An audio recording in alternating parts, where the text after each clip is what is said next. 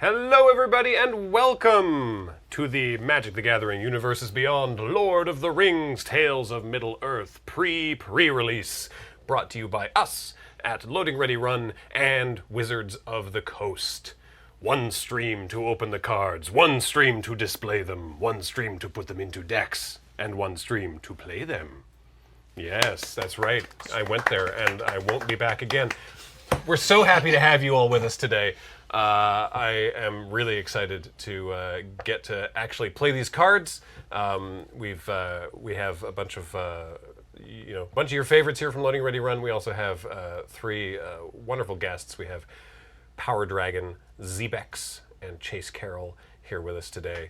And how long did it take to think that up? While I was falling asleep last night. Thank you for asking. Oh, you slept. Good. A little. Tried to. This is your world first look at sealed gameplay from Lord of the Rings in advance of the pre-release that you can play yourself next weekend at pre-release events at your LGSs. And we're really, really excited about it. We also have some other fun videos to show you throughout the day, peppered in between our 6 rounds of sealed gameplay with us from Loading Ready Run and our guests. But before we start this, the last pre-release at this moonbase. True. Wow. Oh man, Yeah. nostalgia. Last one from Moonbase 5, and the next one is real quick after we move, honestly. So that'll be fun. But before we get stuck straight into it, we of course want to find out about the rules and how we play these cards and what mechanics there are, both new and returning. And so luckily, we have a video for that with our judges for the day, Serge and Nelson. Let's hear about the rules. Hello and welcome to the Lord of the Rings Tales of Middle-earth pre-release. I'm Serge. And I'm Nelson. Serge, are you ready to journey across Middle-earth from the fair Valley of Rivendell to the terrifying gates of Barad-dûr? Yes! And did you know that hobbits prefer to eat 6 meals a day? Yes. Good, because it's almost time for 11sies. Let's get to these new and returning mechanics. It wouldn't be the Lord of the Rings without the One Ring and its many temptations. When the ring tempts you, you designate one of your creatures as your ring bearer. The more the ring tempts you, the more powerful your ring bearer becomes. So how do you get this amazing ring? Let me explain how it works. The ring is an emblem, similar to a planeswalker emblem. When you create it, it's placed in your command zone. Certain permanents or spells have an effect called the ring tempts you. As it tempts you, you get an emblem named the ring if you don't have one. Your emblem then gains its next ability, and you choose a creature you control to become or remain your ring bearer. The ring gains its abilities in order from top to bottom. Once it gains an ability, it has it for the rest of the game. The ring has the following abilities. Your ring bearer is legendary and can't be blocked by creatures with greater power. Whenever your ring bearer attacks, draw a card, then discard a card. Whenever a creature blocks your ring bearer, its controller sacrifices it at the end of combat. And whenever your ring bearer deals combat damage to a player, each opponent loses 3 life. The ring can tempt you even if you don't control a creature. That means abilities that trigger whenever the ring tempts you will still trigger even if you don't choose a ring bearer. Each time the ring tempts you, you must choose a creature if able. If the creature you chose was already your ring bearer, that still counts as choosing for the purpose of abilities that trigger when a ring bearer is chosen. Each player can only have 1 emblem and 1 ring bearer at a time. Note, the ring is an emblem, not a permanent, so nothing can interact with it so long as the player remains in the game. Amass is back, but in a new flavorful way that represents the ever-growing armies of Sauron. Amass Orcs functions exactly the same way it did in War of the Spark, just replace zombies with orcs. Amass Orcs N means, if you don't control an army creature, create a 0/0 black orc army creature token. Then choose an army creature you control and put N +1/+1 counters on it. In the rare case that you control multiple army creatures, maybe you have a changeling, while you amass orcs, you choose which of your army creatures to put the +1/+1 counters on. If you don't control an army, The orc army token you create enters the battlefield as a 0/0 creature before receiving counters. Any abilities that trigger when a creature with a certain power enters the battlefield will see the token enter as a 0/0. Some spells and abilities that amass orcs may require targets. If each target chosen is an illegal target as that spell or ability tries to resolve, it won't resolve, and you won't amass any orcs. Oh. The Third Age was a time of legends, of great warriors and kings, of artifacts and sagas. A historic age, if you will. A card, spell, or permanent is historic if it's legendary, an artifact, or a saga. Having two of those qualities doesn't make it extra historic. It's either historic or not. An ability that triggers whenever you cast a historic spell doesn't trigger if the card is put directly onto the battlefield without casting it. Remember, lands are never cast, so historic abilities won't trigger if you play a legendary land. A note on timing. If an ability triggers whenever you cast a historic spell, the ability will resolve before the spell that caused it to trigger. Cast triggers will also resolve even if your historic spell is countered. Serge, is it 11sies yet? Because I'm feeling hungry for some more returning mechanics. Food is back. Food tokens are artifacts that read 2, tap, sacrifice this artifact, you gain 3 life. Food is an artifact type. Even though it appears on some creatures in other sets, it's never a creature type. You can't sacrifice a food token to pay multiple costs. For example, you can't sacrifice a food token to activate its own ability and also activate the ability of other permanents you control. That's it for the Lord of the Rings rules. Good luck to all the players, and remember, don't be afraid to ask for help if you don't understand something. During today's event, the players are going to be seeing and playing with these cards for the very first time. Mistakes happen? That's okay. The pre-pre-release is judged at RELXed. These are fun, untimed rounds. We want to make sure everyone gets to see what the cards do rather than punish the players for any misplays. This may result in slightly different judge rulings and a lot more table talk than you normally see at other events. Sit back, relax, enjoy the show. Thanks. Thank you, Serge and Nelson, our live in-person judges for the event. Shout out, as always, to the chat judges who are in chat all day answering your questions. I was so excited to get to the rules because I just want to get to the part where we play the cards that I forgot to say hello in terms of introducing myself. I'm Graham, hello, and the other people sitting at the table with me. There's Ben. Hi. Hi.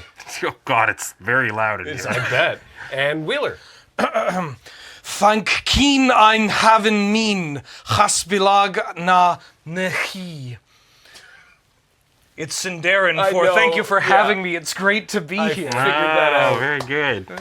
I genuinely thought it was German at first. Gesundheit.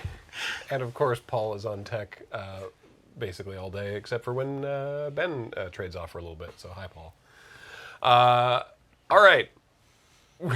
The last thing to do before we actually get to gameplay is, of course, that we got to open our pre-release kits, the same kits that you'll get to play at your pre-release next weekend. And as a reminder, when we open these, it's not all the cards are spoiled. So in a lot of situations, this is the first time that we are seeing the cards. So please enjoy opening the pools and then come back after this video for round 1, Ben versus ZBexx. So don't go away. I am so excited to nominate a ring bearer because my physiotherapist said I was not allowed to walk to Mount Doom. I haven't read these books for a while, but they hold a fond place in my heart for this stirring tale of the triumph of the human spirit against the corrupting influences of power. My precious. My precious. 13-year-old Wheeler is frantically rubbing the Dorito sweet chili heat dust off his hands. All right, it's time to open our pre-release kits and see what we can build today. I've never played a game of Magic the Gathering in my entire life, so I think this is going to be an interesting experience for me. I feel like their packaging just keeps getting more and more elaborate. Now they have all kinds of things on the boxes here that you can track stuff with, which is pretty cool. I'd like a Shadowfax or a Build-A-Pony, or both.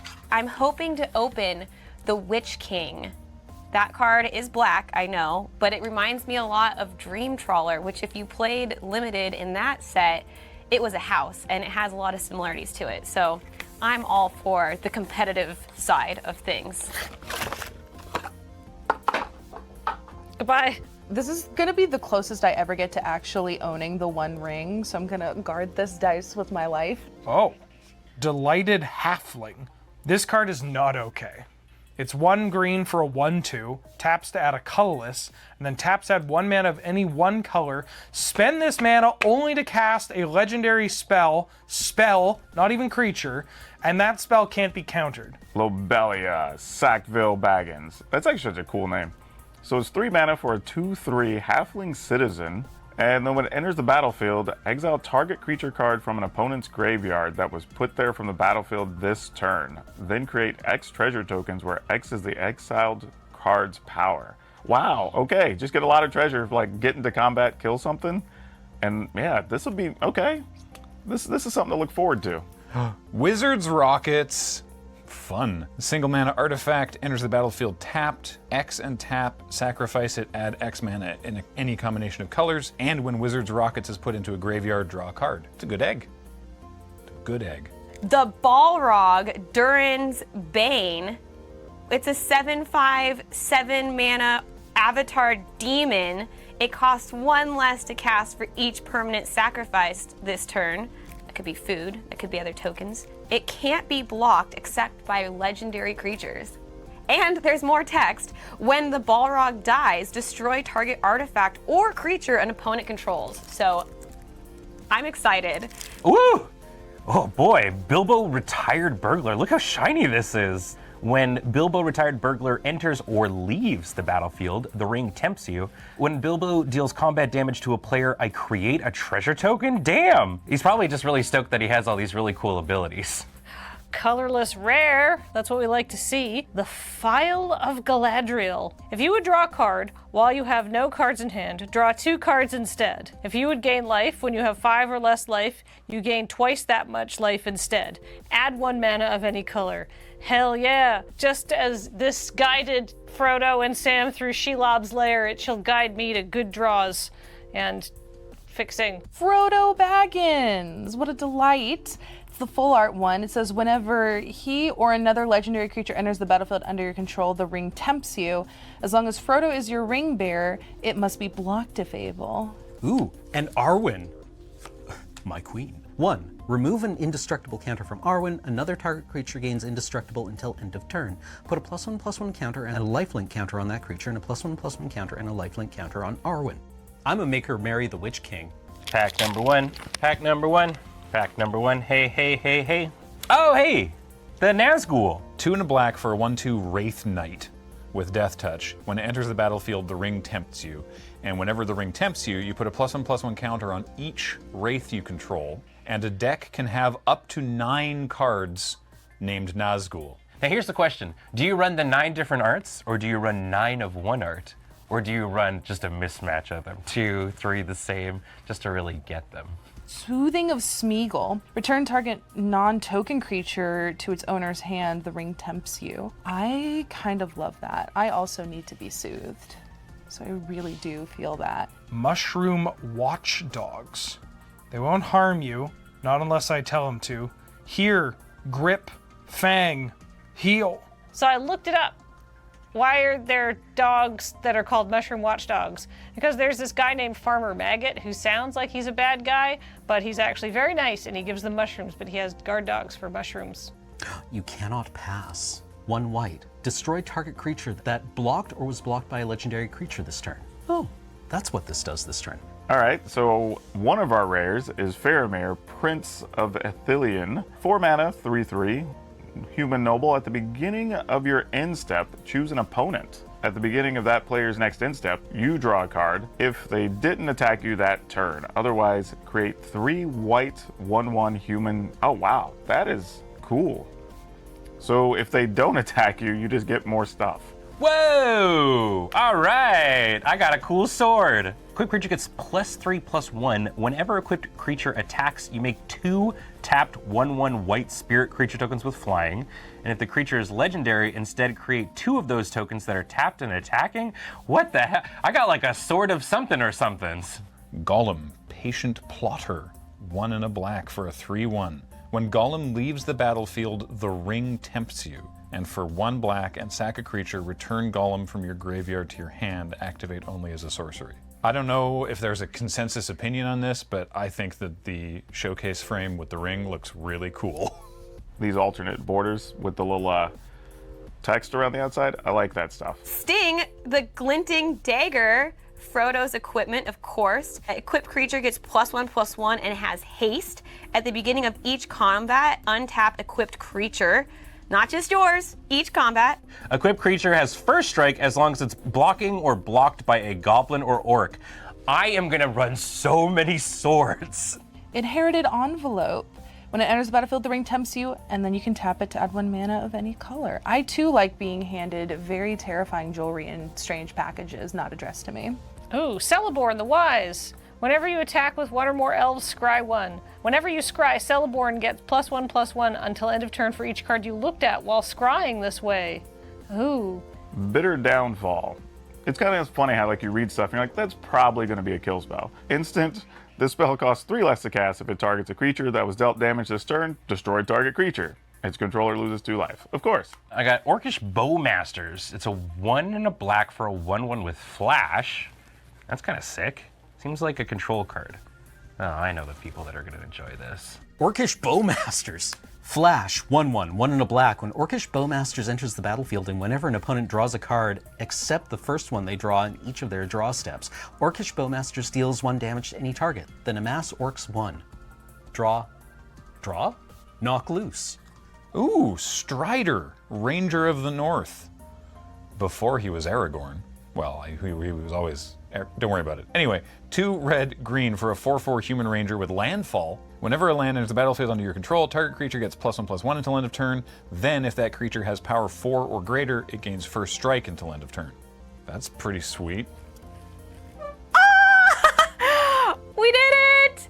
We got Gladriel of Lothlorien, 3/3 for 3. Whenever the ring tempts you, if you choose a creature other than Gladriel as your ring bearer, scry 3. When you scry, you may reveal the top card of your library, and if a land card is revealed this way, put it onto the battlefield tapped. And not just Gladriel, but the borderless pretty treatment version. We love that. Man, I'm actually hoping to get a lot of green cards because I wanted to like do a food thing. So hopefully that happens. I typically describe my like dessert of choice as stuff that hobbits eat. I'm a big jams and jellies kind of guy. There's bread, there's butter, there's cheese, there's jam, sausages. That's probably clotted cream. I think life in general would be improved if everyone could have like a brunch type meal at like 11 that like skewed between breakfast and lunch. A wonderful like hobbit meal, and then there's lunch for Shelob. This is a corpse in a web. If I'm hungry enough, I guess. Speaking of food, Lembas. When it enters the battlefield, scry 1, then draw a card. When it's put into your graveyard from the battlefield, its owner shuffles it.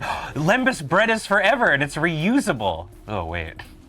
I don't know if I want to eat recycled bread. It's like a tiny elixir of immortality. I love it.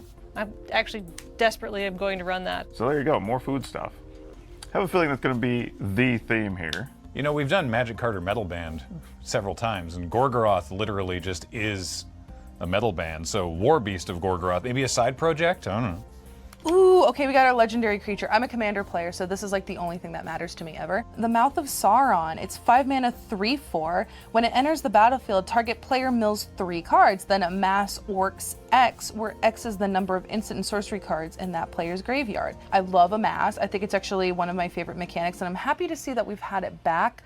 So I'm gonna see if I can fiddle with this and maybe worm my way into getting some orc friends. Oh, Shadowfax. Lord of Horses. 3 red and a white for a 4/4 legendary creature, Horse. Whenever Shadowfax, Lord of Horses attacks, you may put a creature card with lesser power from your hand onto the battlefield tapped and attacking. Legendary Horse. Right up my alley. Mary, Esquire of Rohan. It's a 2/2 with haste. It has first strike as long as it's equipped. Uh-oh. When you attack with Mary and another legendary creature, you draw a card. Uh-oh. I'm turning cards sideways. Ooh, Smeagol. I've got Golem and Smeagol. 1 black-green for a 4/2 halfling horror. At the beginning of your end step, if a creature died under your control this turn, the ring tempts you. Whenever the ring tempts you, target opponent reveals cards from the top of their library until they reveal a land card. Put that card onto the battlefield tapped under your control and the rest into your graveyard. Nice. The one ring to rule them all. Chapter 1, the ring tempts you, then each player mills cards equal to your ring bearer's power. That could be kind of strong, especially in sealed, because you don't have that many cards. And then Chapter 2, destroy all legendary creatures, non-legendary creatures, that makes a difference. And Chapter 3, each opponent loses 1 life for each creature card in that player's graveyard. Wowza. Yeah, this might make me want to play black cards. This is actually pretty cool. Nasty End. Ooh, the removal spells. An additional cost to cast this spell, sacrifice a creature. Draw 2 cards. If the sacrificed creature was legendary, draw 3 cards instead. Wormtongue, being a real one.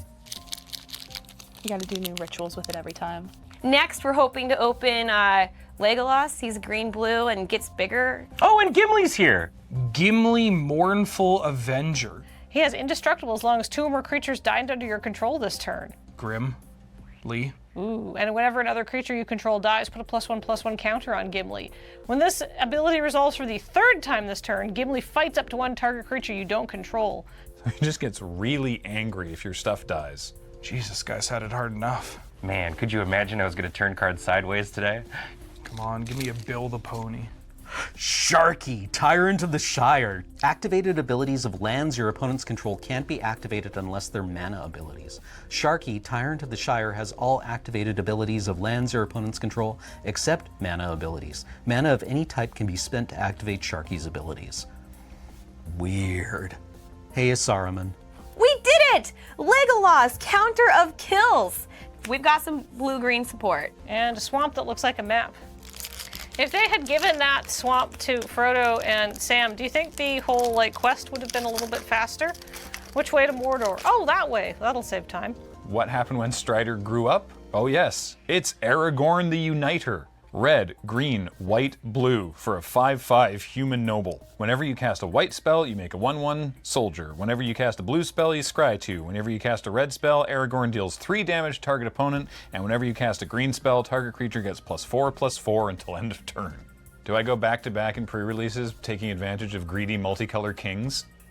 Whoa! Red, rare.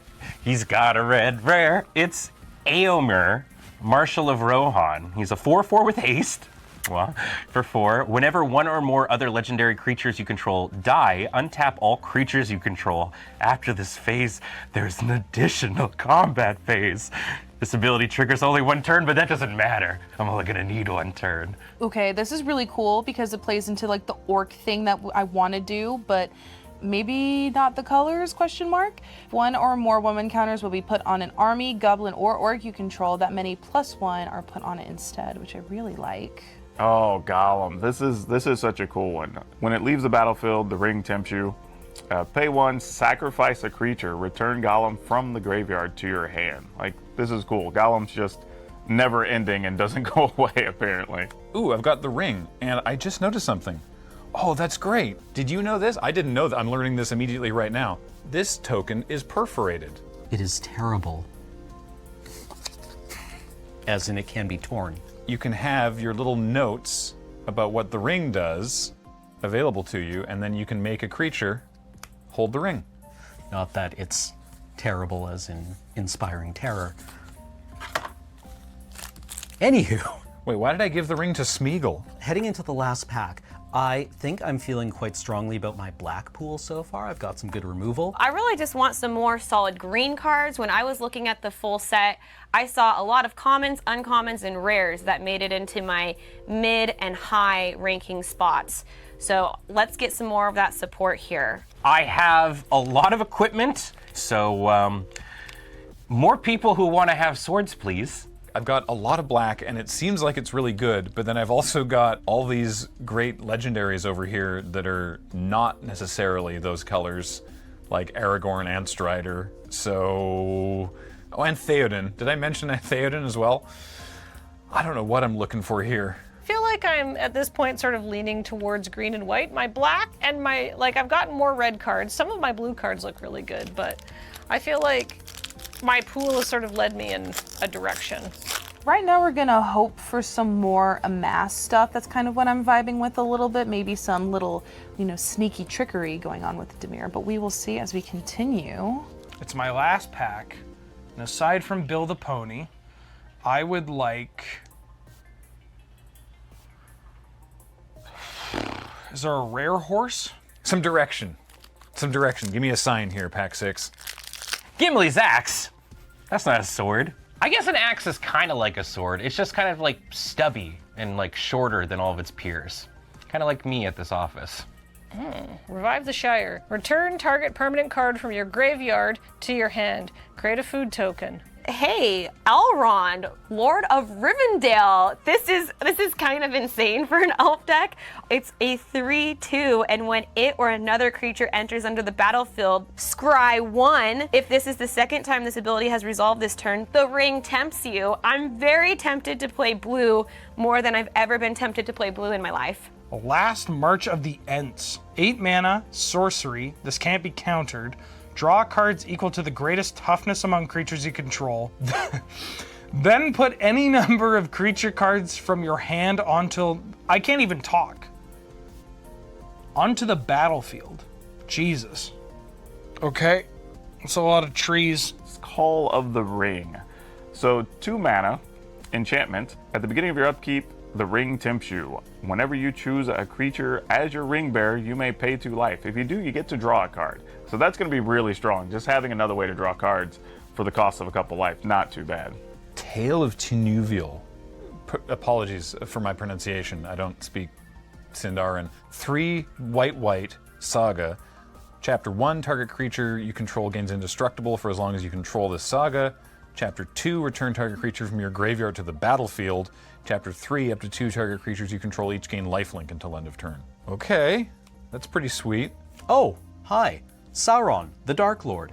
3 blue, black, red. 7/6, Avatar Horror. Ward, sacrifice a legendary artifact or legendary creature. Whenever an opponent casts a spell, amass Orcs 1.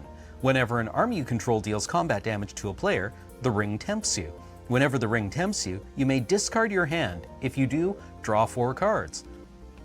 We're in Grixis. All right, so here's what's gonna happen. I'm gonna take these blue cards and put them over there. I'm gonna say no to blue, and I'm going to put a bunch of swords on creatures, turn them sideways, and maybe get to go home before noon. I think I'm pretty happy with this. And I think it's going to make deck building pretty easy because we really can just go right here and then just start putting stuff together. I'm stoked about all of the elf stuff that I opened. I got 1 horse. That's all I need, baby. That's all I need. I'm thinking definitely I'm gonna do something with the black cards I have. It feels pretty good and right with that. We're gonna be doing something over here on this side of the board, and if push comes to shove, I can always just kind of pivot and lean into the green we have going on here. I think it's safe to say at this point, there's no knowing where I might be swept off to, except back to the studio for the pre-pre-release. So enjoy. Welcome back live to the pre-pre-release here for round 1. Very excited to get into it now that we get to actually play. Quick note that you might have noticed from that video there is that every pre-release kit has 2 promo cards, and they're both date stamped with the 2023 thing on them. One of them is a random rare or mythic. And the other one is one of the 6 cards that make up the panorama of Bilbo's birthday party. So it's Bilbo, Frodo, and Delighted Halfling, and the Sackville Baggins, and Gandalf, and Wizard's Rockets. And that second one, you're not supposed to play in your pre-release deck. I had no idea. And we found that out this morning. So you may notice 1 or 2 of them floating around today. This is the pre-release. It's judged at RELX. Don't worry about it. But we're letting you know what to do properly at your pre-release next weekend. So. Don't do what we do, kids. So, excuse me. We are now joined by ZBexx. Yay! Hi! So happy to be here. Yeah, thanks for being here. This is great. This is the cosplay round. Are you going to wear that the whole time? We'll see. I'm feeling very Adam West right now with how I have to move. But we can get into round one. Both players have kept 7. Who won the die roll? I did. Great. So Ben's going to be on fast. the play. Ben's going to go fast. Let's play some Lord of the Rings, Tales of Middle-earth. Yeah! Let's do it. I'm so excited. Good luck. Have fun. Good luck, and elves are going to be the team here. So. Oh, okay. All right. You don't say. Yeah, I got a brief overview of the elf beatdown coming. This looks like elves v humans. Your deck looks pretty strong too, though. You got some good rares. I'm gonna play a mountain. No, I'll go to you. No, that was last time. Right. Oh I god, will it didn't go draw well the for me last turn. time. And play a forest, the pretty one. Ooh. Go. Okay. Well, to be fair, last time you were in a Ragavan mirror. That's true. And I got bamboozled by CGB. All right, I'm gonna play a plains, and then here comes Mary, the Esquire of Rohan. 2/2 with haste. It has first strike if it's equipped, and if I attack with another legendary, I draw a card. I'm going to go to combat and swing for 2. I take 2. Go for it. Okay. I will draw, and taking 2 per turn and letting you draw cards. When does it have first strike? When it's equipped. That just seems bad. So I would like to shut that down immediately. I'm going to cast Bewitching Leechcraft. It's an enchantment aura. When it enters the battlefield, tap enchanted creature. And it has, if this creature would untap it during your untap step, remove a +1/+1 counter from it instead if you do untap it. So, be gone with you. Otherwise, it doesn't untap. Okay, so I need to have +1/+1 counters on it for it to actually do untap, or else it's going to stay forever tapped, eh? Yep. Yes. Bummer. All right, Mary. Well, you take a nap. You had 1 good attack. Giving gifts already. Yeah. Oh, the elves are so generous. That was a pass, I assume, right? Yes, Yeah. I'm tapped out. Okie dokie. I'm gonna play a plains. What am I doing with my life? I think I'm going to go ahead. Oh, right. Leechcraft it doesn't stop an army from attacking you, but it slowly makes the army weaker and weaker. Okay. Very flavorful. I Oh, like that's that. good. I think I'm gonna. Unfortunately, I wasn't expecting that removal so quickly. I'm going to play Quirrell's End. So as an additional cost to cast a spell, I got to discard a card. I'm gonna go ahead and discard. Let's go with the Protector of Gondor, and then I draw 2 cards and make a 1/1 white human creature token. You got your choice. Ooh, There's 2 they're different both kinds. very pretty. I'm gonna go with this one. All right. I think she looks great. And then I will pass to you. Okay. Untap. Oh, sure. Yeah. Everybody want to see this lovely art? Look at that. There you go. Okay, untap, upkeep, draw. I'm going to play a forest for the turn. And in fitting style, I'm going to cast Gladriel of on Lutheran. curve. Okay. Yep, Oh, 3/3. Whenever the ring tempts you, if you choose a creature other than Gladriel as your ring bearer, scry 3. Whenever you scry, you may reveal the top card of your library. If it's a land card, put it onto the battlefield tapped. Okay. See if the card. It's just too pretty to be picked up. Yeah. Yes. Mm-hmm. Ah, there we go. So we've got the regular art at least. Okay, cool. Yeah. Okay.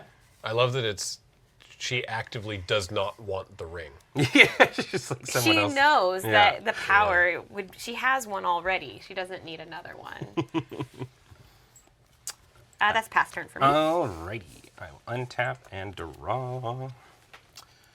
I'm gonna go ahead and play a mountain, and then I'll go to combat.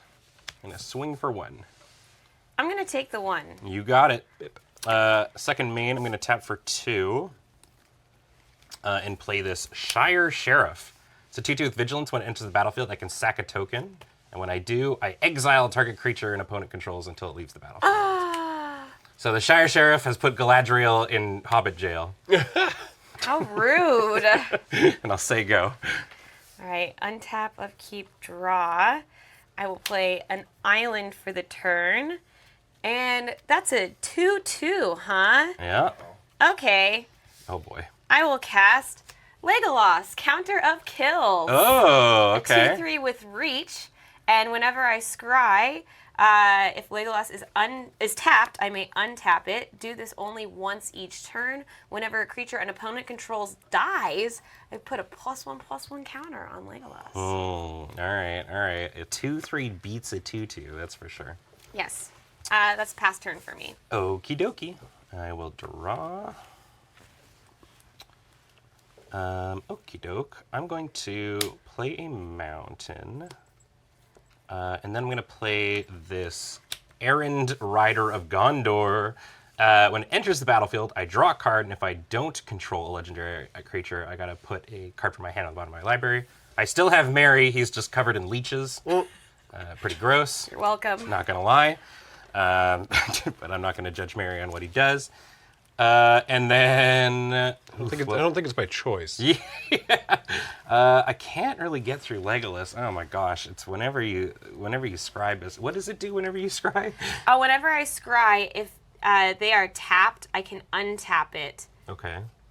And then whenever a creature an opponent control dies, I put a counter on Legolas. Boy. All right. Yeah, that's probably horrible for me. Go ahead. Okay. I will untap, upkeep, draw. And I feel vicious. Okay. Do it. I'm going to combat. I'm attacking for 2. Okay. I will block with the Errand Rider. Okay. In response, I'm going to flash in Gift of Strands. It's a aura enchantment with flash. Enchant creature. I'll be targeting Legolas.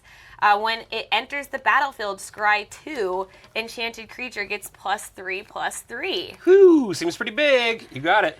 Okay, so I have some things that happen. So the scry will happen after this happens. Yeah, so that comes into play, then scry.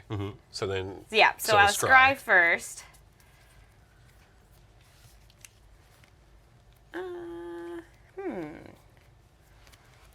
We're going to top, bottom. Then Legolas gets a trigger. Okay, so whenever I scry, I can untap it. Brutal.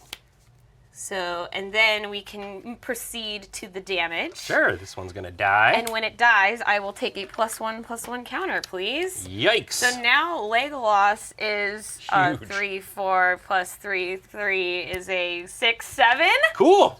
All right. Yeah. That's a big elf. We're doing things, folks. Past turn. All right. I will draw. That's an enormous elf. It's a large elf. I'm going to play a mountain. So sorry, it is a... It's a 6/7. 6/7. 6/7. Cool. Very cool. Let's do... Aren't you glad you didn't double block? I definitely wouldn't have. Okay, I'm going to tap for 3, play Eowyn at a 2/4. At the beginning of combat on my turn, target creature gains first strike or vigilance until end of turn. If it's equipped, it gains both of those things, and equip abilities cost 1 less to cast. Second, I am going to cast.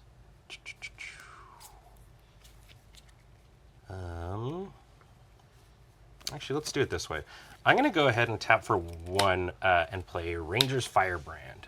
It's 2 damage to any target, and the ring tempts you. So I'm going to deal 2 damage to your face. Okay. And then I become tempted. So a couple things happen. First, you get your emblem. I do. And you get level 1 of your emblem. And you get to name a ring bearer. Yes, the Shire Sheriff is going on an adventure. All right. So a creature is legendary and can't be blocked by creatures with greater power. And then I will go to combat and swing for 2. I can't block it. My creature has greater power. And then I will cast Rally at the Hornburg. I make 2 1/1 white soldier tokens, and humans I control gain haste until end of turn. It's not really important. I'm just putting a lot of little nerdos. I think your creature has vigilance. Oh, it sure does. It absolutely does. Cool. Even better. So I get 2 1/1s. Oh, yeah, sorry. 2/1/1 is the human soldiers? Humans, yeah. All right, here you go. And then that's going to be me. Go Sorry, for it. I thought Aowen's thing only happened if the creature was, whoops, just throwing tokens everywhere. Sorry. It's got double vigilance, which means, I don't know, it really looks out for its friends. I thought Aowen's ability only happened if it was equipped, but Untap, that's, upkeep, it draw. gets Well- both if it's equipped. The Shire Sheriff also just has vigilance. Oh, Yep. well. I will play a forest for the turn, and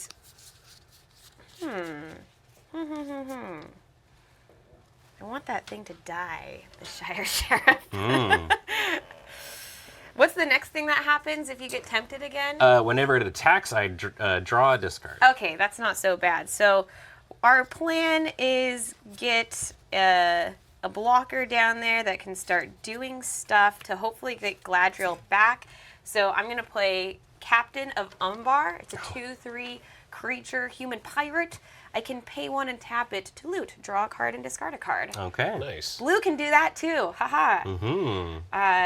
Wait, draw a discard? Yeah, it's true. I like my really big thing and want to clear some of your stuff off the board. You have 2 6 power available for you. That seems kind of safe. Yeah. I block. Okay. Cool. So then Legolas gets a counter. That's right. And I will pass turn. Okay. Untippity tappity. Draw. Somebody was asking if that was my ring. No, I got rings especially for this to use as ring bearer counters. Mine is different.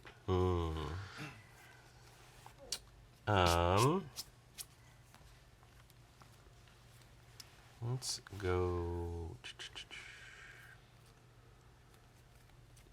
Boy, these large butts are incredibly annoying. Said no one ever. I'm going to go 4 and play Gimli, Counter of Kills. Oh. 4/3 Trampler. It's like the other side. Whenever a creature an opponent controls dies, you take 1 damage. Oh, okay. Yeah.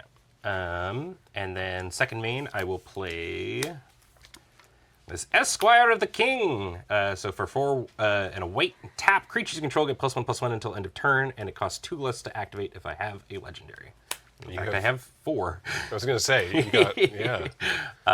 And I will not be able to attack because the captain is a 2/3, which means I can't skulk on by. So yeah, I'll pass. Go for it. Okay. Untap. Upkeep. Draw. For those keeping score at home, Ben's 4th legendary creature is the Shire Sheriff, because as the ring bearer, it is legendary. Becomes legendary. I'll play a land for the turn. And let's...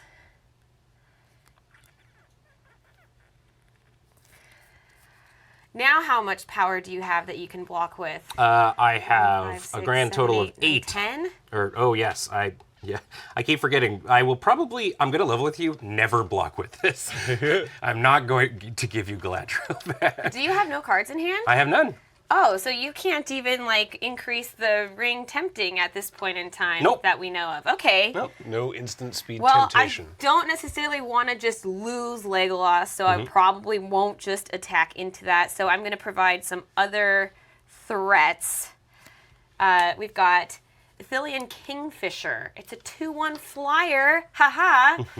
Whenever it dies, I draw a card. All right. I like card advantage. Seems good. And how much do I like card advantage? Well, I like being able to block your stuff, so I will tap out to cast Chance Met Elves, a 3/2 elf warrior. Whenever you scry, put a +1/+1 counter on Chance Met Elves. This ability triggers only once each turn. Scry matters to me. And with that, I will pass. Okay. I will untap.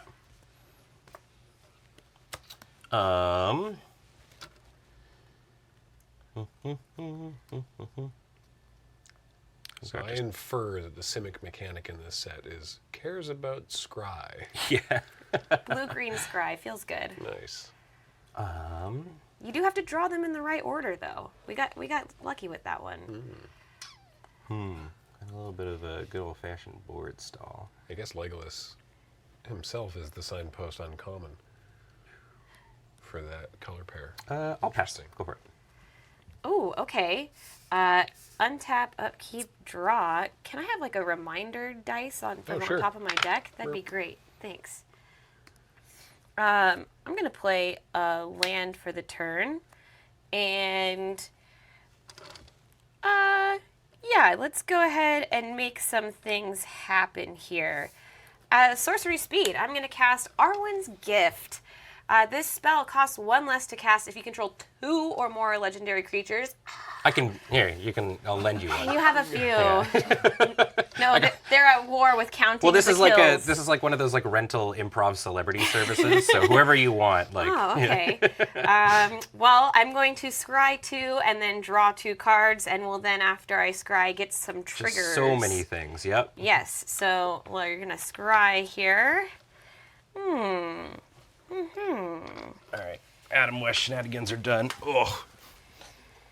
I like that. I will top and bottom. Hi, Ben. Hi. Then I will draw 2 cards. Woof. Yep. And then I will have a +1/+1 counter put on Chance Met Elves. And whenever I scry, I guess I could have done that in a more timely way, but that's okay, because I really wanted to see what I drew first prior to attacking, because your army's so strong. I'm glad she thinks it's strong. Yeah. Our illusion is going well. Perfect. You can keep up the illusion for a little bit. Okay. I have a... Oh, thank you. I have a gift as Gladriel. Limbas. Oh, okay, all right. You were so scared. Yeah, I was like, lately the gifts haven't been great. It's an artifact food. When it enters the battlefield, scry 1, then draw a card. I won't get Chancement Elves trigger, but I will get another trigger from Legolas, which again, I won't really matter. But the important part is it can act like a food where I can sacrifice it and gain 3 life. And when it goes to the graveyard from the battlefield, its owner shuffles it to their library. So Gladriel can continue giving the gift of food. Recycled bread. Very exciting. Yum, yum, yum. It doesn't go stale. It's like elven food, right? Yeah. So it's magical. Delicious. So yeah, when it enters the battlefield, I will scry 1 and then draw a card. Let's bottom that. I wish I could buy elven food. Right? My crisper just does not keep things fresh anymore. Okay. I need an elven fridge. That's interesting.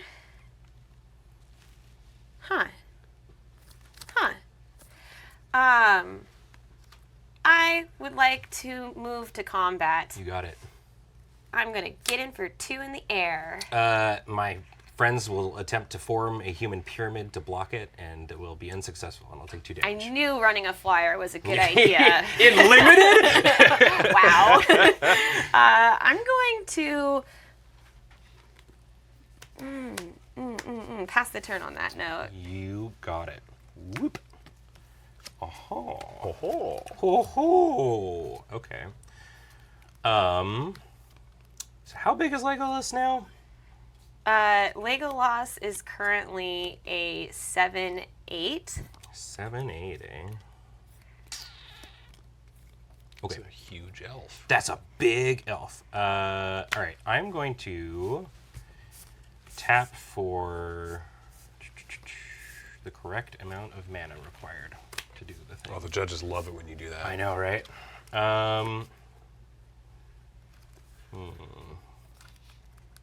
I'm gonna play I'm gonna play this blade. Equip creature gets +2/+0. Equip human is cost of 1. Equip regular cost is 3.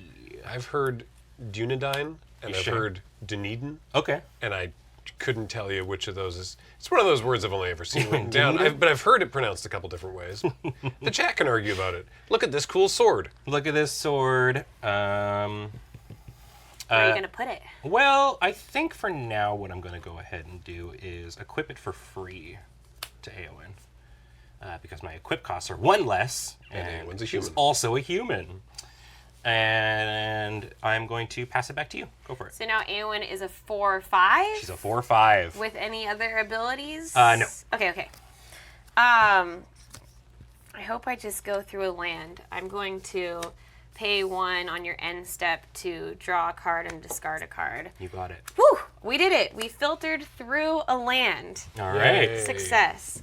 Okay, untap, upkeep, and draw. Excellent. Very excellent. Uh-oh. We filter through our cards so fabulously. Who could have thought scrying would work so effectively? No. I am going to tap 1 for The longest saga. long yes. list of the Ents. Love It's it. a saga. It says for 6 different chapters, note a creature type that hasn't been noted for long list of the Ents. When you cast your next creature spell of that type this turn, that creature enters with the battlefield with an additional +1/+1 counter. And I may have drawn a creature after filtering through that land, which is why I was so happy. I'm going to guess elf. You would be wrong. Oh, all right. I got bamboozled. I'm going to name Dwarf. Oh. All right. This is an exciting card. Exciting for whomst. Well, I think it's a great common. Ooh. I talked about being excited about green commons. And we've got Bag End Porter. It's a Ooh. 4/4 dwarf. And whenever it attacks, it gets +X until end of turn, where X is the number of legendary creatures you control. So I might have less legendary creatures than you at the time, but Yeah. this one enters with a +1/+1 counter. I mean, I'm also like, the text on it's great. The extra effect you're getting on it's great. Anybody else just look at this card and get really excited that it's a 4/4 for 4? Yeah. That's exactly it's a 4/4 for 4. it's a 4/4 and for some of 4. the uncommons are not Yeah. 4/4s for 4. So Big fan of 4/4/4. yeah, 4/4/4. huge fan 4/4/4. But it's actually now 5/5 for 4. That's even better, yeah. Okay, you still have a ton of ground blockers. I kind of want to make my stuff get bigger. Even bigger. It's basically questing beast. My. You're welcome, Popper. I feel like I have some time though. Let's see. Yeah, I don't want to just lose creatures to Eowyn or Gimli. They're strong in battle. So let's go ahead and move to combat and just swing for 2 in the air. You got it. I'm taking 2. And then Move to bird step. yes. Upkeep bird step. Then I'm gonna go ahead and pass the turn. Okie dokie. Interesting. 2 mana open, eh? Spooky kabuki. Well, I'm gonna play the swamp. I'm gonna tap for 3. Do I want to do that? Hold on. 3 colors. 3 colors all along. Maybe I just do this first. Yeah, let's do it this way. I'm going to pay 2 to move the blade over to Gimli. So now he is a 6/4. With trample. With trample. Gotcha. And then... Good tip from Pharmacist Judge there. At your pre-release, if you're playing Long List of the Ents, probably use a piece of paper to write down your list if you don't have, you know, if you don't have a couple thousand people keeping track of it for you. It might be tricky to remember what you have and have not named 4 and 5 turns later. He's a 7/8, hey? Correct. That is just such a large butt.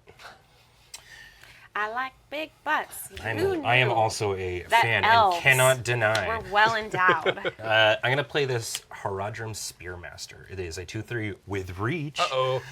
And at the beginning of combat on my turn, another target creature I control gets +1/+0 until end of turn. Nice.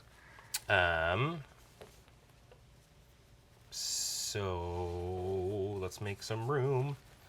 Get this deck out of the way. My board is getting wide.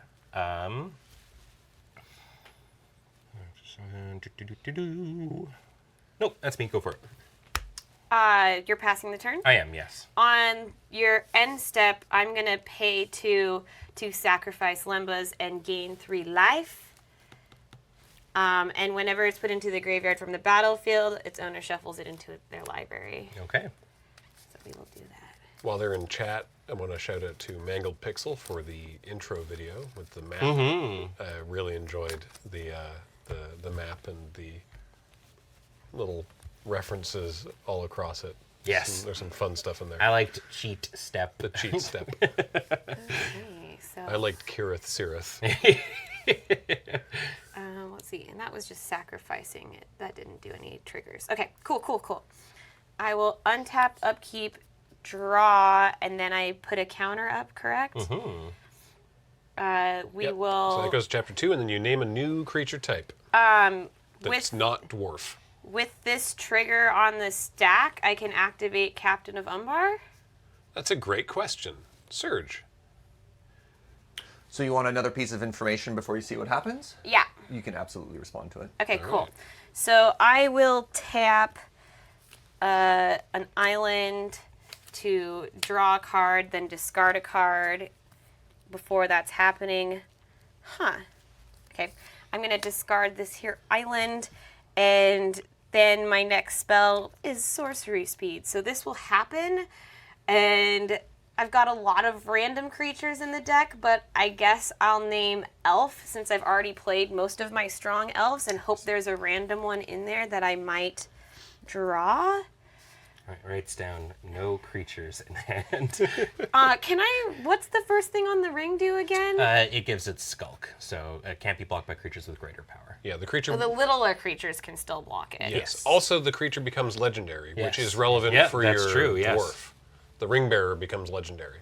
Oh, okay. So it'll give you a second legendary creature if you feel tempted. If you feel so tempted. I've been good. I could have a little ring. Can I see the full card to see what else it does after, just to see which creature I want to put this on? So with the spell in hand. For the benefit of chat, the 4 steps on the emblem are: your ring bearer is legendary and can't be blocked by creatures with greater power. Whenever your ring bearer attacks, draw a card and discard a card. Whenever your ring bearer becomes blocked by a creature, that creature's controller sacrifices it at the end of combat. And whenever your ring bearer deals combat damage to a player, each opponent loses 3 life. Yeah, and you can move it each time you tempt, which is nice. Yeah. Okay, I am going to cast Birthday Escape, another common that I was like, this seems really great as a common. Yeah, yeah. Even at sorcery speed, I get to draw a card and the ring tempts you. Haha. And I'm gonna name my flyer. Okay. Wait, because I have to do that before. Oh yeah. Before I draw. Well, no, you draw the card and then the ring tempts Oh, so you, I do but get the information first. That's true, actually, yes, because the abilities resolve in the order that they're written. Okay, yeah, I'm still gonna make my Kingfisher the thing. So now it can't be blocked by creatures with greater power in case your Reach dude wants to get equipped and get bigger. I'll go ahead and play a Forest for the turn. And, what do I want to do? I think I'm okay with having some potential trading here happen so Legolas can get bigger. Thank you. Yes, we will move to combat and get all spells off the stack. Let's make things happen. I'm going to attack with these 2 creatures. My Bagant Porter will get +2/+2, so it's a 7/7 and a 2/1 flyer. Sure. I'll block the flyer with the Reach Friend and block this with the 1/1. Okay, in response to your declared blocks, I'm going to flash in another Gifts of Strands, because Galadriel loves giving gifts, and I will put it on my Kingfisher, which means that because it has flash, the enchanted creature will get +3/+3, and when it enters the battlefield, I will scry 2. So before your creatures go away, technically some other stuff happens, but we'll go ahead and scry 2 from the gift first. We will... The numbers on the ring, on the overlay, yes, are where they're this is, wait, why would I, there we go. This is the temptation progress. There's 4 steps in the ring, and they don't, you can't backslide, they stay there. It's like an emblem, it lives in your emblem, your command zone, and it doesn't go away till the end of the game. When I scry from Gift of Strands, I'll get another counter on Chantsmet Elves. When I scry, Legolas would untap, but is not tapped currently. And then, did I do all the things? Then, when we go to damage and your 2 creature dies, I'm going to get 2 more counters on Legolas counter of kills. I'm going to pass turn. Okay, yep. Alrighty. I think Gift of Strands might be very good. Yeah, seems alright. For a 4 mana enchantment, sometimes I'm like, ooh, auras could go away, but... Definitely helps when your sealed deck plays like a draft deck. Let's see here. I'm definitely not in a good spot. I think I just lose to this damn bird. So I'll tap for 2. I mean, it's that interesting sort of situation where it's like you want to withhold cool information, but also it's the PPR, and we're here to see magic cards be played. So I'm going to play Sting. Ooh. So equipped creature gets +1/+1 in haste at the beginning of each combat. Untap equipped creature, and it has first strike if it's blocking or being blocked by a goblin or orc. Oh, that makes sense. Yeah. Oh, that's so good. Yeah, the flavor. This set is just dripping with flavor, and it's so good, and I love it. So... Fortunately, I cannot really deal with... Sting. I'm going to equip Gimli here with this. He's holding so many weapons. Big boy. Gimli's got... He's dual-wielding Sting and a Sting and Dunedain blade, yeah. That's amazing. But no axe. Well, because he gave Frodo his axe. Yes, yeah. So currently 7. Legolas just keeps getting out of reach. Yeah, I'll pass. Go for it. Okay. I will untap, upkeep, draw, trigger on long list of the Ents. Oh, that's a good... I'm going to name Warrior, since I already named Elf. And then we will rearrange some manas here. And we just do this main phase. There's no reason not to, question mark. Chantsmet Elves. It's an elf warrior. You might have seen it before. There's 2 of them now. Whenever I scry, I put a +1/+1 counter on it, and this ability triggers only once each turn. Of course, I get put a +1/+1 counter on it anyway from long list of the Ents without even having to scry. We love that. I guess Captain of Enbar doesn't do me anything because I just loot and discard it. So now we'll come at you for some more big stuff. Okay. What's Gimli's power and toughness, just for my bag and porter's sake? Yeah, currently he is a 7/6, a 7/5.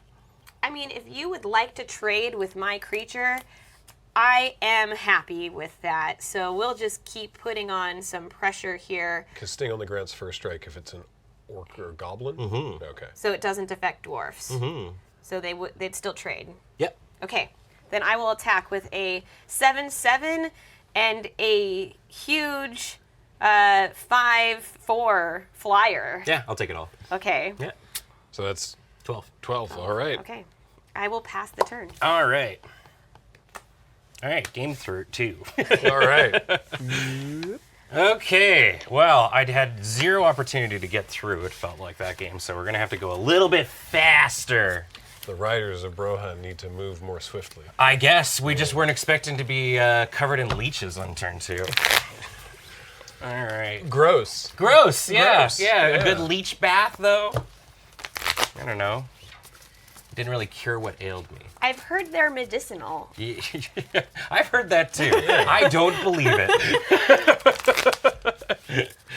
Oh man, I had a feeling when we were filming this. I was like, boy, I hope I'm not against ZBexx. And then James posted the schedule and was like, round 1, Ben versus ZBexx. And I was like, Here sick. we are.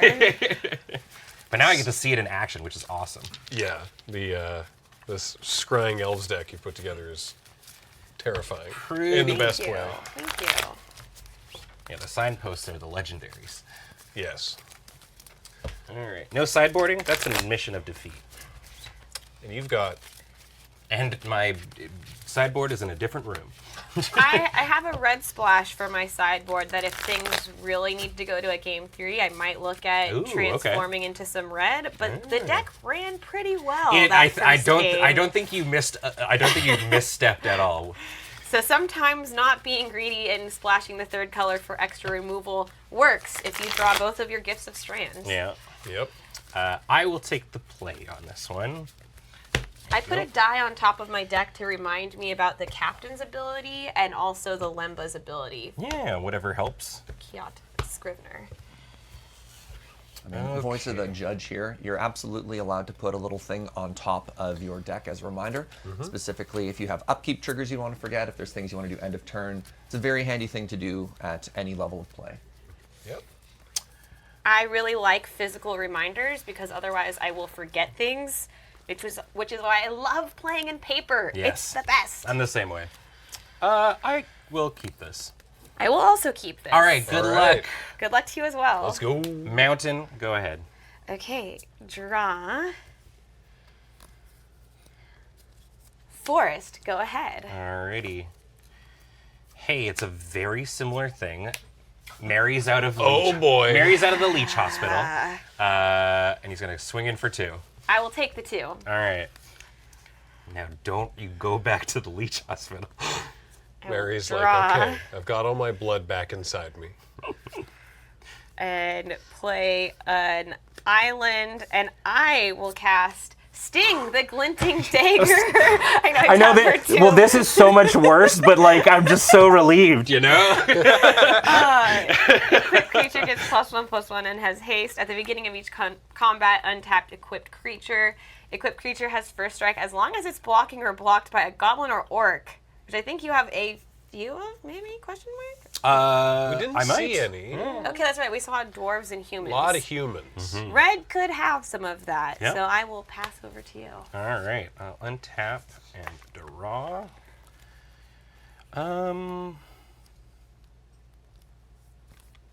I'll play a plains and go to combat. I will swing for 2. I will take 2. You got it. And then sorry. second main, I will play an Eastmark Cavalier. It's a 2/2, and whenever it deals damage to a goblin or orc, destroy that creature. It's also got vigilance. Neither of these decks likes goblins or orcs. No, we're anti-goblin. I don't think here. I'm playing any goblins or orcs, for Which- those of you keeping score. I'd love to play goblins, but not today, it seems. Go for it. Untap, upkeep, draw. Go with a forest for the turn. I like that this set still has the sort of the like, oh, you know, it's a 2/2 with vigilance and a relevant mechanic for the set. Learning more and more about just fill your deck with 2-drops. Yep. 2 drops and combat tricks. All right, we're going to go with a Chance Met Elves. Okay. 3/2 Elf Warrior, familiar with it. Whenever I Yep. scry, put a +1/+1 counter on it. It triggers only once each turn. Not enough mana to equip Sting, so I pass. Alrighty. Draw.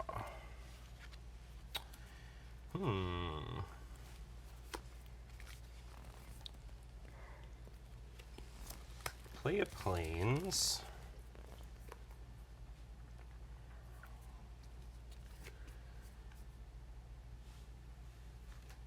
Sage of Madness asks, did we see what ZBexx is splashing red for? We didn't. You don't have to answer, by the way. It can be a surprise. We didn't.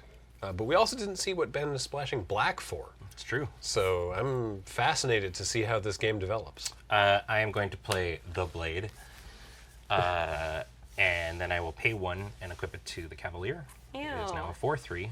I will go to combat. Yeah. Wah.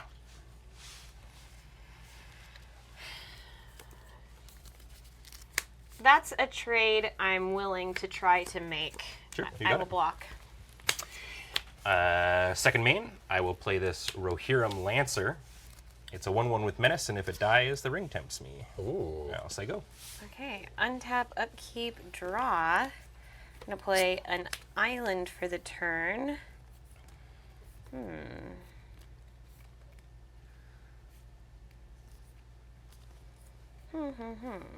It's a good point, Paul. It's the third time we've run into these elves by chance.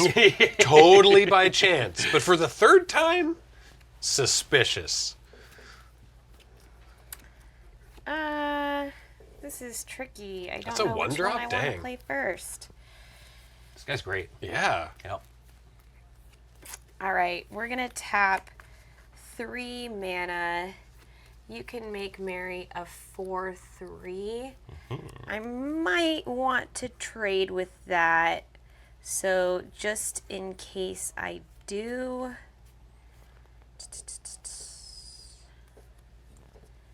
Do I?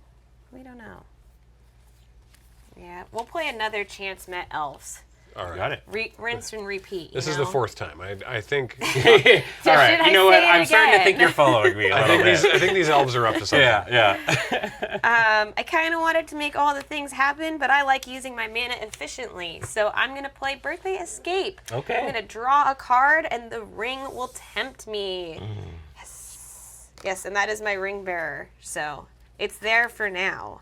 I'm in love with you. I thought the rings would be a little more visible on camera, but that's my bad. This just happens to be that this art has a lot of gold in it. Maybe we can put it right there. A little bit better. Maybe. Okay. You can kind of see it. Yeah. Or the text box. Oh, yeah, or the text box. Yeah. Yeah. Oh, actually, yeah. Okay. Oh. There we go. There you All right. go. Together, 3 content creators can find out the graphic design problem. Someday. Not enough mana to equip Sting to give haste, so I'm going to pass the turn. Okay, here, I'll give you this for your Thank you, graveyard. thank you. I'll untap and draw. It's a 3/2, eh?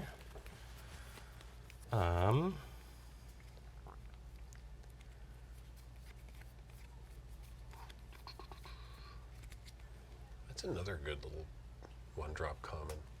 Does each color have just like a 1-drop common that you get tempted by? Oh, maybe.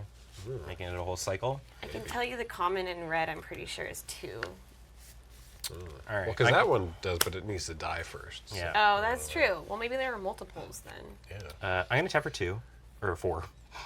6, 8. I'm going to tap for 2 twice. Mary. Sorry, what are we doing? I'm going to play Amir, Marshal of Rohan. Ooh. It's a 4/4 haste, and whenever one or more other attacking legendary creatures I control die, I untap all creatures I control and do another combat phase. Amir, Marshal Jeez, of whenever. Rohan. And how many other It's just whenever another attacking legendary creature I control dies. Okay. After that phase, there's another combat phase. So if I block Mary and they die, then that could be bad for Yeah. me. Well, I mean, only however bad I consider life. I'm going to tap for 1 and then put this blade on Amir. Gross. And then I'm going to go to combat. So I'm going to swing like so. Trigger on Mary, I get to draw a card because I'm attacking with another legendary creature. Yeah. So Mary is just... A 2/2. No, but the ability is just it and another legendary, or just 2 legendaries? Whenever you attack with Mary and another legendary. Oh, sweet. You draw a card, and if it's equipped, it gets first strike. Nice. And Amir is a 6/5. So I could block and have you deal 7 and then be able to deal another 7 with your additional combat phase. Or I can block and let you have a ring bearer. Geez, none of these options seem that great at the moment. Well, this friend's got menace, so you won't be able to. Oh, I won't even let you get the ring bearer. I can only do that for now. Geez, I don't really like letting Mary through, but also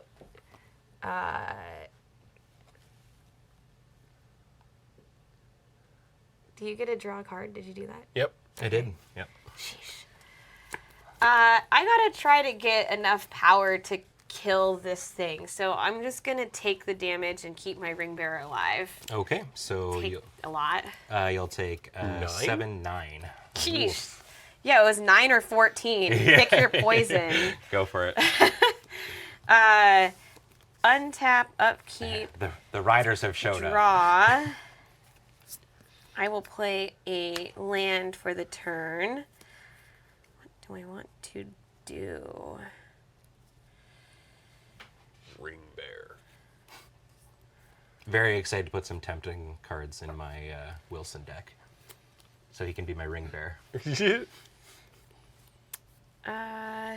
With his little tea. With his little tea. A little cup of tea. I think I need to make my stuff bigger. So as much as I want to do one thing, I'm going to do another thing? Question mark? Magic the Gathering. Yes, new card, so fun. And you haven't seen this one yet. Ooh. So for the purpose of playing all the elves, I will cast Elrond, Lord of Rivendell, a elf noble. Whenever Elrond or another creature enters the battlefield under my control, I scry 1. If this is the second time this ability has resolved this turn, the ring tempts you. Elrond is a 3/2. So when it enters the battlefield, I will scry 1, and which will then trigger my chance muff elves to get a +1/+1 counter. Jeez. Twitchy Smile notes that the art on this particular Elrond looks especially ominous.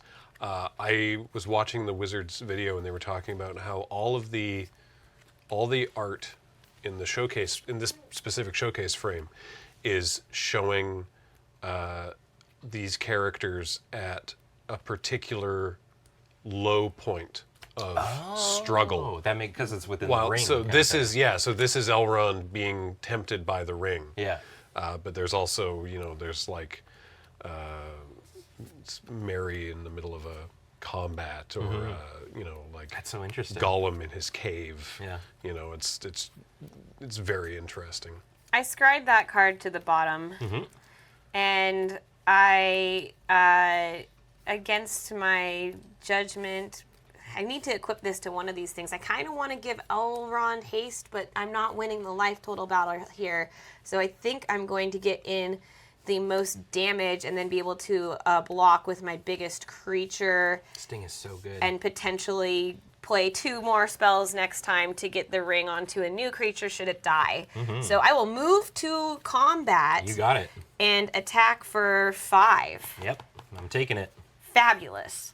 And then I will pass the turn. Sure. All right. Untap, draw. Okay.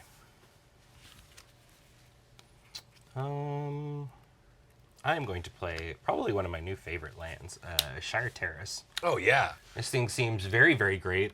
It's an evolving wild, sort of, that taps when it can just tap for mana, or later on, if you want, you can go find that thing that you might be It's splashing. a strictly better, Serge, help me out here, from Ice Age, isn't it? Isn't it from Ice Age?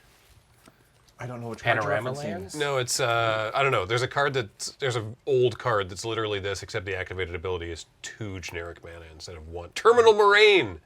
That's the one. Thank you. I'm flattered you thought I knew what it was. You're the lands guy.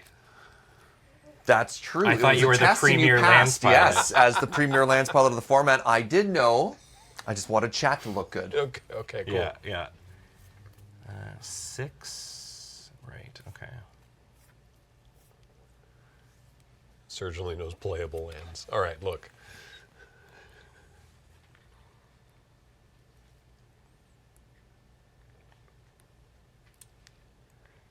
Okay. I'm going to go ahead and play Awen. So it is a 2/4, and at the beginning of combat, a creature of my choice gets Vigilance or First Strike, or if it's equipped, it gets both. And equip abilities cost 1 less.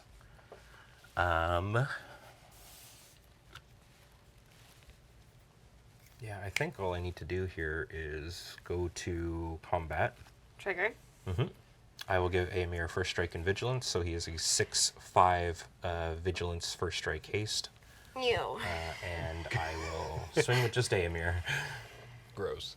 Yeah, my I can't block enough to kill with first strike now. That doesn't work for me any longer.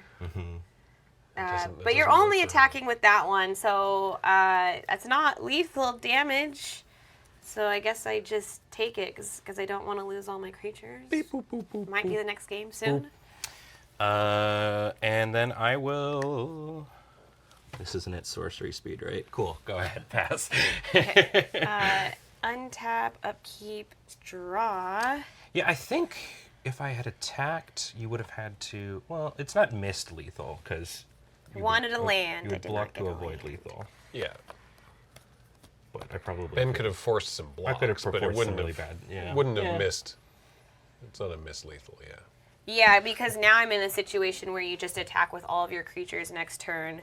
I don't know that I can get out of this. Yeah, because you're at 15. Mm-hmm. So even if I put something on my creature, you just get through with one. We actually have 4 attackers. What am I talking about? Yeah. One with menace, too. I'm just dead. Let's go on to the next game. Game 3, okay. Good game 3. Yes, as Chad was saying, I really do. I was looking through my pool and was like, wow, I really have the Rohan, theme across. I don't have a Theoden, though. Oh, yeah. Yeah, he's one of the ones that I'm missing. I opened a Theoden. But, Did you? Yeah. But I'm not playing him. I know chat really wanted me to go multicolored greed this time. Only 3 colors this PPR. We gotta dial it back a little bit. Only 3 colors with minimal fixing. To be honest, I'm really glad that we're getting full games. I think for the past 2 PPRs, I've had a lot of either I roll over someone or they roll over me. So we're getting to do a full matchup. You and CGB in the Ragavan mirror last PPR was silly. Yeah. Uh-oh. Sideboarding. That's right. Actually, Oh boy. Hey Graham. Yeah. Can you pass me a mountain? Yes. Cool. I'm gonna swap this mountain out for this mountain. Okay. Sideboarded. An admission of defeat. Well, I figure if I'm not on the play, I'm going down. Yeah. Alright. Are those spine apples on your shirt? It's pineapples with skulls on them. Yeah, they're skull pineapples. Wearing sunglasses. Yeah.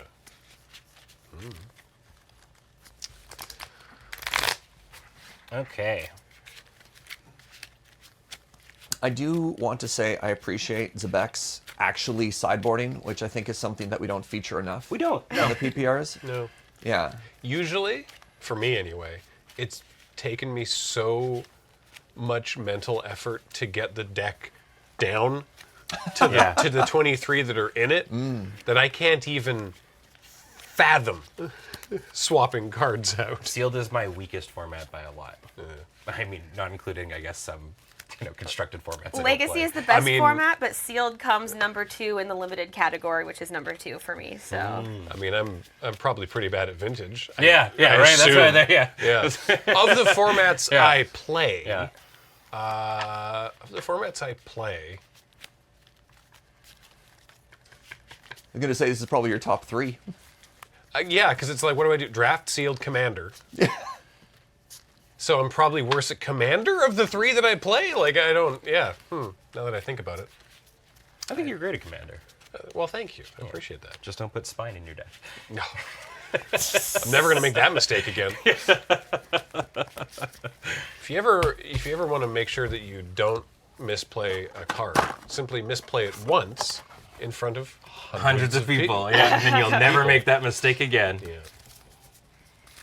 Oh, and Beachlander. Okay, no, Beachlander's on its own.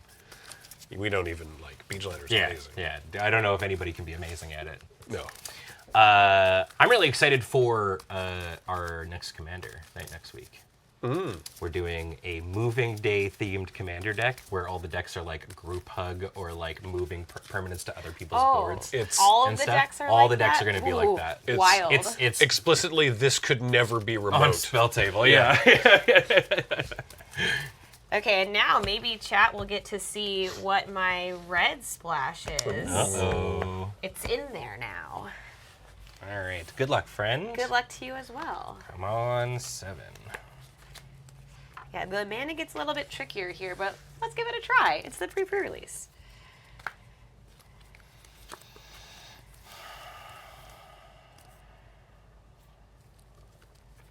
Dandan's fun too. I mean, I haven't actually played it, but Dandan is a fun idea. I want to make other colors. I like Trick was inspired to make.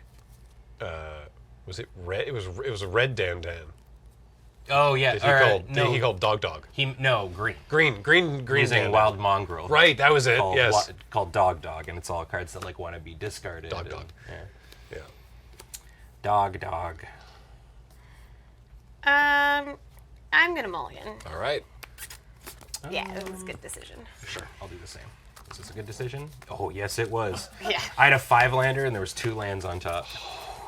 Every time, I swear, every time I keep a perfectly reasonable 5-lander, it's like land. Yeah, I yeah. also had essentially a 5-lander. It was 4 plus 4 cycling. Yeah. And I was like, oh, will I just draw lands? Yes, I would have. That would have been bad. And something that targeted a creature, which I'm like, need creatures to target creature. Oh, like what are your creatures? One of my Gotcha. creatures, I was like, yeah. I promise I'll have a bunch. No, my deck was my pool was a little removal light. Like I had that shock, and I think I have that new bolt. Does this format have dual lands? No. The Shire. We saw the Great Haven kind of produces one of any color, right? Sort of, yeah. There's Shire that one. Terrace. There's Shire Terrace, which we saw from Ben's deck. There's some fixing in green. There's a card that lets you look for a basic. There's Vintage Restoration, which lets you.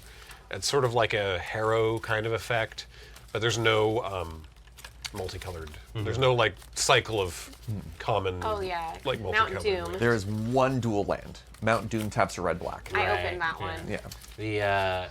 The green one. Is Mount Doom in the set, or was Mount Doom one of the commander cards? It's that's in the like. set. Oh, okay, cool. Just checking. Also, I like Pioneer. Whoever said that. Pioneer's cool. Should have another Pioneer night. Didn't we? We did something with that. Right. Mount Doom. Yeah. Why is it off center? What are you doing over there, Mount Doom? Hold on. Maybe. Hold on. Oh. There we go. Great. There you go. Good luck on that. Sure. Yeah. There you go, Twitch chat. Don't say I wouldn't move mountains for you. Hi, Talia. Oh, hey, Talia. Friends. Oh boy. PPR alumni. Talia Okay. Vess. Okay.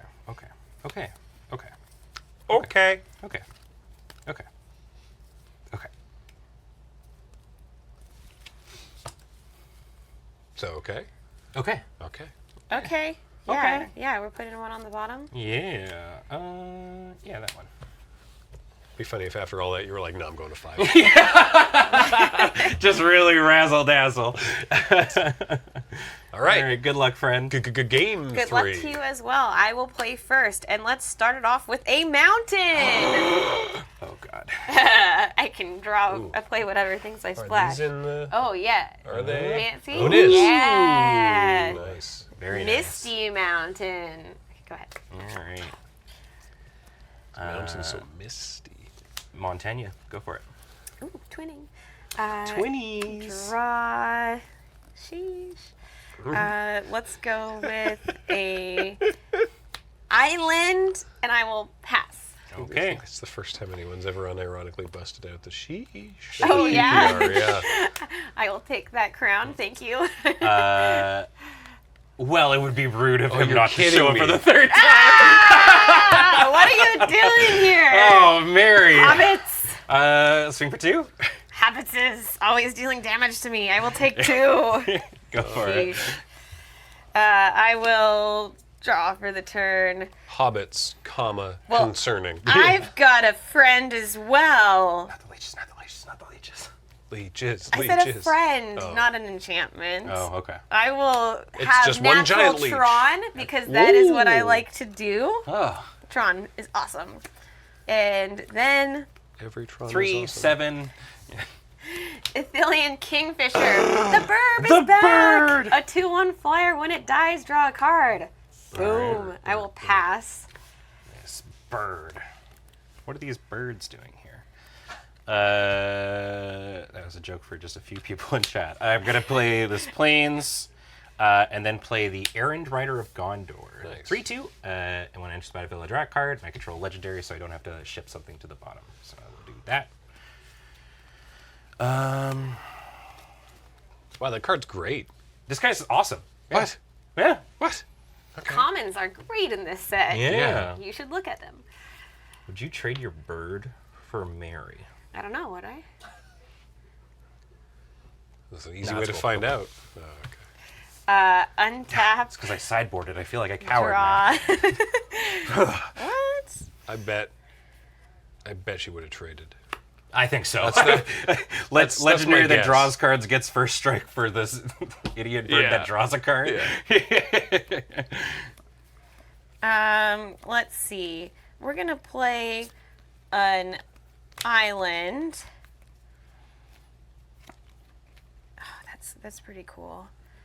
You have no things that block flyers right now. I don't. Excellent. My horses are merely horses and not Pegasuses. This is. Pegasus. I will attack for 2. I will take 2. Okay, then you'll get to attack for more next turn. Seems fine. I will pass to you. I don't know if I believe you. Does that one enchantment untap the things? It does, doesn't it? What one enchantment? The No. spinnerets? Gift of Strands does Or- not inherently untap. It just has flash. Yeah. Alright. Okay. I'll untap. Draw. The not natural Tron. I don't know why you're suspicious, Ben, except for the obvious reason that you should definitely be suspicious. Well, let's see. Things obviously have flash in this set. You know I have things with flash in my deck. Yeah. Zifax. This is potentially the greatest bluff in PPR history. I love this. I untap for 2. I'll play Sting. And then I'm going to tap for 2. And I'll put Sting on Mary. Mary now has first strike. I will go to combat. And swing for 6. Okay, so you've got a 3/2 with first strike and a 3/2. I have a 3/3 with first strike. Oh. And a 3/2. Okay, that's fine. I am going to flash in Gandalf, Friend of the Shire. Ooh, okay. A legendary creature, avatar wizard with flash. Oh, this is the party ones. Gotcha. Yeah, you may cast sorcery spells as though they had flash. Whenever the ring tempts you, if you choose a creature other than Gandalf as your ring bearer, draw a card. It's a 2/4, meaning I could block and kill the Errand Rider or just bounce with Mary. I want to get rid of more of your creatures, so I'm going to declare Gandalf as a blocker for Errand Rider. Sure, you got it. It's dead. And I'll take 3. You got it. Go for it. Okay, my turn. Untap, upkeep, drawing. Serge, I would submit, selfishly, I would submit Greatest Bluff in PPR history as, I think it was, what was the second set after? Eldritch Moon, where I spent the entirety of one game with Gabby Sparts convinced I had Anguished Unmaking in hand. And she just refused to kill me because she was terrified that I was going to get her. And then eventually, it was like 8 turns where she was positive I had that card in my hand. Let's go ahead and make things cool happen. I'm going to cast Gladriel. Yep. And of course, she is an elf noble 3/3. Whenever the ring tempts you, if you choose a creature other than her as your ring bearer, scry 3. Whenever you scry, reveal the top card of your library. If it's a land, put it onto the battlefield tapped. So then we're about to have some exciting stuff happen because it is once again a birthday escape. It's a sorcery where I get to draw a card and the ring tempts me. So I will first draw my card and then the ring tempts me, and I'm going to purposefully make my burb the ring bearer, so that way I will have 2 triggers here. I get to draw a card off of Gandalf, but I also get to scry 3. So I'm going to put this on the stack, followed by Galadriel's trigger, so that Galadriel's trigger resolves top down. We love that! So we're going to scry first. And then whenever I scry, you may reveal the top card of your library. So which order does this happen in? Was this scry? So first you're going to do the scry. Okay. And then after I do that, I can purposely leave a land on top to draw it. And then I can draw maybe a spell or if I've bottomed everything. Okay, this is fabulous. We love this. So a bit of a longer answer. Simic, am I right? You can resolve this while we're talking. There are a lot of effects in the set that say when you scry, do a thing. Finish your scry first. Scry doesn't go on the stack and then the other thing happens and then you resolve the scry after. Finish your scry, arrange your deck on top or on bottom like you normally want to, and then resolve the when you scry after the fact. Okay, we're going to bottom this card because we got all of our colors of the manas. And then we're going to leave these 2 on top. Then Galadriel's scry is going to reveal a forest. Imagine that. It's going to go into the battlefield tapped. Now we've got Doubletron mana. And then I will draw a card from Gandalf and be very happy. That was all in my first main phase. And then this has gone to my graveyard, and I will move to combat. All right, Marion taps. Yeah, so you've got a 3/3. Doesn't block flying. It does not. I will just go in with my flyer. That seemed to work the first game. All right, you got it. Beep, boop. And I will pass the turn. Okay. Draw. Wow.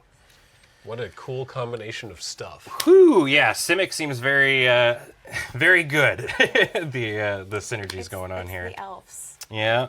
I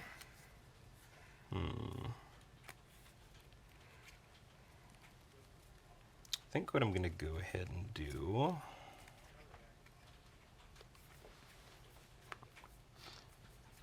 I will tap for 2 and play this sword. And then I'll equip it to Mary.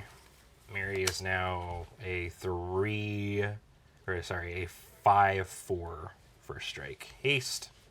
I will go to combat and swing for 5. Well, if I double block, this doesn't help, so I will take 5. You got it. Go for it. Okay. ZBexx down on 10. My turn, though. Yep. Okay. Untap, upkeep, draw. I will Marry 2 swords, Brandy Buck. play a land for the turn. That's pretty cool. What's its toughness again? It is a 4 toughness. Okay. Okay. That's so worrying the way that she said that. Everything's fine. No. I mean, once this was down, I was like, well. Chat gets to see It's one been of fun, the everyone. things I'm splashing red for. Friendly Rivalry. It's an instant, but I'm just using it main phase because I don't want Miri to untap. Target creature you control and up to one other target legendary creature you control deal damage equal to their power equal to target creature you don't control. So I'll go ahead and choose just for overkill, even though you're tapped out, Oh, yeah, you got Galadriel it. and my Kingfisher. Yeah. Man, you ever splash One-sided fight. for a sideboard card and have it at the exact moment you need it? Every time. Holy macaroni. How is it possible to know this power? Is it? Yeah, I want to be in your pre-release You like need energy. to cosplay the card next I time. put on a damn helmet! You took it off! You took it off! Oh, right. But when I took it off, that was, oh my god. Fabulous. No. Okay, so now you have no creatures to block with, correct? Yes. Correct. Okay, I'm just gonna be silly and do the things, I guess. I'm going to move to combat and attack with everything, but before you can respond, Galadriel loves giving her gifts, so she's gonna give a gift of strands. You do have Gimli in your deck after all. When it has flash, I'm just very excited. Oh yeah. I will enchant my bird. When it enters, I will scry 2. The bird gets +3/+3. Well, I get to scry 2. Yeah. Okay.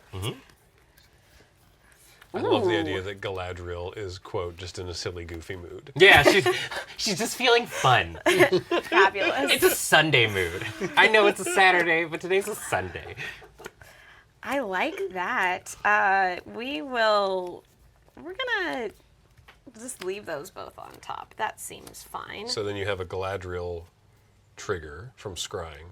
Oh, well, maybe I'll put one on the bottom then. All right. In that scenario, because I really like this one, but I will have more scrying. So you may reveal that. No, it's the second ability. Is when you scry, you can reveal it.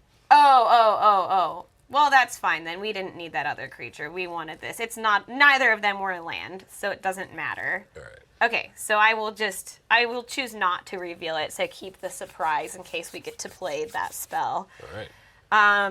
And yeah, then we can proceed to damage. I will concede. Thank you very much for the game. All right. Okie dokie. Whew. Artichoke. Spicy. I'm genuinely a little bummed. I was really wanting to see how Endariel went. Among Ben's many swords. Among my many swords, this was the first big sword that I was really excited about, that I wanted to be leached by. I kept the leeches on top. For the extra. Even if I did play something. Yeah. I was ready. The sword seems so cool because on top of the fact that when you attack, you make 2 1/1 tapped white spirits. Yeah. If it's legendary, they're also attacking. But more importantly, even if the thing that dies, then you just put the sword on a spirit that you made and just keep making more spirits. Yeah. So this seems pretty balmy. But this was a lot of fun. Thank you very much for the game. Thank you as well. That was round 1 with Ben and ZBexx, and before round 2 with Wheeler versus Chase with Cameron in this spot, we have a Crack-A-Pack and a little something extra for you. And now, normally when we do the Crack-A-Packs at the PPR, we do them with the collector boosters. Wizards didn't send us collector boosters this time, which we are perfectly okay with. Just in case you're curious, they're set boosters. So yeah. So enjoy this and a little extra lore of the rings coming up now, and then join us for round 2 very shortly.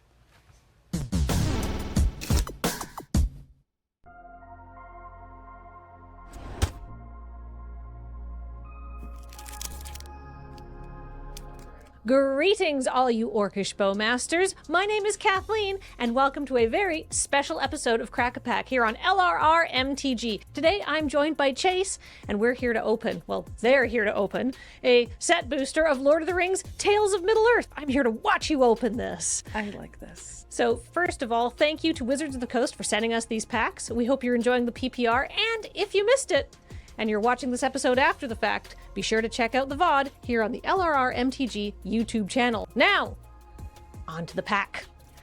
I like that you said you're going to watch me, because I too like to live vicariously through my friends and watch them open packs.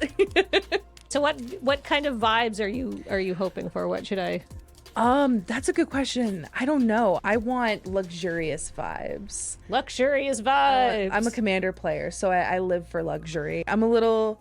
Okay, so the land is here, so that means I got to do it backwards, I think. A tentacle token? Is it backwards? No, now I'm confused. Which way do I open it? I don't want to open the rare first. You want me to look and tell you? Can you look? I don't trust it. They keep changing it up on me. Okay, it's land commons. Okay, land commons. Thank you, I appreciate you. Uruk High Berserker, which is a fun little dude who says whenever he enters the battlefield, the ring tempts you.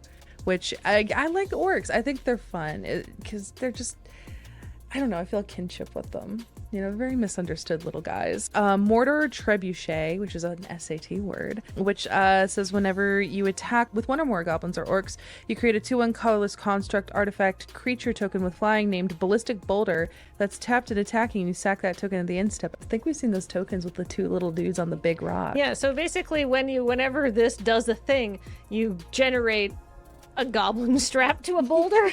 I live for that though. I like that. He lives for that too, and then he's done. And then he lives for it and he dies for it. He died doing what he loved. Yeah. Being strapped to a boulder. Rush the room. Target creature gets 1/0 and gains first strike until end of turn. If it's a goblin or an orc, it also gains haste. I'm noticing a theme.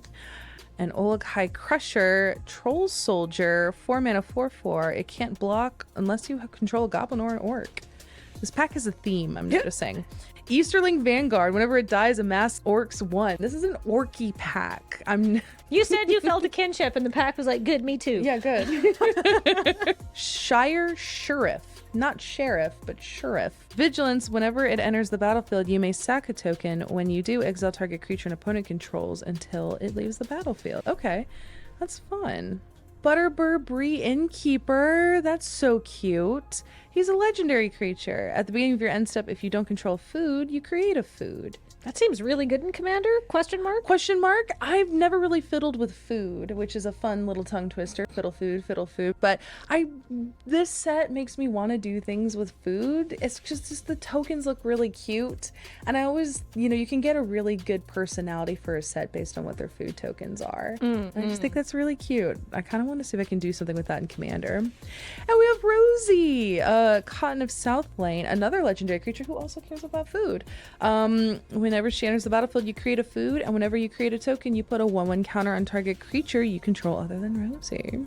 Oh, yay! I'm a Commander player, so this pertains to my interests. It's Full Art Grey Havens, which whenever it enters the battlefield, scry 1, you can tap 1 and add a colorless, or you can tap 1 and add 1 mana of any color among legendary creature cards in your graveyard, which is kind of fancy. Oh, that seems kind of like flavorful and good in Commander. You're probably going to get legendary creatures in your bin at some point. Oh, pretty much, yeah. I mean, I don't want to put my Commander into the graveyard unless, I'm trying to be all like tricksy and stuff, but like it could be tricksy. Ooh, okay, Lost Isle Calling, which is our rare. It's a 2-mana enchantment. Whenever you scry, you put a verse counter on Lost Isle Calling, and then you can pay 6, exile it, draw a card for each verse counter on it.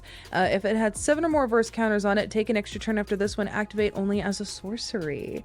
I actually know what deck I would put this in. Oh, I'm not gonna lie. I have an Elminster Commander deck that cares about scrying. Yeah, and this would be perfect in there, actually. I kind of want to slot it in there.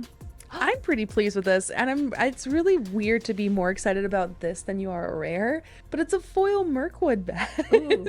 I've heard tell about people saying that how degenerate that could be in Commander. Yep. I've heard tale of it too. I've heard tale of it everywhere. Everyone's really into this card. I love it. It makes me kind of sad because I had a Grixis Treasures deck, and I no longer have a Grixis Treasures deck. I took it apart. But if I had it, I would probably put this back in. Do you think it goes in Aristocrats? Yes, it could definitely go into Aristocrats. I don't have an Aristocrat deck, but now I have an excuse to build one. Ooh. It is a very fun archetype. It is, especially when you do like Taste of Karlov, you get like double death triggers and stuff. That wouldn't work with this though, because it's sacrifice. But well, okay, so it doesn't like super go with Teysa, but I'm sure there's some value. And speaking of value, because I'm not a Commander player, I am a limited player, let's talk about what we would draft from this pack. In the limited in draft environment. Pack one, pick one. I'm gonna be honest, even though like 4 mana can be a little bit high and limited in my opinion, I really think I would go with the Mirkwood bats. You're doing a lot of token stuff in this format. Like you have, the Orca Mass that we got a lot of in the beginning of the pack. You have like the little like boulder token. You even have food. And so the fact that it focuses on sacrificing is also very important, because like if I were to take this in Commander, treasures are sacrificed, everything is sacrificed. But for limited, I would just have to go with the Mirkwood bats. It's still like a 2/3 flyer? It's a flyer. It's just so good. And it's also when you create a token too. Oh. Which is just so strong. Well, with all those hobbits and stuff. I know. I love it. What about you? I would take the land because I get to scry and then I get to play one of any color. Because I like the rare, but I'm not sure how many lore counters I could put on to that rare. realistically. But I think 1 scry and then possible some flexibility in mana for splashing later. But I'm always in like maximum how many colors could I play greed mode. I can see that for sure. That was actually, if I'm being honest, was gonna be my second choice. Oh, well, there you go. So there you have it. Take colorless land for fixing, or degenerate bats for flying and draining.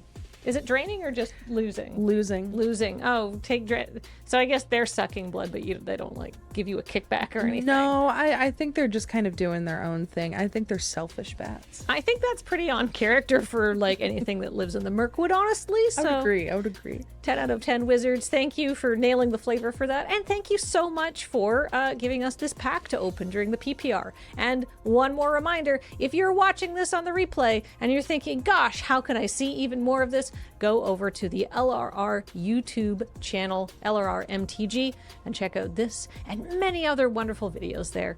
And you can check out me there. And Chase, where can our viewers find you? Excellent. You can find me by whispering my name into the winds, by summoning a crow and whispering your deepest, darkest desire to it. You can also find me on Twitter, Twitch, and everywhere at Mana Curves as well. Well, cast your evil portents to the sea, I suppose. Get a hold of Chase and leave a comment below. Thanks, everybody. Bye-bye.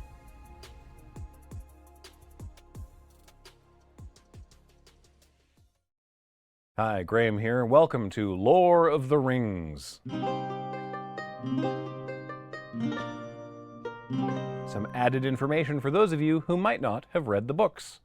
This time around, the Fiery Inscription. As you might have guessed, the flavor text on this card, which I'm not going to attempt to read out loud, is the text you see on the ring itself. It is Elvish script, but the language is the Black Speech. I can't read the Black Speech myself, but I'll tell you that the translation of this text is the famous "one ring to rule them all, one ring to find them, one ring to bring them all, and in the darkness bind them." There's very little of the Black Speech in the books. In fact, the inscription on the ring is the longest phrase Tolkien shared. But if you're curious for more information on the Black Speech generally, it was created by Sauron to be a language spoken amongst his servants, like an evil Esperanto. And like actual Esperanto, the Black Speech was not super widely adopted. In fact, after Sauron was overthrown the first time, only the Nazgul continued to bother speaking classic Black Speech. Though, further fun fact, in the Black Speech, Nazg means ring and Gul means wraith. So, in the evil Esperanto, Nazgul means literally ring wraith. So now you know a little bit more about the Black Speech and the Fiery Inscription.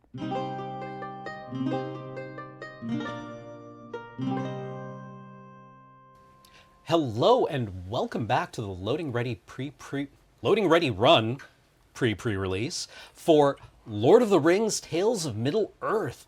We're in round 2. Joining me, Cameron, is to my left, Chase. Hello. How's it going? Lovely, thank you. How Awesome. are you? Oh, I'm a little EP today. All right. Well, I mean, we're good. Everything's fine. And to my right, Ben Wheeler. Thank you for having me, Cameron. It's great to be here. Really? You didn't translate it into Sindarin for I us? forgot. We started talking about the lore before we went live, and my body used up all of the sugar reserves to Right. try and pull, like, who was Gwaithir's grandfather again? We'll never know until I remember it again. Well, super excited to play. Shall we just get to it? Is everyone feeling comfortable? Yeah, I'm ready. Who won the die roll to be first player? I did. And are you playing first or are you on the draw? I'll go first. Okay, both players have Good kept luck. 7. Thank you, I'm gonna need it. Have fun. Battle. I'm going to play a basic swamp. I'm going to pass in your upkeep. I just want to let everybody know that Chase had messengers threatening me in my own personal chat this past week if we fought. That's not true. I promise. I didn't send anybody. They sent themselves. Okay. I swear. Okay. All right. I will draw for turn, and I too will play a swamp. So they do your bidding without you needing to tell them. Interesting. I'm going to play an island and pass. Excellent. I too will draw. And then I will play this mountain, tap, and I will play Malhur, Uruk, High Captain. which is a lovely little orc fellow that deals with counters. Rude. I know. It's I'll allow great. it. I love it. Pass the turn. Huh. I do want it. Let me think. And then play a basic swamp and pass. Okay. We will draw. And I will play a mountain. And then I think what I'm going to do is I'm going to tap 1, 2, and I'm going to play Mortar Muster, which lets me draw a card and I lose a life, and then I amass Orcs 1. I didn't even know this card was in the set. Exactly, but it also gives me more counters with my guy if you don't counter that spell. I will respond. Why would you do that? Well, something. It's in my hand, biting a finger. Golem's Bite. Single black instant. Target creature gets -2/-2 until end of turn, and I can pay 4 and exile it from my graveyard. The ring tempts me. Only do this as a sorcery. I'd like to kill your Urukai, Captain. That is hateful and spiteful. All right. Thank you. So You noticed. we increment the ring. Also, Oh, not yet. not yet? Not yet. Okay. Chase, I forgot. We discussed this at the beginning. Do you prefer orcs of the red eye or the white hand for Red your army? eye. All right. Thank you. If I may gently, Chase, can you move your deck and graveyard onto the camera? Of You could see up course. there. Of course. There you are, thank Here. you. And then I get to draw a card and lose a life. Okay. Pretty good. You broke my heart, Wheeler. I'm sorry. No, you're not. I mean, you're right. You're so right. And that's it. Untap. Draw. Island. For my first wizard, I shall cast Gandalf, Friend of the Shire. 3 and a blue. This has flash. Judge. Hi. I'm an idiot. Yeah. Okay, great. Resolves. So it's a 4-mana 2/4 with flash. Don't know what that word means, but it also says I can cast sorcery spells as though they had flash. And whenever the ring tempts you, if you choose a creature other than Gandalf, Friend of the Shire, as your ring bearer, I draw a card. So it turns out there's nothing in the rules about Gandalfing wrong. So yeah, you're good to go. Go ahead. Excellent. This is fine. This is fine. You're doing your best, and that's all that matters. I mean, he showed up right at the exact time, the proper time. Yeah. All right. What are we doing? Our best. I'm gonna tap 1, 2, 3, 4, and we're gonna play Snarling Warg, which is a menace. And as long as I control an orc or a goblin, it gets 1/0. Jesus. Yeah. It's a big wolf. Yeah, he's a chunky wolf. Okay. And your creature is bigger than my creature, and that fills me with terror and anxiety. So I'm going to pass it to This is exactly why I played it on my turn. It's politicking. Ooh. And it's Gandalf's best friend, Saruman the Wise. 4 and a blue for a 4/4 legendary avatar wizard with Ward 2. And whenever I cast my second spell each turn, I amass Orcs 2. Go ahead. Like, this is going to be a lot of back and forth going on. There's going to be a lot of wizards. There is a lot of wizards. Okay. What are we doing? Our best. I am going to do 1, 2, and 3 to play Swarming of Moria, create a treasure token, and then amass Orcs 2. So my Orcs get bigger. Large orc. And I also get a treasure. Thank you. So now we are at a 3/3 orc. And then I am going to immediately sack this treasure and then tap this red to play Peligir Survivor, which is a little mana dork that lets me cast instant and sorcery spells with it, which is pretty fancy. And don't worry about the other thing. Okay. It's fine. I'll ignore it. Yeah, you should. It's totally fine. Worry not. I love you. I'm passing the turn. A wizard never worries. A wizard never worries. Huh. Yowza. I'm going to get this party started. Maybe. I don't have as much mana as I wish I had. Or wish as I'd like. I can cast sorceries as instants? Oh my god. Why would I ever do anything? I love that your deck is called Wizard 101.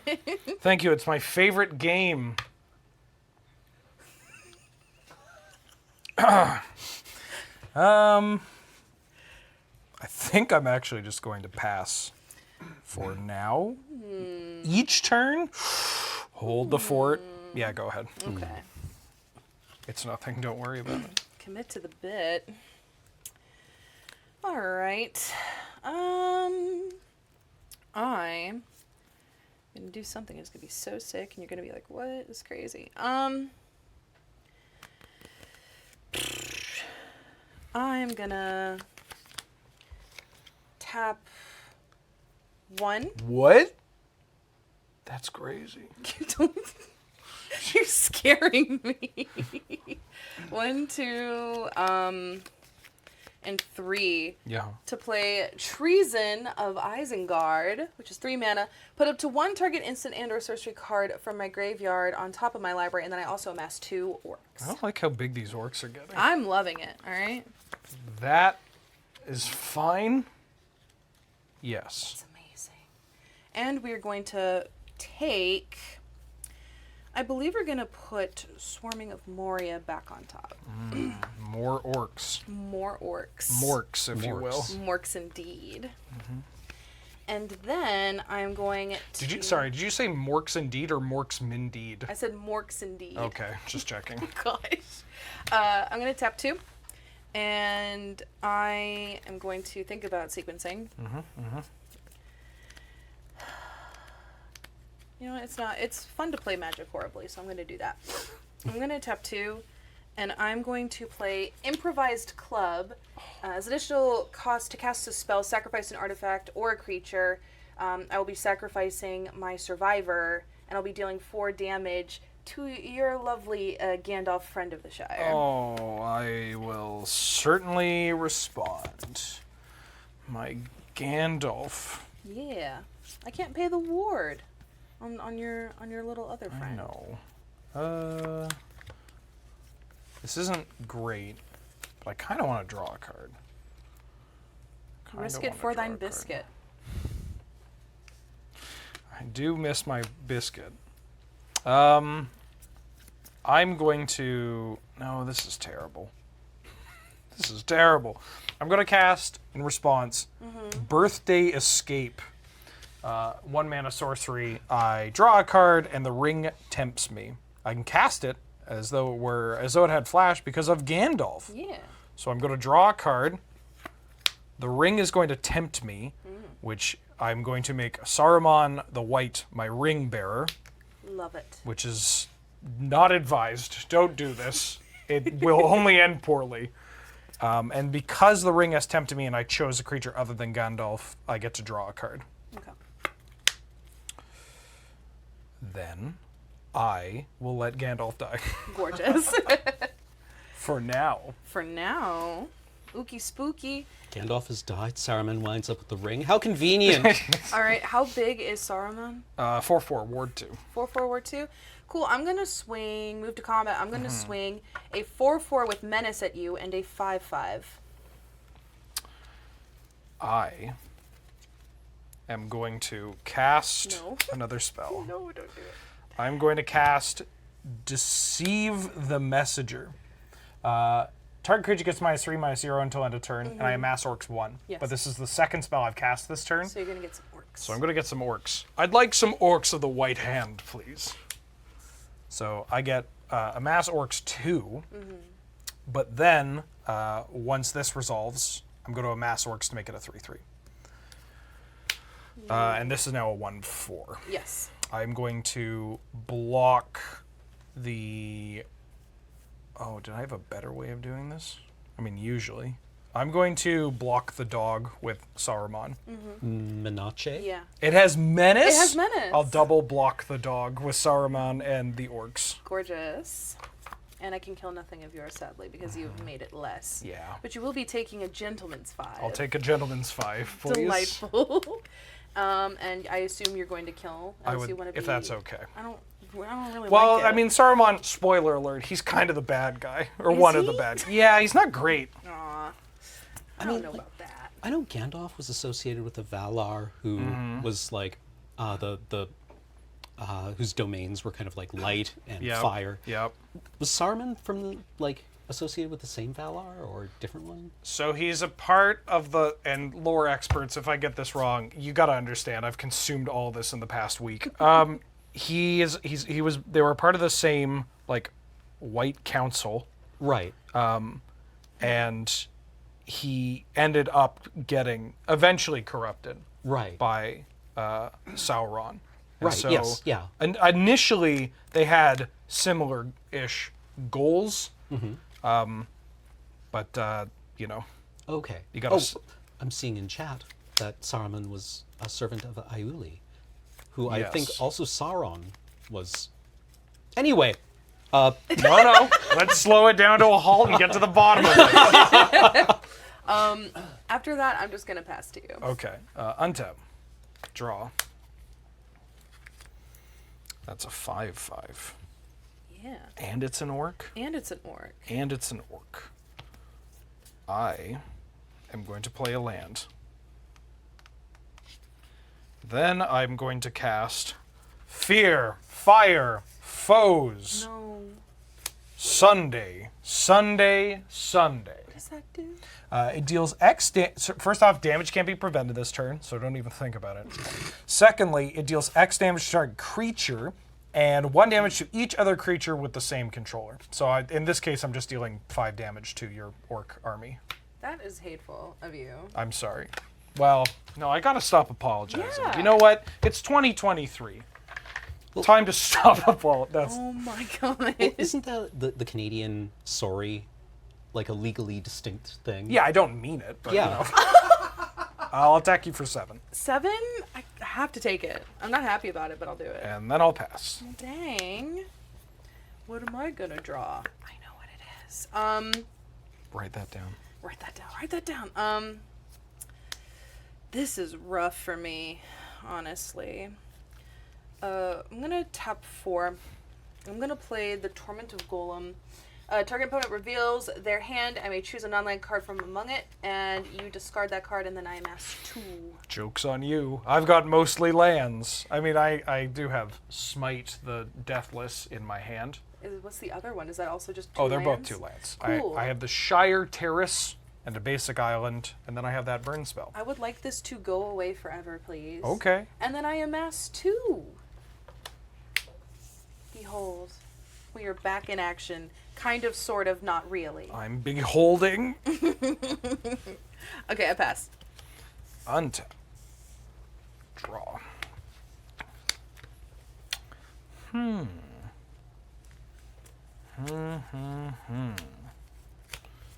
I am going to tap 4, and I am going to exile Golem's Bite, and the ring is going to tempt me.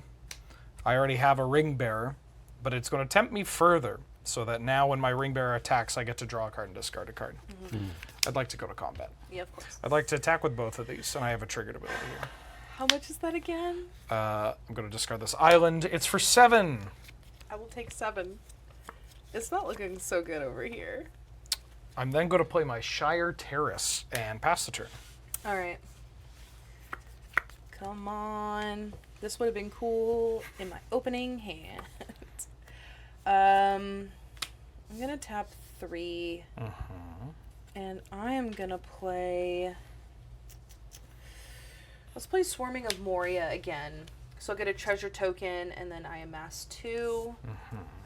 So now we are at a 4.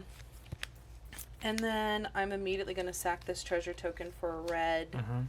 And then play Moria Marauder, which is double strike, and it says whenever a goblin or an orc I control deals combat damage to a player, exile the top card of my library and may play that card this turn. Okay. Which is pretty snazzy. Good goblin. It's a good goblin. Good I don't think it's goblin. gonna save me right now. We're suffering. I'm gonna pass. I'll respond. I tell you what, I'll cut you a deal. Oh, I could have. I will save you from your suffering. Maybe I did send those people your way. Maybe I was lying. One of the more ominous sentences I've ever heard. I will deliver you. Oh my god. Sorry, should I have like honked a clown horn after that to lighten the mood? Wizards. I sure am learning things in Wizards 101. That's what. Hey, in Wizard 101, you will learn things. Yeah.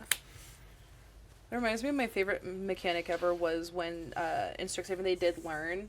There's a card called like Eye Blight, and it says when Eye Blight dies, learn. Learn. It's very foreboding. When Eye Blight dies, You go learn. Ooh. I am going to. This one's a funny one. I'm about to hit y'all with a lore tidbit here. I'm going to tap 3 and play Ioreth of the Healing House.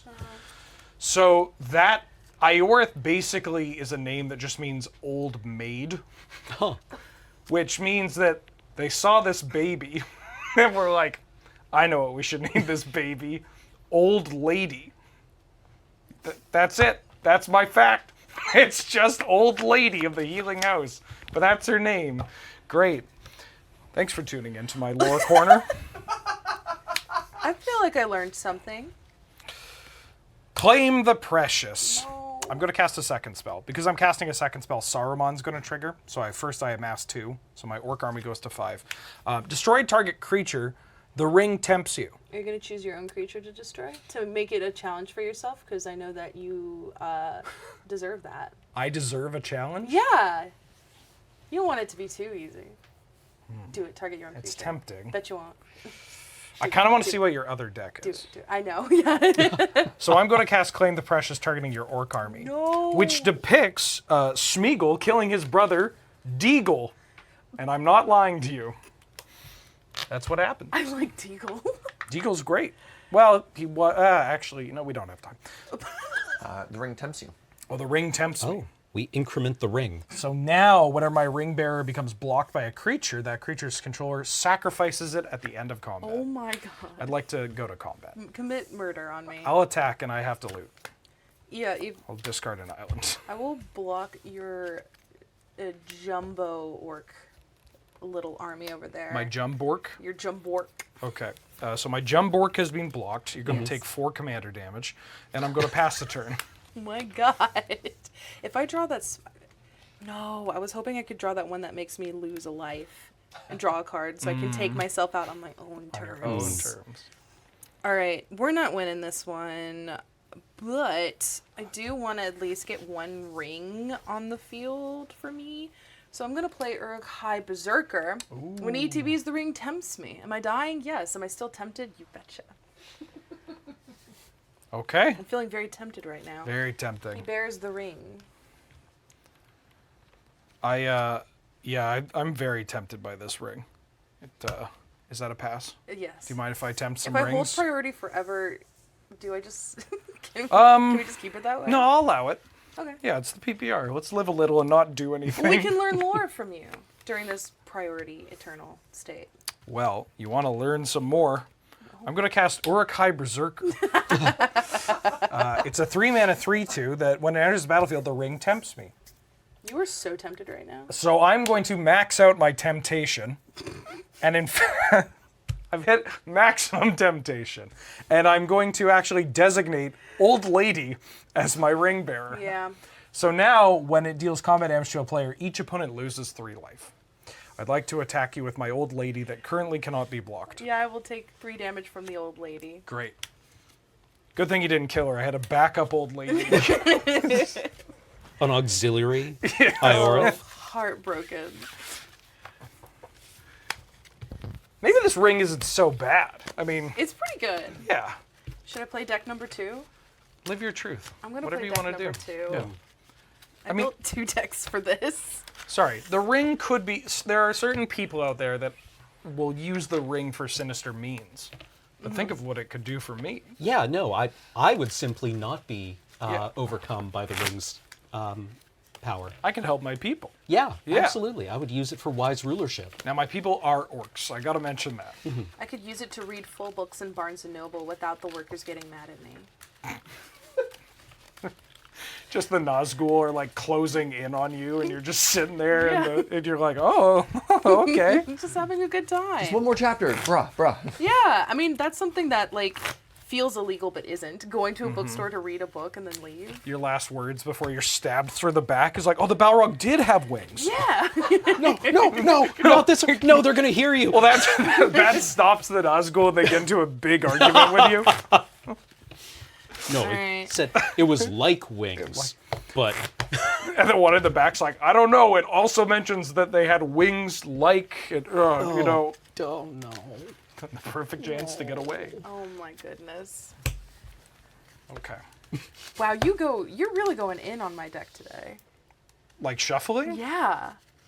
It's Should I not? No, it's very, like, entrancing to watch, because I feel like a 5-year-old infant child shuffling a deck. I don't do it very well. I have had a lot of people mention that they like watching me shuffle and they Yeah. find it very interesting. It's soothing. But I shuffle this way because I can't do a proper bridge shuffle. Oh, the one where they're like, Yeah, I can't destroy my cards is I guess what I mean. So I've had to kind of develop this other way of doing it. I like the sound it makes, though. It is like good. the crack of the cards. This is going to be difficult, but oh yeah. Ooh. Is that good? Is that doing anything for you, Chad? Oh no. Is it tempting you? All right. All right. Good luck. Round 2. Island, island, island, island, I will keep this hand. island, island. I Is told you land. you want a challenge for yourself. You remember? Yeah, you know what?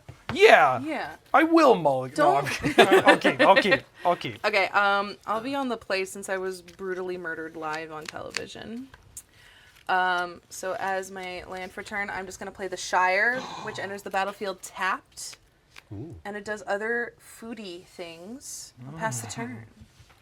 Ever so lovingly. You must start somewhere and have some roots, and the soil, the Shire is deep. It's so cute. So deep, put your ass to sleep. Oh my god. Those hobbits do not mess around. I'm gonna play a swamp and pass. You get between them and their sausage. Oh. I believe it's pronounced sausage. I'll play a plains, and then, buddy, if we're talking a sideboard of the century, I'm tapping 2, and I'm playing Eastmark Cavalier. Whenever it deals damage to a goblin or orc, destroy that creature. Judge? Hi. That's what? Yeah, no, that's fine. Sorry, it's just Gee willikers, I made a deck just to go against it you. is game 2, actually. This is totally fine. Yes, that's the dirt. Draw. Island. Go. Lovely. I'll draw. I will throw down that plains. Throw. And then I will tap for a green on the Shire, and we're gonna play Long List of the Ents. Ooh. First thing. Love it so much. Welcome to everybody's favorite show, Name Those Ents!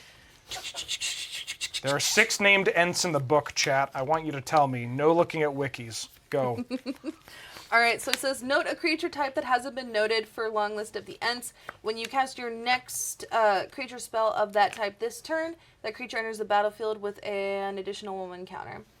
So when you cast your next creature type of the spell this turn. Old Man Willow is not an Ent, or not believed to be an Ent. -1 point for chat. Sorry. So I put a chapter on this, and then I choose a type. So if I can't cast anything now, I probably should name something I have in my hand, correct? Yeah. Because it won't get a counter, because it says this turn. Yeah, if you're not doing anything, you might as well name... I'm going to name, it's just only me, right? Yeah. I'll name Orc. for me. Okay, a little rude, but I just really want to rub it in. I'm then going to do a little swingy swing. It has vigilance, by the way. Did you know that? 2 at you. can I read that? Yeah, of course you can. If you kill it, I will cry on camera. Really? Yeah. I probably shouldn't play this Golem's Bite then. No! Are you serious? Are you actually killing it? Yes. That'd be good TV. I don't like it. Sorry, I cry when other people cry. I don't think... I just don't appreciate that. It's gonna kill all my stuff. That's why I had to do it. I know. Well, past the I know, turn. okay. I don't feel very happy with that. Anyways, Uruk-hai Berserker. I'd like to... Well, I wouldn't like for the ring to tempt me. Well, I would. The ring will tempt me. Guess who's a ring bearer? Go ahead. Who's getting married? The Uruk-hai Berserker. This is really rough for me in my hand, the thing that I just drew that I feel a lot of joy with. The chapter 2. I just drew my card. It's going to go to chapter 2, and I'm going to choose a dwarf. I'll tap 3 and play Mirror Guardian. When he dies, the ring tempts me, and he will be a 5/3 instead of a 4/2 because of the long list of the Ents. Okay. Fear, my little lad. Pass. Fear. Yeah. Fear, my 4/2. Fear, my little lad. What's up, gamers? Fear, my little lad. I am going to attack for 3. I don't trust this. Oh, well, my thing is... I wouldn't trust it either. I will take 3. All right. Go ahead. I don't like that mana. Stop leaving open mana. Well, no. Oh, sorry, Chase, very quickly, if I may. Yes, of course. Long list of Ents. Pick another creature. Thank you very much. Long list of Ents. I will choose a soldier. Okay. All right, then I will play that forest. I am then going to tap this forest to play Many Partings, search my library for a basic land, reveal it, put it into my hand, and then I shuffle and create a food token. Which food token would you like? Ooh, yay. Hobbit food, Shelob food, or second breakfast? I want second breakfast, please. Yo. Yay. Cute. All right, we are going to search for a forest. Boop. And then we'll shuffle. The forest goes to my hand, and I did already indeed play a land for turn. God, that looks good. Yeah, isn't that cute? Would you like to cut?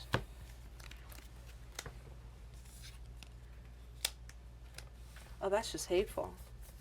That thing you just did? That was Did that rude. change the state at all? That was just mean. Okay, I'm going to risk it all, and I'm going to swing 5 at you. Okay. No, stop. Okay. I'll take 5. Okay. Begging is a politicking tool. I want everyone to know this. And I'll pass the turn. End of turn. Gandalf, friend of the Shire. Do you know this has flash? No, I didn't know I'm that. going to cast my Gandalf. I didn't know that at all. I'd like to untap if possible. Yes, of course. I'd like to draw a card. Of course.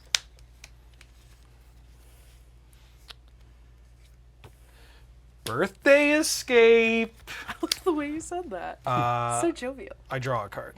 The ring tempts me. So I'm going to pick the Uruk-hai Berserker. Because the ring tempted me and I'm choosing a card other than Gandalf, I draw a card. This is what the kids call pogging. No, I don't think that is what we call it. Well, I checked in with James and he's 40. I know it's not true. James, I'm sorry. James. I'm going to cast Birthday Escape. Draw a card. The ring tempts me. And because the ring tempted this again, I'm going to draw a card. I'm going to play an island. I'm going to go to combat. Yep. I'm going to check my phone to see if I still have a job. Oh no, how much is coming at me? 3 on attacks I get to loot. Okay. I have no discard them. blocks. I will take 3. Take 3. And then I'm going to cast Easterling Vanguard. Oh my god. 2 mana, 2/1. When it dies, I amass 1 orcs. Jeez. Go ahead. On your end step, I'm going to tap 2 and sacrifice this food to gain 3 life. Okay. Rendering that. Basically didn't even have a turn. Exactly. Except you did so much. Okay, we're going to draw, and then the Ent will do what the Ent do. Bam. I'm going to list Wizard. Now we're talking. Yeah. 1, 2, 3, 4, 5. What is this? Can I see your Gandalf, please? Okay, I mean, usually No, don't worry people don't about ask that right away, but No, it's fine. Don't worry about it. It's okay. It's okay. Don't worry. You may cast sorcery spells as though they had flash. You only have 1 blue up. Whenever the ring tempts you, if you choose a creature other than him. I don't like this. I'm gonna do 1, 2, 3, 4, and I'm gonna play Elven Chorus. Ooh. May look at the top card of my library at any time. I may cast creature spells from the top of my library, and creatures I control become little mana dorks. Okay. So we're just gonna put that here and do a little peeky poo. That sure is a card. That is one of the cards. What do you think the elves are singing? Elbereth Gilthoniel. I'm gonna be so honest. The song at the end of the Lorax is what's in my head right now, so I'm gonna say they're singing that song. Oh wait, they actually literally are in. Yeah, they're the text. singing. Yeah. Oh Yeah. well. Yeah, they're singing. I did just play a land, right? I think I did. Yes. Okay, gorgeous. That makes me sad. Did you miss your land drop last turn? I think I played a land. I'm gonna assume I played a land. Okay. And if I'm wrong, I will be told. I have a 5/3. You have things that can kill that. So I'm just gonna ever so lovingly pass a turn. Okay. Thank you. Untap. Draw. I'll play a mountain. I am going to play...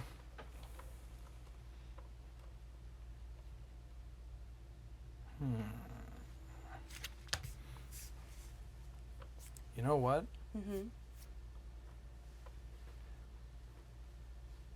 Let's live a little. I'm going to exile Golem's Bite Yeah.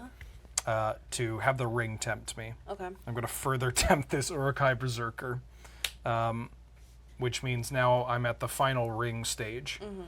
And I get to draw a card because I targeted something that isn't Gandalf. Okay.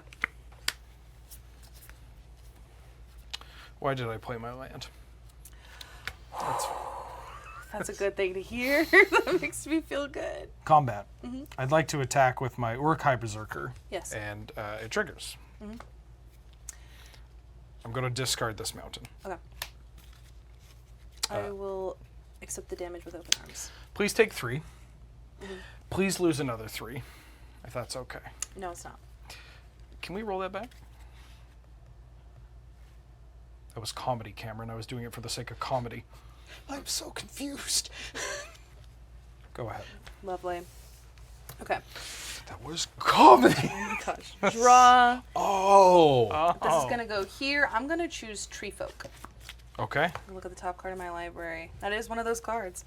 I will play this Forest. I'm going to tap 1, 2, 3, 4, 5, 6, 7. And I'm going to play Fangorn Tree Shepherd. Ooh, yeah. Who is a 4/10. Tree folk I control have vigilance. And whenever one or more tree folk I control attack, add twice that much green mana. I don't lose unspent green mana as steps and phases end. So we are doing a big tree. Big tree. And he comes in with a 1/1 counter. because of the long list of ends. And funny, this is an end. So we love that over here. I did a cool thing.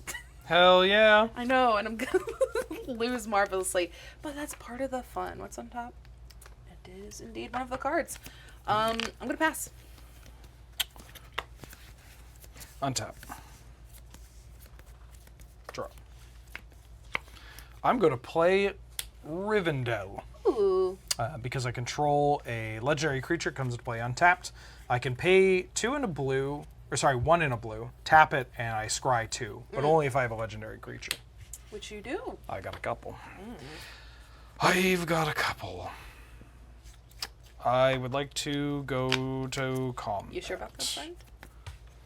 Okay, I'll go to my. I'll stay in my main phase for a second here. So you come here often? When they let me inside, yeah. That's right. What about you? I'm here every day. Wow, really? Yeah, I live in the floorboards. Oh. That's what that means. How's that? How's rent for that? Awful. Yeah. Yeah. Victoria, am I right?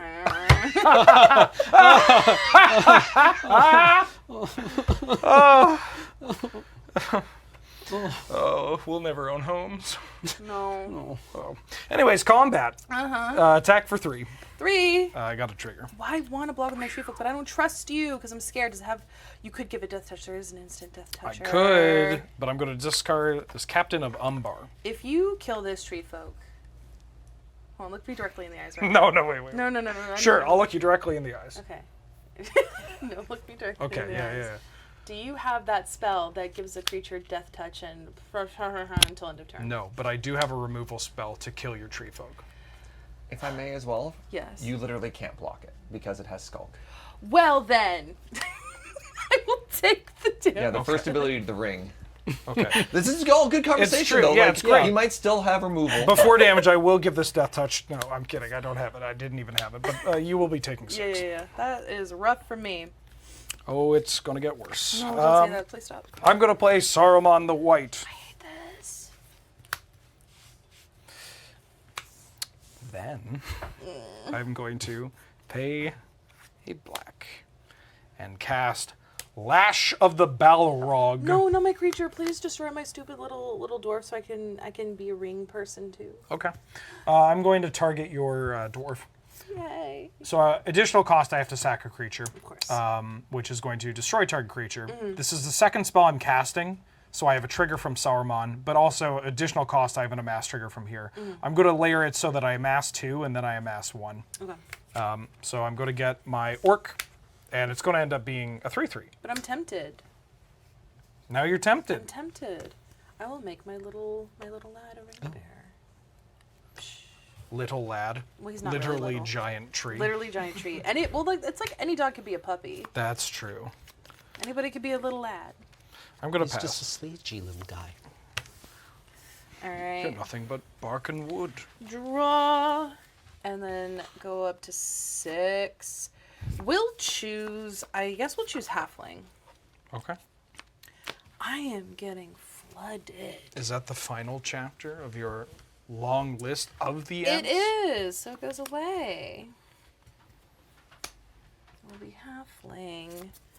We'll play a land for turn and get real sad here. Wow, this is really rough for me. I'm gonna lose. We don't know that for sure. We do. He says looking at 4 removal spells in hand. Yeah, no, we're struggling over here. Actually, one of them's a weird bird. I'm just gonna swing this 5/11 at you with vigilance, and then I'm gonna add twice that much green, so I think I get 2 green. I have 2 green in my mana pool. Sure, I'll take 5. I like the pity 5. I appreciate that. You're welcome. You're so welcome. No, okay. This is so bad. This does nothing to me. Do you have anything with 1 toughness over there? Oh, sorry, no. Can we pretend? No.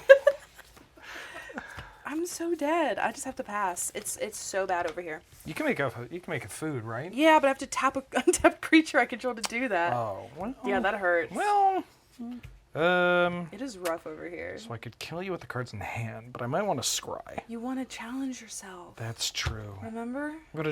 You know what? Yeah, I'm gonna try to win with just the cards in my hand. All 5 of them.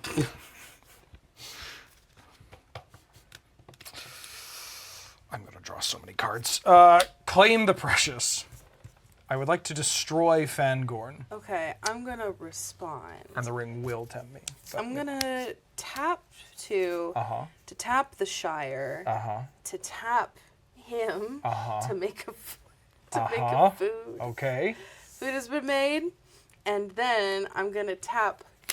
Wait for it too. Okay. All right. Okay. All right. Yeah, I'm here. I'm gonna play the Hobbit Sting, which will ultimately, believably, I think will only deal 2 damage to something. The hot deals X damage to target creature, where X is the number of creatures you control plus the number of food. Which is a whopping 2. That's a lot of damage. That is a lot of damage. Okay. You could kill my ring bearer. I think I'm gonna kill your ring bearer because that is literally the only thing I can do. Yep. My ring bearer dies. And so does my gorgeous, gorgeous 7 mana little tree folk lad. Well, I'm gonna have to find a new ring bearer now. I don't think that will be hard for you. I think I'll pick Saruman the White. And I draw a card. I'd like to go to combat. Yes. Everybody in the pool. How much is that? Saruman's going to trigger. I'm going to discard this old lady. That's her name. That is going to be 4, 5, 6, 7, 8, 9. And then plus the 3 off Saruman's ability if I hit you. In response, I'm going to tap this to sack to gain 3 life, which will put me at 8, and I'll still die. I'll scry 2 in response.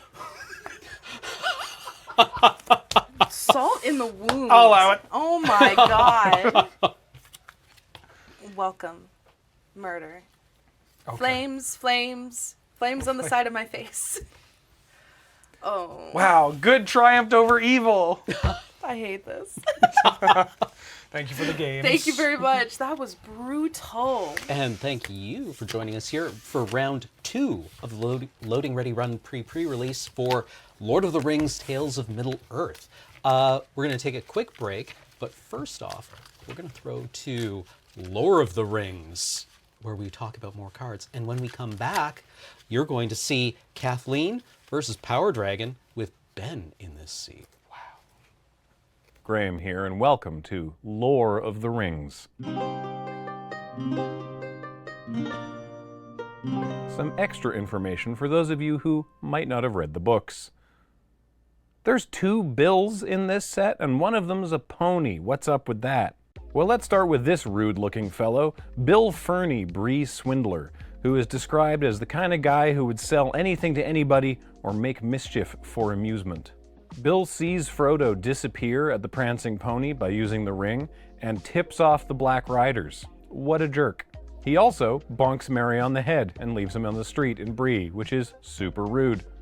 The next day, when the hobbits and Strider Aragorn discover that their horses are missing, Bill is kind enough to sell them a bony, underfed, and despirited animal for 12 silver pennies, aka 3 times what it's actually worth. This explains the second mode of Bill's ability here, where target opponent gains control of target horse you control, and if they do, you remove Bill Ferny from combat and create 3 treasure tokens. Bonus fun fact, Bill teases the hobbits as they leave Bree, and Samwise whips an apple at him. Hits him in the nose. "Morning, my little friends," he said to the others. "I suppose you know what you've taken up with? That's Stick-It-Not Strider, that is, though I've heard other names not so pretty. Watch out tonight, and you, Sammy, don't go ill-treating my poor old pony. Pah!" He spat again. Sam turned quickly. "And you, Ferny," he said, "put your ugly face out of sight or it'll get hurt." With a sudden flick, quick as lightning, an apple left his hand and hit Bill square on the nose. He ducked too late and curses came from behind the hedge. "Waste of a good apple," said Sam regretfully, and strode on. But what of that sad animal they were sold? Well, the hobbits eventually named that pony, after Bill Ferny, Bill the Pony. Spoilers, while put into danger several times over the course of the adventure, Bill the Pony is safe at the end of the books, and is a lot happier with Sam, which must give you an idea of how badly Bill Ferny treated him. So now you know the lore of the rings for these two Bills.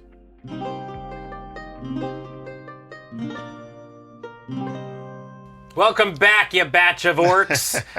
And here we are with round 3 of the Lord of the Rings Tales of Middle-earth PPR, featuring Kathleen fighting off against special guest PowrDragn. How's it going? Awesome. How you doing? How are you enjoying Victoria? Great, actually. It's nowhere near as small as I thought it was. This is fantastic. We're real. Yeah, there's actually like a lot of people here, and everybody's been super friendly, which is great. So really holding up to the whole like Canadian stereotype. Oh, great. Perfect. So we were going to have to say sorry if we didn't. Exactly. There you go. There you go. And how's everybody's pool working out? Good? Yeah? Aggressively medium. Okay. Is the term I'm using. Yeah. That's kind of how I feel about mine. I think it's like solid. Okay. It's not flashy. All right. Well, Understated. I mean, we're going to keep it rocking. Mid was a couple of sets ago. So let's get into round 1, I believe. Kathleen won the roll. So let's get it on. All right. Good luck to you. Good luck. Have fun. I'm going to play a forest and say go. I'm thinking I might do the same thing. And it sounds like a good idea. So I'm also going to play a forest and pass. Oh, excellent. I'm going to play an island. And then I'm going to play Wose Pathfinder. And it is a 1/1 human shaman. And I can tap them to add 1 mana of any color. And then there's an activated ability for 7, but who cares about that? Yeah, that if we get to that point, I'm probably dead. Well, if we get to that point, I'll need to read it again anyhow. So we can Fair enough. Fair enough. It does this and this way later. I may not need that information ever, right? All right, I have a swamp, and we're going to play a Golem, Patient Plotter. Ooh. It's a 2-mana, 3/1, and when he leaves the battlefield, the ring tempts me, and I can pay 1 and sacrifice a creature to return him to the battlefield. But I have to do that as a sorcery. Oh, well then. Important to note, to hand, not to Oh, battlefield. it is to hand. He's so so much worse. otherwise. He's so much worse. Otherwise you pay black and you recur. Yeah, exactly. He's so much worse. No, it's still fine. He's a 3/1 for 2. I'm fine with that. Mm-hmm. Go ahead. Pretty good. I'm going to play another forest. Excellent. And I am going to, let's see. It's not good when you're deep in thought and already have 4 mana. So many lines. I'm going to use my 4th mana. I'm going to tap my Pathfinder for a white. I'm going to play Faramir, Field Commander. Oh. At the beginning of your end step, if a creature died under your control this turn, draw a card. Whenever a ring tempts you, if you choose a creature other than Faramir, you can create a 1/1 white human soldier creature token. Ooh. Okay. Go ahead. That's a thing. Faramir, second favorite son. Faramir, not so fair as it turns out. Yeah. Boy, okay. Unfaramir. Yeah. That's when he wouldn't share like his candy after Rohan Halloween. Specifically Rohan Halloween. It's not in October. If you get like horse jelly or something. Wait, horse jelly? So What's wrong with everybody you? carries around like a bucket and they go from like thatched house to thatched house. I was listening to where this punchline was going, like horse jelly. Yeah. Like what? Okay, it's just jellies in the shape of horses because they're like horses. Trick or treat, please. Okay, I'm be glad you tricked. clarified. I was about to wonder if this was a Canadian thing I didn't know about. I was like horse jelly. Y'all didn't say anything about this the first 3 days I was here. Yeah, we let people think that we like maple syrup, but really we're putting horse jelly on everything. What I'm really trying to do is add a good headcanon to the unassailable works of Tolkien. Though now I kind of want to go find horse jellies. Yeah, So now that's a thing. It's called glue. That's great. Okay. Now that we're way off the rails, I am going to pay 2 to play a Frodo Baggins. Ooh. He's a 2-mana 1/3, and when another legendary creature enters the battlefield under my control, the ring tempts me. And as long as Frodo is my ring bearer, he must be blocked. So that's really cool. But I'm just going to attack with Golem now for 3. I'm going to just take 3. Okay, 3 it is. I like Faramir. And that's all I have for my turn. All right, untap. What you got? I've got a land. It is Minas Tirith. Enters the battlefield tapped unless you control a legendary creature. And I can pay 1 and a white and tap it to draw a card, but you activate only if you attacked with 2 or more creatures this turn. That's so good. This card seems very good. Yeah, it's real good. That's the whole reason I'm in white. The land. Worth it. Yeah. I am going to play Frodo Baggins. Hey. He's a legendary creature. He's a halfling scout. We've just read him. Whenever he enters the battlefield under your control, the ring tempts you. I was going to try to jump in there. Yeah. So both people should have the ring now. Yeah. All right. All right, you've got a ring? Do I Great. have a little, Who's your ring bearer? Yeah, just Frodo, of course. Frodo, right. obviously. All right. Oh, we you have got actual rings. I forgot. yeah, dueling Frodos. Yep. All right. Spider-Man pointing at Spider-Man. All right. So now it's got Skulk. So, but your Frodo could block my Frodo, which is kind of funny. That is true. That's perfect, honestly. Whenever the ring tempts you, if you chose a creature other than Faramir, I get a 1/1 white human soldier token. Boop. All right. Wow, well, that worked out extremely well. But I Okay. don't really think, I mean, you have 1 black. I do I indeed. have no idea what's in this set. I could attack with Faramir because he's there, and He's there, Amir. probably That's true. there and back again. there, Mir, where, Mir, everywhere. You know what? I'm going to, you know what? Fine. You have wait. 1 black. What is a 1 black spell in this set? There is one, I think, but I'm not sure I have it. So I am just going to take 3 here, I think. All right. That was a high tension turn for me. I am done. Please go Yeah, ahead. you're both at All right. 17. He's here to share, Amir. A nice fair fight. That's what we got going on. I'm going to play another forest. And,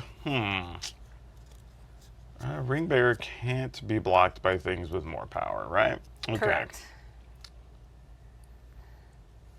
That is kind of silly, though. We have a real, it's a face-off situation. I think I'm still going to attack with Golem, though. That Yes. seems reasonable. I'm going to... So, sacrifice another creature, return him to your hand. To your hand. I'm just going to block with my 1/1 That's human fine. soldier. But he does have a death trigger. When he dies, the ring tempts me. Oh, right. Yeah, see, that's what I'm going for. Oh, whenever he attacks, draw a card, then discard a card. Woo. Yep. That's pretty good. And let's go ahead and get... Let's play a Snarling Warg down. Oh. It's a 4 mana, 3/4 with Menace. As long as I have a Goblin or an Orc, which I do not currently, he would have an additional +1/+0. And that is my 3/4. turn. That's so big. Right now, it's huge. That can actually fight with that guy. Yeah. I'm glad he got in there, Amir. Go for it. I like Twitch chats of when you were, ruminating over who you wanted to attack. It would be like, Boromir would have attacked. Yeah. That's very funny. I feel like you have way more choices than I have. I do feel like I have more choices. Let's see. That's very concerning.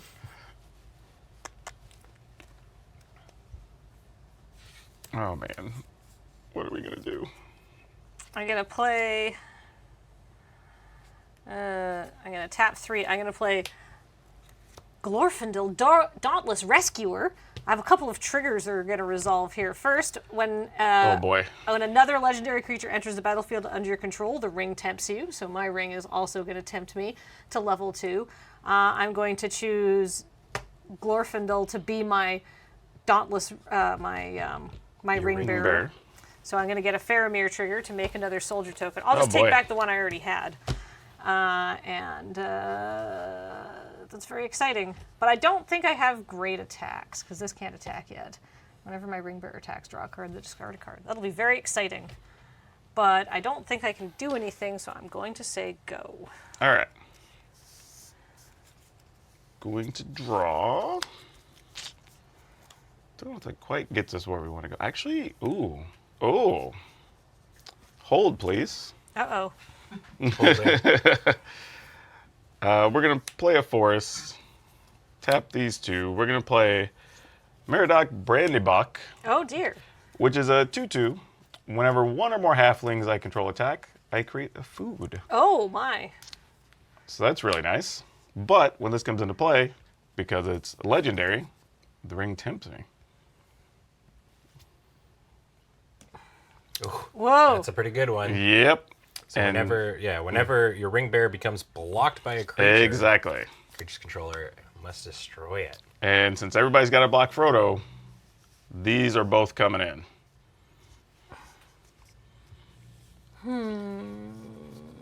Just really quickly, can we look at the exact wording on Frodo again? Yeah, sure. When a Frodo Baggins or another legendary creature enters the battlefield under your control, the ring tempts you. I'm just gonna As long as Frodo is your ring bearer, it must be blocked if able.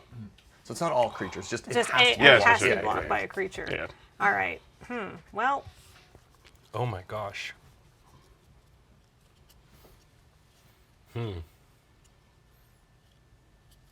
Creating some problems. Oh, also, we have a food trigger, because he is a halfling. You got some food. Yeah. Well, this human soldier is going to have to block Sounds it, good. and is gonna have to die. We have food. Or do you like people or do you like bread? That's odd because I have halflings. I'm gonna go with the buffet spread. Yeah, all right. Yeah, that's a lot better. Listen, I'm not here to And then you judge. should have the menacing 3/4 there as well. And you get to I'll loot. take 3. Okay. You get to. Oh, that's draw true. and I get to discard. draw and discard. I'm gonna take 3 from the menacing 3/4. Alrighty. I think I thought that, but didn't, get around to saying it out loud.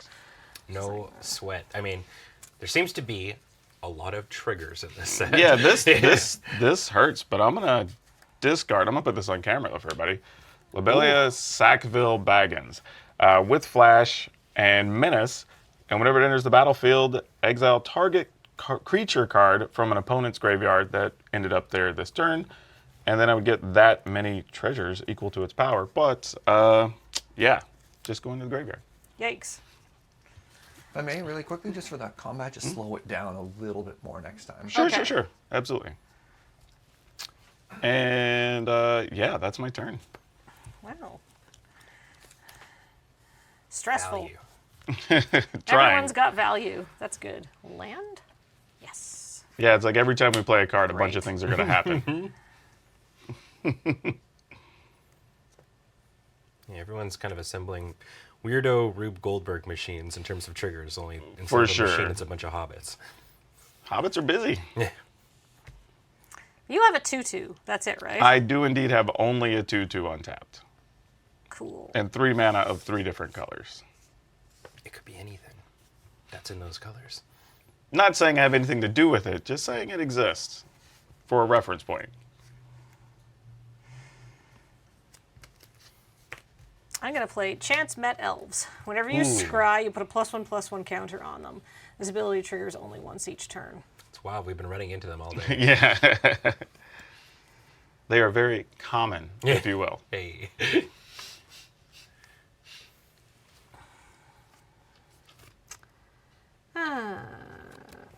Then I am going to... Let's see, I'm at level 2. When he attacks, draw a card, then discard a card? Hell yeah. All right, I'm going to attack with my ring bearer, Glorfindel, Dauntless Rescuer. We get your attack trigger, right? Mm-hmm. Draw and discard. He's currently at 3/2, is it not? Okay. I'm going to discard this. The bird. Yeah. The Illithene Kingfisher. Huh. What do we do here? Still at 17. Maybe we just take it. I don't know. I'm like, how badly do I want to keep making food? I think it's like the real issue. I think I'm just going to take it. No blocks. All right. Oh, wait, no. Do I have to block? Oh, you're not at that level yet, though, No. on the ring. Okay, yeah. It doesn't have to be blocked. Okay. All right. What else you got for me? That's it. Okay. I thought that was going to be a little bit scary. I was like, oh no. I thought there was something behind that. No. Okay. That's how I play my psychological games, is people think that I'm playing a psychological game, but really, the hamster stepped off the wheel for a minute, and I'm just like, no, get back on there. So that was the thing. I'm so used to you and I playing, Yeah. and then fighting ZBexx first round. She has everything, and she's very good at pretending she doesn't. All right. So we have all of that. Let's go with another attack here. Okay. Let's send Frodo in again because he's just reckless. He has problems. He's out for blood. I mean, he's an aggressive boy. I mean, he kind of has to do his thing or the story doesn't make sense. So we're just going to keep sending him out there. And we're going to attack with the 3/4 menacing duder as well. All right, you get to loot. Yep. It's my favorite part of the story when Frodo goes and walks his dog. And I'm going to discard a forest. All right, I'm going to. Also get to create a food. Yeah. Get to make piles of food. I'm going to flash in Greyhaven's Navigator. When Greyhaven's Navigator enters the battlefield, I scry 1. Okay. Oh, and you get the scry trigger also. Oh, that's nice. I'll keep that. And then I'm going to put a +1. Oh, that goes on top of your deck. Right, yes. I got so excited. I was like, yeah, I want that card. Then I'm going to put a trigger on Chance Met Elves. They're a 4/3. Yeah. That's a thing. Okay. Then, so this has to be blocked, and Correct. it can't be blocked with creatures with greater power than it. No, Does Glorfindel not also have a trigger? When it gets +1/+1 till end of turn, it must be blocked. It's sort of, it has a lot of triggers that are super not relevant right now because it's tapped. Yeah, it can't be blocked by creatures with greater power. Okay, and when it becomes blocked by a creature at the end of turn, sacrifice it. Mm-hmm. So I have to block it with a 1/1. Oh, that's interesting. Or a 1 power thing. Yeah. Okay. One less one. It's only 1+1+1 counter, not 3 on your. Oh yeah. Elf. Sorry, I don't know why I did that. It's not me trying to cheat. I just wasn't paying attention because there's a lot going on. It's an intimidation tactic. See, now I'm getting it. See, they buttered me up. And then you're going to cheat the guess. See, like, that's how this works, right? I'm going to try to block here. I'm going to block my Greyhaven's Navigator on your Snarling. Oh, wait. We need 2 things. It has a menace. 4 power. Yeah, it's a menace? 3/4 with menace. With menace? That's so rude. Yeah, it's kind of nice. Well, okay, I'm just going to take 4. So Bilbo has to be Yeah. blocked. Oh, we're still in the Bill Oh, he's Frodo got to be Baggins blocked? thing. That's awful. Yeah. Well, I only have one thing I can actually physically block because it can't have greater power. You know what this Frodo means? on Frodo violence. I now have Frodo superiority. That's all that was about. We were trying to get to that. Yep. Brutal. All right, so you only take 3 there. Actually. I take 3. Yeah. And then I'm gonna play a forest, and we're gonna play a big troll of Khazak Doom. Oh no. It's a 6/5. But I wanted to attack you. Can't be blocked except by 3 or more creatures. Oh. And it has swamp cycling, but it's going to be in play. So Excellent. That's very exciting. tap all of this mana, because it does take 6. And that is my turn. That's a big troll. He is. He is quite sizable. Formidable, even. I really do hope they codify super menace when it has to be 3 or more. There's got to be a good word for that. Yeah. The beyond menace. Terrifying. Terrifier, yeah. All right. I'm going to tap all my mana for Willow Wind. When Willow Wind enters the battlefield, scry 2. Ooh. So I'm going to put a trigger on my Chance Met Elves. So now that's a 5/4. That's pretty good. And I get to scry 2.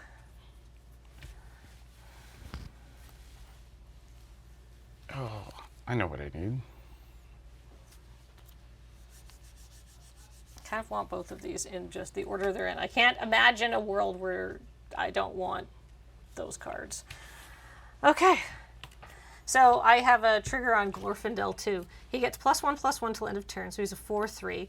And he must be blocked this turn or can't be blocked by more than one creature this combat. Oh, but you have a 6/5, so that's not going to do much for I have you. the bases covered. Well, so it does have the ring, so it can't be blocked by creatures with greater power. Oh, that is true. That is true. Oh, I can get in there.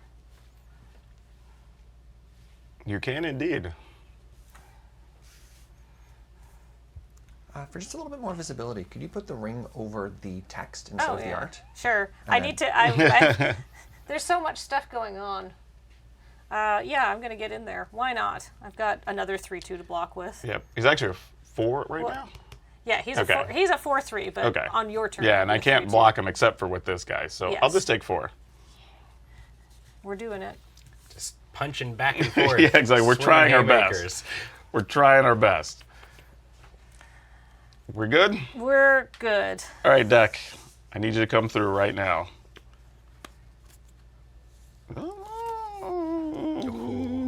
These noises. Maybe. I saw what it was in Maybe. the corner of my Yeah. eye. Well, like, the problem, I can't show it to her, but Oh, yeah, the problem is this part. That's Because true. I'm at a disadvantage as A far little as that bit. goes. Yeah. Unless I really, really think I can get it done. 1, 2, 3, 4. Oh boy. You're not near low enough on life. Yeah, this is not the the combination of things we need. Problem is, if I'm not careful, this is going to start slipping away a little bit. Flyers are spooky. Yeah, that can be. All right, let's do this. We're going to attack. Let's see. Oh, that thing's slowly getting out of control, too. All right, let's attack with the troll. And with Frodo. Yeah, you know what? Oh. I'm at 10. Let's gamble. Let's go. We're going. Let's go. Vroom. All right, so triggery things happen. We're going to get a food. And then I'm going to draw and discard. Ooh. Guess you've like effectively got 9 life on later. Yeah, exactly. That's what it's like. Yeah, we have food. It will be fine. Discarding a mini partings, which is pay 1. And then you get to search for a basic land and put it in your hand and create another food. But, you know, we have a lot of food already. We have a food factory. Who could need more? We're effectively a bakery at this point. That's true. That's why Meridot isn't going into battle or blocking. He's just sitting there being like, I'm busy. This is my love language. Yeah, exactly. He's feeding the army. That's how they keep moving. Okay, that's it. Those are my attackers. Okay, so 3/4, a 1/3. It's got to be blocked. That's got to be blocked by a creature with. Oh, my goodbye was a Pathfinder. Should have tapped her. And then this can only be blocked by 3 creatures. Correct. So I'd have to throw like my whole board underneath it. That's the plan. And this is a 3/4. And Yeah, then 3/4 with menace. with menace. That's so frustrating.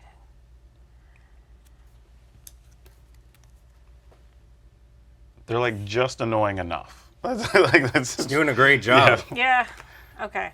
I'm gonna try to take this threat off the board and just take 6. Good troll. All right, that looks good to me. So we don't. Do we even get to kill? We get to kill this guy. You can kill that Yeah, one. the other one's too big. All right, so we have this snarling warg die. You take 6, I take 6. and then post combat, I'm gonna pay 6. Play a voracious fell beast. 4/4 with flying. It's a drake, and when it enters the battlefield, each opponent sacrifices a creature, and I create a food for each creature sacrificed this way. This is my worst creature. Send him. Well, I could. No, I want this one. All right, more food. Starting to get a little sus where Mary's getting all this food from.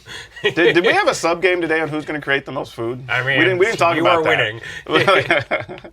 Oh, Hey, Judge. After my ring bearer sadly perishes, do I choose another one? You do not. It's I only have to when the wait ring till- tempts you. That's Yeah. what I thought, but I wanted to double check. No, absolutely. Great question. Okay, Cool, that's my turn. that sucks. But that was it sucks for me. It was a really good turn for you. I tried. I'm trying my best.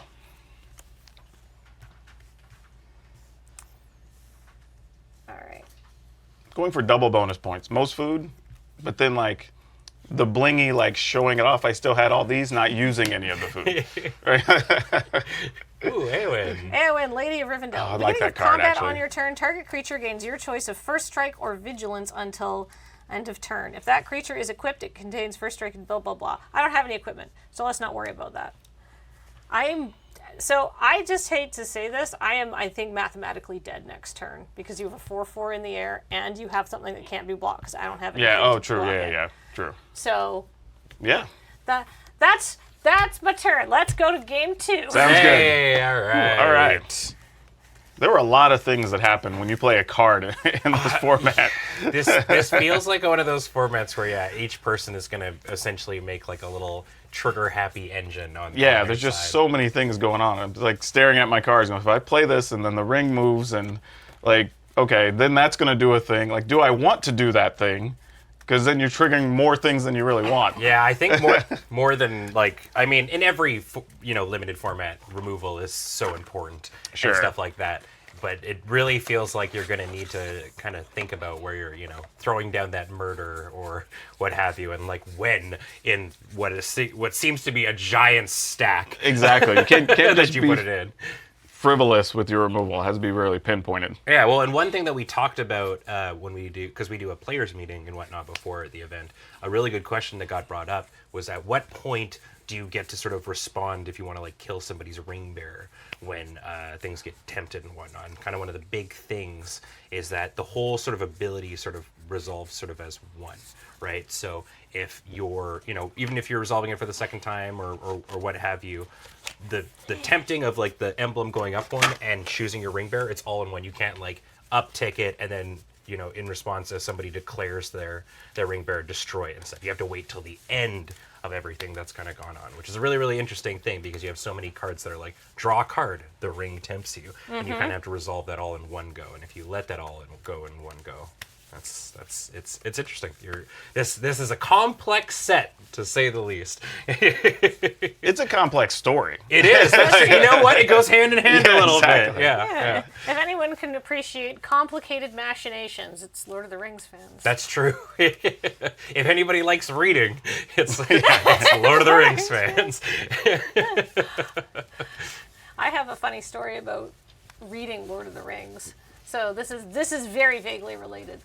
We did our preview card, which had a creature that lived in Cirith Ungol, but I mispronounced that as Cirith because I didn't. Because you assume that I Caesar. I would have done the same. I didn't read the appendix, and that's like my bad. I should have looked it up. Like one should know. But there is a band, IRL, called Cirith Ungol because when they named their band after this Tolkien thing in the 1970s, they also didn't bother to read the appendix and figure out how to pronounce it. So they're like, no relation. That's really interesting that they're both spelled the same. They say that the mispronunciation is canonical for them. Yeah, we identified that there's like at least like 3 or 4 bands,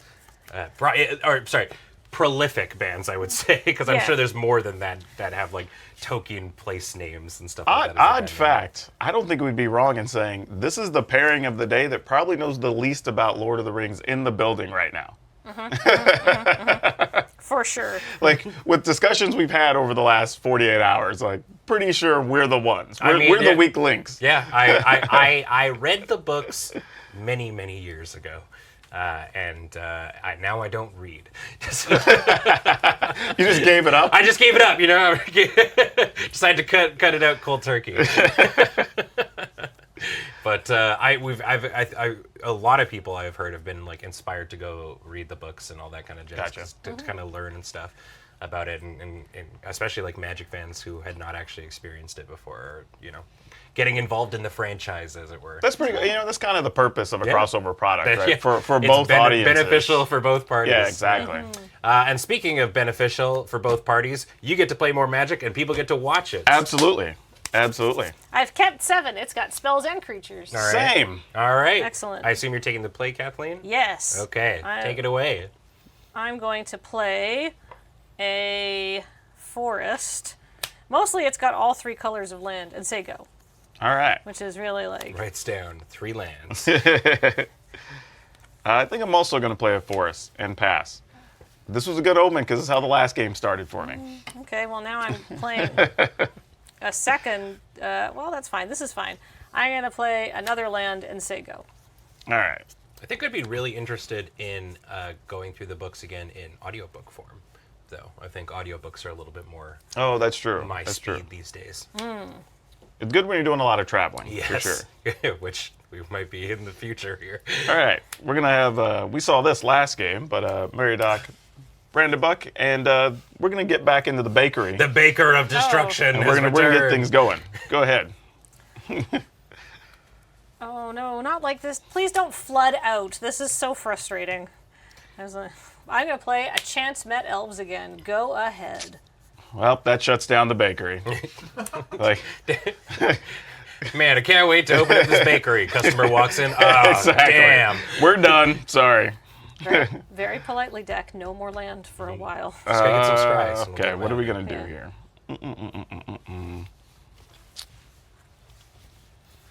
I kind of do want to keep memeing it up with the bakery, though. Baker. Exactly. I'm like, how do I make that happen? Bake me a man. You know what? This is actually a bite and not a fight, it looks like. So let's see if we can cast Stew the Conies. Target creature you control deals damage equal to its power to target creature you don't control, and create a food. All right. We're back at it. I'm Doors are really open. starting to suspect where Mary's getting this food from. Yep. Doors are open. And we're going to attack for 2, and because this is a halfling, we will get another food. Oh my gosh, yep. Your turn. Double foods. We're doing it. I've never been so excited to make I don't food want to play that tokens. land. I want to play this land. Go ahead. All right. Silent Lembus.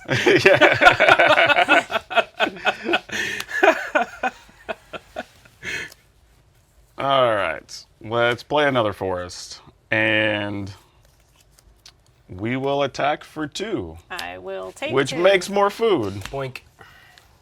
And then we're going to go with a Bag End Porter. So 4 mana, 4/4. Whenever it attacks, it gets +X till end of turn. Where X is a number of food? Number of legendary creatures. Oh no, if it was food, oh my goodness. Holy macaroni, yeah. Oh my goodness. I'd have taken a victory lap. Like, this thing would have been like a 50-50. It would have been amazing. No, but that's my turn. At the end of your turn, I'm going to flash in this Grey Haven's Navigator. Now, think about how good that would be if my Chance Met Elves were still... It's another land. Whew. To the bottom. Good news is, you get to get rid of it. I have drawn land every single draw. All right, and that was the last one. Good. There you go. No more land. I believe. All right, All right. no land. Untap. Let's go. Okay, she stopped to Good read job. it. It wasn't a land. job, yep. We did it. We did it, team. We got there. Card type island. Card type. Not creature, which is kind of irritating, but I'm going to play a legendary enchantment called Flowering of the White Tree. This one's so good. It's absurd. Non-legendary creatures you control get +1/+1, so this is a 4/3. That's a thing. And I'm also okay. So it wasn't a creature, which is what I kind of wanted. So I'm going to play Shortcut to Mushrooms. When it enters the battlefield, the ring tempts you, so I get to make my Grey Haven's Navigator a ring bearer. And it can't be blocked by creatures with greater power. Ooh, well, but now it's all buff, so it can be blocked by your 4/4. We call that going to a Can music indeed. festival. And then at the beginning of your end step, if a permanent you controlled left the battlefield, you put a +1/+1 counter on target creature you control. Okay. And a very minor note, your ring bearer is now legendary, so your enchantment gives it a different... Oh, So now it's true. +2/+1 Good call. and ward 1. Oh, That's really yes. funny. Yeah. Right. These Grey Havens navigators aren't just going to put you on a boat. They're going to show you a legendary good time. That is awesome. So it gets an additional +2 or +1 power. Yeah. That's funny. So it is a 5-4 or 5-3 Ward 1. yeah 5/3 Ward 1. That's kind of cool. All right. Just try to make some bread. Yeah, yeah. Meridoc, I'm going to punch you. Well, we've made the bread. Now we have to serve the customers. So we're going to be a little busy. We don't have time to fight right now. So here's the spell that throws the bread at you. Yeah, exactly. We've got other things to tend to. 10 damage for each food token you have. I could attack with the bag and porter, though. That's true. You absolutely could. And We I would would just, not block I was it. going to say, you're probably not blocking, No, which you is probably a just- safe bet. Yeah, come on in. And unfortunately, that does not generate food because we happen to be a Eat dwarf. the bread you have. It's going to go stale. We'll make something out of it once it's stale. We'll turn it into croutons. I There will you go. take 4. You're going to take 5. 5. I'm He gets a going +1. to take 5. All right. And we're going to do a couple of things here. No, stop, guys. Hidatsugu's second breakfast is very good. Twitch First, chat, we're you're on gonna fire tonight. Play a swamp. Yeah, credit to Twitch. Y'all have been very cool today. Let's go ahead and play a Mirror Guardian, which is a 3-mana 4/2. When it dies, the ring tempts me. Oh. So we can eventually get on that whole ring plan. 4/2s with death triggers. Mwah. Yeah. Love it. And then I'm going to play Mini Partings, which is just search our library for a basic land card, reveal it, put it into my hand, and create another food. Still baking. I'm running out of not spider tokens. We'll put those on the bottom. We can't let the customers see those. Yeah. We won't pass our inspections. Oh no, we just have this new silk wrapping paper for our human-shaped bread loaves. It's for the holiday season. Yeah, it's for Rohan Halloween. All right. For Rohan Halloween, yay! See, we It brought all it. It comes came all full the way back around. circle. Callbacks. Let's go. All right, your turn. All right. Oh, man. All right, hopefully you get some spells here. Well, That sounded like a kinda. it is a creature, so Okay. I'll take it. Yeah, that's cool. So, but it's a 2/2, and I can. Oh, true. And Yeah. other text becomes shockingly relevant too. Dude, yeah, all that 1, land's 2, about to 3, be 4, useful. 5, 6. So I can't do it yet, if you can believe it. Not yet. Don't jinx it. We got rid of the land. If we call it back. Well, I have one in my hand. It's fine. It's fine. We're gonna get that next turn. I don't think I'm going to do anything because I'd like to live. Fair. So I'm just gonna kind of sit here and chill. All right. Let's go to draw. You know, sometimes there's a rule when you search for a land, you always draw a land. Still holds true. Ain't that the way? And I have empathy for your situation. let's go ahead and I think we're still just going to attack. Well, actually, you know what? We're going to attack with both of these. It's a 4/2 and a 5/5. Yikes. I can't take both of those. They're just biggins. That's what we call those down south. They're biggins. Biggins. Yep. So, what is this? This is a 5/4. Correct. I think that's correct. Yeah. So I could trade Or some of 5/3. 5/3. Yeah. But I would be able to trade my cards for your cards. Absolutely. There's so many combat tricks in these colors. Green. True. There's the one where you can give something +1, +4, +4 if you sacrifice a food, and it's only a single green mana. I don't know what it's called. And I do have a lot of food. Do you know what it's called? I don't actually. I was hoping you'd be like, seen oh it. yeah, it's this I've seen one. it once, but I don't know what it's called. Did you see it in your hand? No. I did not see it in my hand. I will tell you that much. I'm going to. I don't really. Well, I can't. I have to do something. Let's see. Am I going to get absolutely blown out, or are we going to reset this No, board state? those are good blocks actually. So these two trade. Yep. Okay. And these two trade. True. The ring And the ring tempts us. That means you have to put your counters on Mary. Yep. Oh, we get to put a ring over here. And bonus action. we will play Call of the Ring, which is a really cool enchantment. Ooh. At the beginning of my upkeep, the ring tempts me, and whenever I choose a creature as my ring bearer, I can pay 2 life. If I do, I draw a card. Oh my goodness. Yeah, really, really cool card. One of the reasons I wanted to play black today. Wow. And yeah, I think that's everything. Okay. Wow, 2 mana for that enchantment. I know, isn't that crazy? That's wild. Great. I'm going to play my land for the turn, and I'm going to say go. All right. Apparently, there's been some sales. We're going to sell some of this food. So we're going to gain 6 life. Ooh, okay. Well-fed customers. Yep. I wasn't attacking you anyhow, so that's fine. And, okay, so upkeep. Get tempted. And I guess we'll just pay 2 life since we have spare life to pay to draw a card. So full of bread. Yep. So very, very full. And then draw for my turn. And we will get that bread factory going again. We're going to attack for 2. Man. And we draw and discard.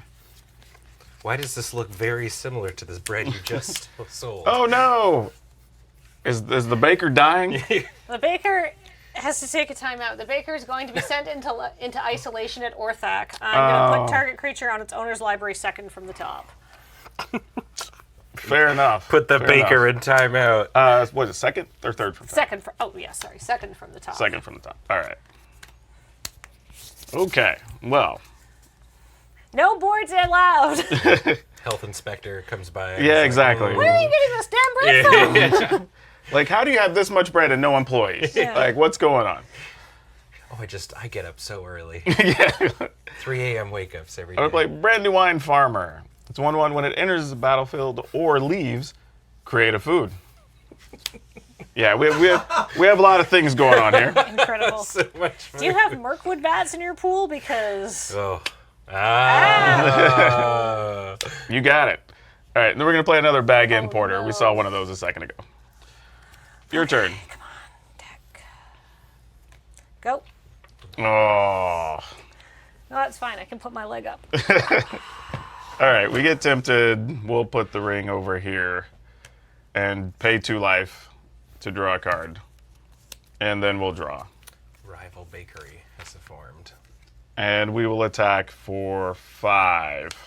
I take And you get 5. to loot. Oh, I do. I get to draw and discard. Oh, you're going to get your baker back so soon. I did get the Extra baker back. cards. All right. And yeah, I should have played the baker first. I could have made more food. I missed an opportunity. Forgot this was a halfling. Oh. And But it's good discipline to attack before you play your creature. Yeah. usually. All right, your turn. Get whatever the biggest thing is with that much mana you can cast. I'm going to play a Lothlorien. A teardrop. That's, yeah. It scries. Whenever an attack. Well, hey, this is a 2/4. That's but how many creatures do you have? I have 3 currently. Oh, but I can block the biggest one and not die next Yep. turn. True. Okay. All right. We will get tempted again. And I guess keep choosing this and paying 2. Oh, wait, no. Whenever your ring bearer... Oh, I have to block your ring bearer. Okay. Oh, wait. But that was... You didn't have anything last time. No, I'm just wondering... No, because it's his... Sorry. I'm jumping ahead because he's on level 4 now of the ring. Yes. Now it's... Yeah. Now I have to block the ring bearer, which is thankfully the biggest creature, which is the one I need. So I was like, am I dead both ways? Because if I don't block the ring bearer, I'm dead. But if I don't block the biggest creature, I'm also dead. Gotcha. But thankfully, they are both the same creature. Okay, so pay the 2. So we Okay. get the card from this. And then draw step. Ah, well, that's... Yep, Voracious Fell Beast, which we saw last time. They get you to sacrifice the thing and generates a food. And then we'll attack for lots many. In it. And there's Kathleen. Oh, so sad. The bakery has completed. I got killed by a croissant. Effectively, yeah. I got Battle bread? Well, I mean, that's from Discworld. with the way I do breakfast, I'm getting killed by a croissant every day. But slowly and deliciously. Slowly and deliciously to my gluten-y grave. All right. Well, GG's, everyone. Sure, here we go. Gotcha. Thank you, All right. PowrDragn. It was very fun playing with you. Yeah, this is like the first time I actually got to play an official game, actually, in the moon base. Yeah, That's really cool. yeah. That's really cool. And that is not all of the games that will be going on, because we've got up next after this. Kathleen's running it back, and you're going up I'm against. taking your spot. And you're going up against Cameron. Well, it's convenient. We don't have to move.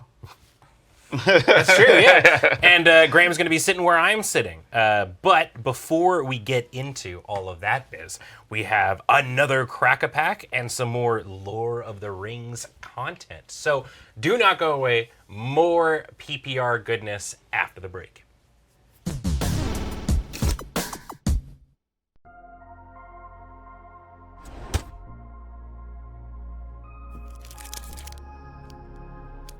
Greetings, you generous Ents. My name is Cameron, and welcome to a very special episode of Crack-A-Pack here on LRRMTG. Today I'm joined by PowrDragn. Hey. To open a set booster of Lord of the Rings Tales of Middle-earth. Thank you to Wizards of the Coast for sending us these packs. We hope you're enjoying the PPR so far. And if you've missed it and you're watching this episode after the fact, be sure to check out the VOD here on the LRRMTG YouTube channel. Now, let's crack this pack. Yeah, you know, cracking packs just never gets old. I know, it's a constant state of novelty. Also, I just appreciate, this little seed of randomness in my life. For sure. Like, cheat code, by the way, get in with your local game store, because a lot of times they'll need help cracking packs for products. You can live through them to, open some packs without having to spend your own money. That is the biggest brain play I've heard in months. It'll help take care of you. Takes away those feel bads of just feeling left out. If your budget's tight, it's a thing you can do. But yeah, let's see what we got. I actually kind of like these art cards. In this set, I think they're going to be pretty cool. Yeah, definitely. The art in this set has just been so exceptional. This is a Hobbit. Eleanor Gardner. Yeah, this might be the first set where I actually want to collect the art cards. Yeah. The tradition of Lord of the Rings having just top tier artwork is something that I really appreciate. No matter the product that they do, it's always a thing that seems to be really, really strong. Yeah. So let's see what we got here. We got an Isolation of Orthanc. That's wow. Oh, is that Gandalf at the top of Orthanc? Yeah, that's what it looks like, actually. Cool. It's like the kind of glowing little, I guess, like a shield that's going up there. That's pretty cool. Yeah. What is the flavor text? They took me and set me on the pinnacle of Orthanc. I stood alone on an island in the clouds. I had no chance of escape, and my days were bitter and cold. That's such an epic quote. Yeah. But yeah, this is cool. So it's a 4-mana instant. Put target creature into its owner's library second from the top. So you don't really get rid of the thing, but you buy yourself some time. Yeah, a tuck effect is always good. Could especially also be if used on defensively for yourself. That's yes. the other thing. Oh, too. yeah, to remove something that is, getting, or to protect something that's being removed. Yeah, that's actually not bad. Mm-hmm. Conversely to that, we have the Fires of Orthanc. So, yeah, 4 mana, so 3 colors and a red for a sorcery. Destroy target artifact or land. Creatures without flying can't block this turn. I feel like there's always red cards like this, right? Yeah, like something can't block, right? Yeah, exactly. Like a falter effect is always going to be useful. I feel like that second line is really important here. Yeah. Because, you'd open this and be like, oh, okay, it's a 4-mana Stone Rain or a Shatter, that's fine. But, the creatures without flying can't block usually just means your opponent's dead, right? Yeah, and in this set particularly, there are a lot of artifacts to target. Yeah. I mean, you could also destroy a land, I guess, but there are a lot of quality artifacts and equipment, especially, because they're all the named equipment, right, the swords and stuff. So yeah, this was actually probably pretty cool. Mm-hmm. I don't mind that one. Then another red card, Smite the Deathless. So this is a 2-mana instant. Smite the Deathless deals 3 damage to target creature. That creature loses indestructible till end of turn. If that creature would die this turn, you exile it instead. Nice. Yeah, big fan of this. Nice and simple, like an Incinerate, but with bonus action. Yeah, the artwork depicting Éowyn putting her sword inside the Witch King of Angmar. Oh, yeah. Again, the artwork just on every card is just so cool. Mm-hmm. This is kind of a cool thing, too, that if you've not read the story, you start piecing the art together with the cards, and you kind of go, oh yeah, I totally get it. You know? Yeah. Cast Into the Fire. So another 2 mana instant. So this one you get to choose one. Have it deal 1 damage to each creature. Oh no, 1 damage to each of up to 2 target creatures, or exile target artifact. So it's kind of like, I mean, cast into the fire, right? Yeah, have exactly. a fire and ice, Yeah. right? I don't know what it is about bullet points, but they make me like cards so much more. Well, it's options. Yeah, That's the thing, right? when you get the modal cards. But like Fire of Orthanc, if it just had that bullet point where it was like choose one, then do this, I would probably be like, oh, cool. I'm getting that way with Commander because you only get 100 cards, but now you're starting to get to like, well, I want to add that card. I want to add that card. So it's like, well, can I find something that does 2 or 3 things and makes room for something else? Yeah. The modal cards always really like get value in those situations. First legendary creature in the pack. So Strider, Ranger of the North, which is, red-green, which I like. So that's cool. 4 mana, 4/4. Also very good. And then it has Landfall. Whenever a land enters the battlefield under your control, target creature gets +1/+1 until end of turn. Then, if that creature has power 4 or greater, it gains first strike until end of turn. That's kind of cool. Yeah, seems like a house in limited. Yeah, I could get behind this card. Like, giving something +1/+1 is already good, but the fact that you can almost guarantee your attack gets through because, give something first strike, or force your opponent to double block. Yeah, that's fine too. Also being able to get value off of things like, an Evolving Wilds on your opponent's turn. Oh, that would be good too. Yeah. That's actually kind of neat to not actually like just use it on your turn. Just like, maybe I defensively need first strike. Yeah, I mean, like it's probably not the best play, but it's definitely like, it's extant. Yeah, exactly. Oh, now we must have hit the Legends part of the pack because here's Eowyn, Lady of Rohan. So a 3 mana 2/4 human noble. At the beginning of combat on your turn, target creature gains your choice of first strike or vigilance until end of turn. If that creature is equipped, it gains first strike and vigilance until end of turn. And equipped abilities cost you 1 less to activate. This is really good. Yeah.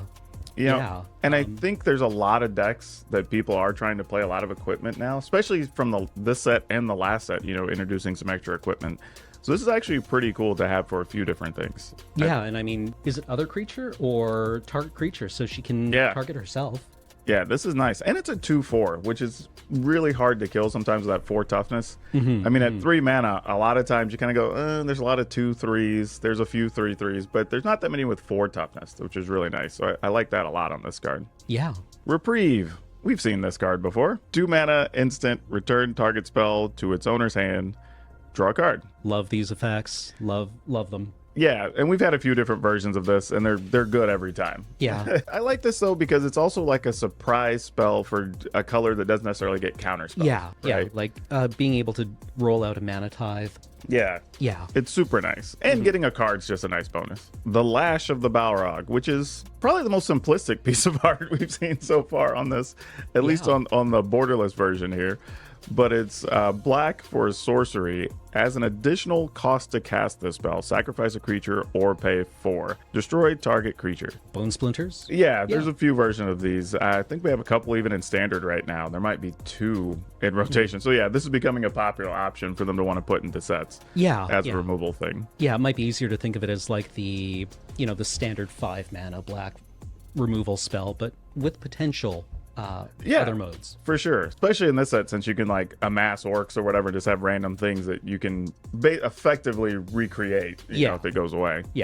More legends here. We have Eowyn, Fearless Knight, so a different version of Eowyn. This one's 4 mana 3/4 human knight with haste, which is pretty good stats already so far. When it enters the battlefield, exile target creature and opponent controls with greater power. Legendary creatures you control gain protection from each of that creature's colors until end of turn.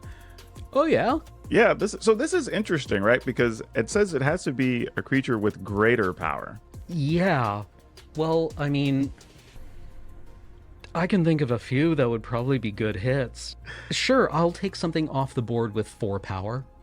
Yeah, and the other cool thing too is all your other legendary creatures gain protection from that creature's colors effectively. So that can allow you to get through a pretty big attack because what's left is probably going to share colors with that a lot of the time. Yeah, I mean, you even if you're just exiling an orc army and then Like, exiling your opponent's biggest thing. Yeah. Everyone else gets protection.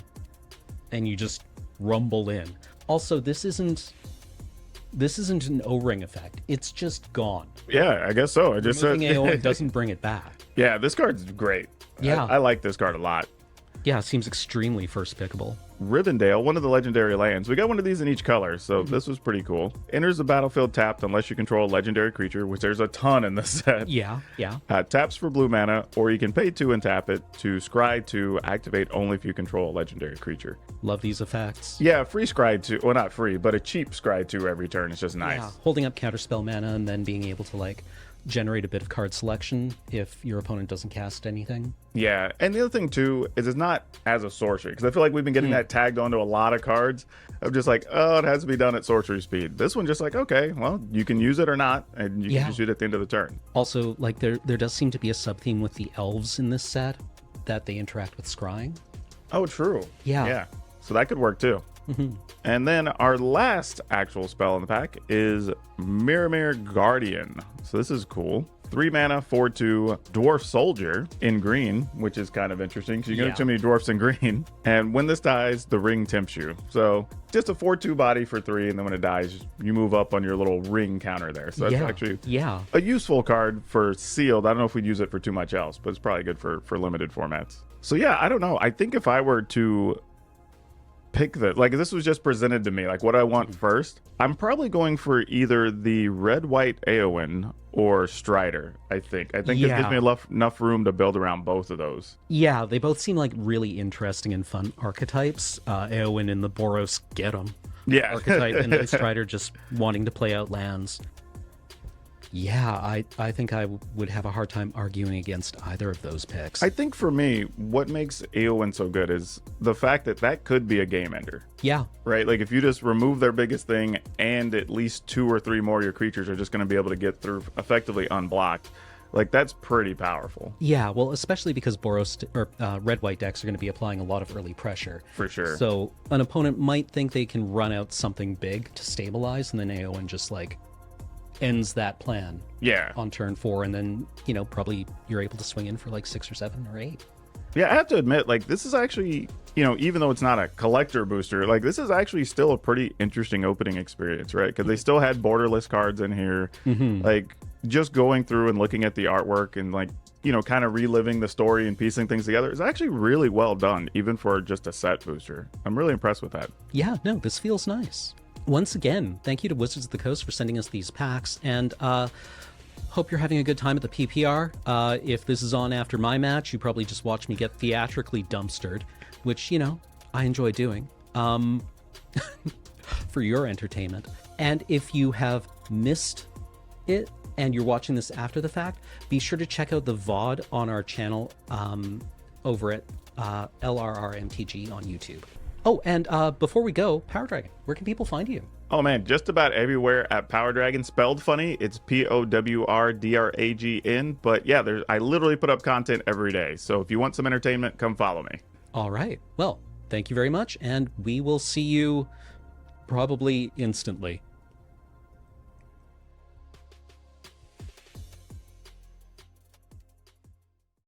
Hi, Graham here, and welcome to Lore of the Rings. Some extra information for those of you who might not have read the books. Have you heard the good word of Grond? Grond is perfect for opening the gates of Gondor, or for use in battle in Pelennor Fields, or really any other fields you can get it to, mostly fields. Grond is a little unwieldy. In fact, Grond is described in the books as follows: a huge ram, great as a forest tree and 100 feet in length, swinging on mighty chains. Long had it been forging in the dark smithies of Mordor, and its hideous head, founded of black steel, was shaped in the likeness of a ravening wolf. On it spells of ruin lay. Grond they named it, in memory of the hammer of the underworld of old. Great beasts drew it, orcs surrounded it, and behind walked mountain trolls to wield it. As you can see, there's a lot of infrastructure required to operate Grond. Fun fact, Grond means very weighty and ponderous in Sindarin, so chonky. Thanks, Grand.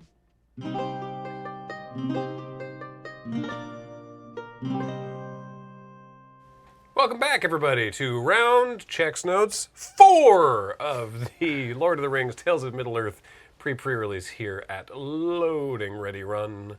And for this round, we have Kathleen again. Me! Yeah! It's like I didn't have to move between rounds for some reason. Thank you, James. You're very considerate. Andy. And Cameron. Oh, no. Excuse me. Cameron's Hello. doing great. I'm having a real one today.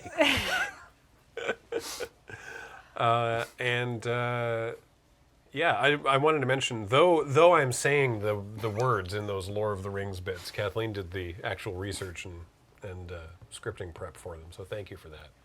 Aw. So, I was going to say let's get into the game, because you both have 7s. Yeah. We do. Did you roll for first? Yes. We did. Cameron Several won. times. Yeah. Oh, was there a lot of ties? Yeah. Oh, who won? Cameron. All right. Well, let's get into it then. Okay. Let's play Magic the Gathering. I'm here for it. Okay. GLHF, Kathleen. GLHF. I'm excited to play cards. I really look forward to Hing F. Swamp, go. Love to H some F with my friends. Okay, well, the first card I drew was a land, and I'm feeling a little touchy after last game. Go ahead, it's a plains. But only if the L is G. Montagne. I would like to cast Easterling Vanguard. They are a 2/1 human warrior. When Easterling Vanguard dies, amass orcs 1. Neat. I will say go. I'm going to play a forest, and I'm going to play Eastmark Cavalier. They're a 2/2 with vigilance that when they deal damage to a goblin or orc, destroy that creature. Look, you're both from the east. Why fight? That's true, actually. But they must, because they're on opposing sides of the battlefield. That's how it works. Go ahead, Cameron. Just the fundamental law of Magic the Gathering. Truth.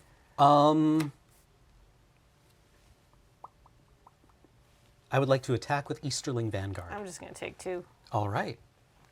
No effects. Second main phase, I would like to cast Haradrim Spearmaster. They are a 2/3 human warrior with reach, and at the beginning of combat on your turn, another target creature you control gains +1/+0 until end of turn. Oh, gross. That's awful. I will pass the turn.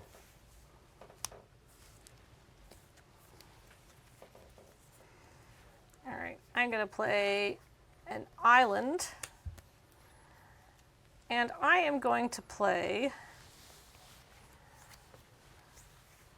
Glorfindel, Dauntless Rescuer.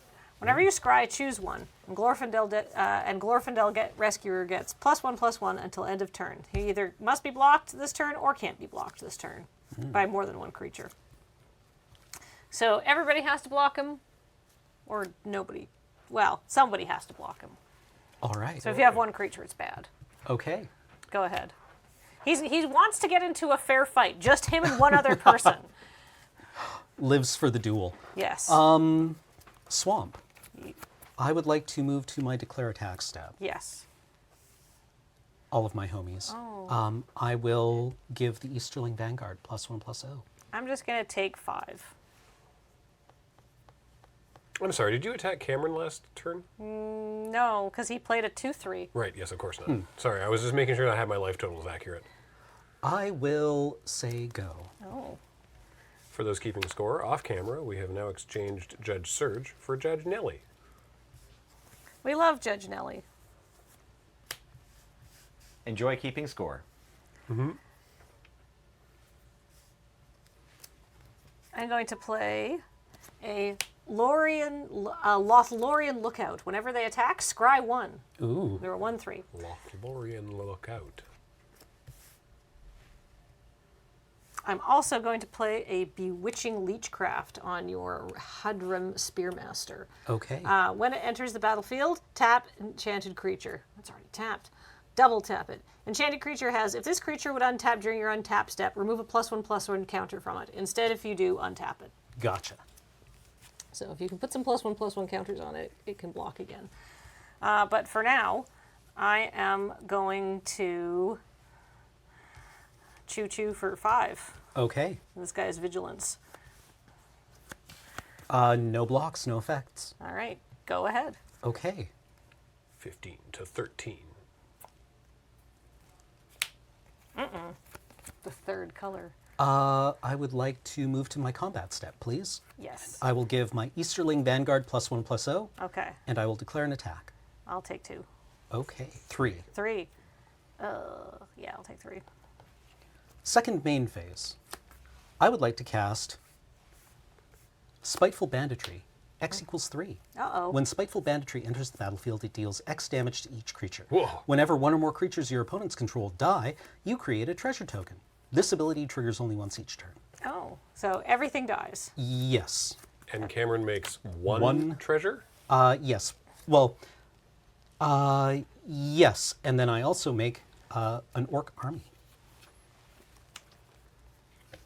Well then. Curious wording on Spite. Oh, it's an enchantment, that's why. Oh, okay, I understand. Your turn.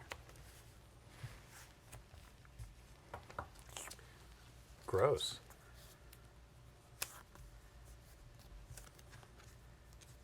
Matt House C in chat says the Heat Hook Massacre. It's time for Eowyn, Lady of Rohan. At the beginning of combat on your turn, target creature gains your choice of First Strike or Vigilance. Vigilance. Okay. No attacks. Go ahead. Someone else a couple minutes ago was noting that I think every deck today is 3 colors. Yes. I would like to sacrifice this treasure. Nay.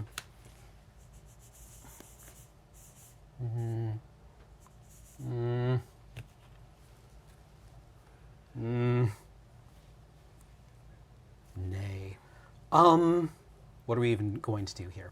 Okay, brain, we can do this. Well, that's true. Chase's Hobbit's deck was just white-green. Captain of Umbar. Oh. 2/3, human pirate. 1, tap, draw a card, then discard a card. Umbar.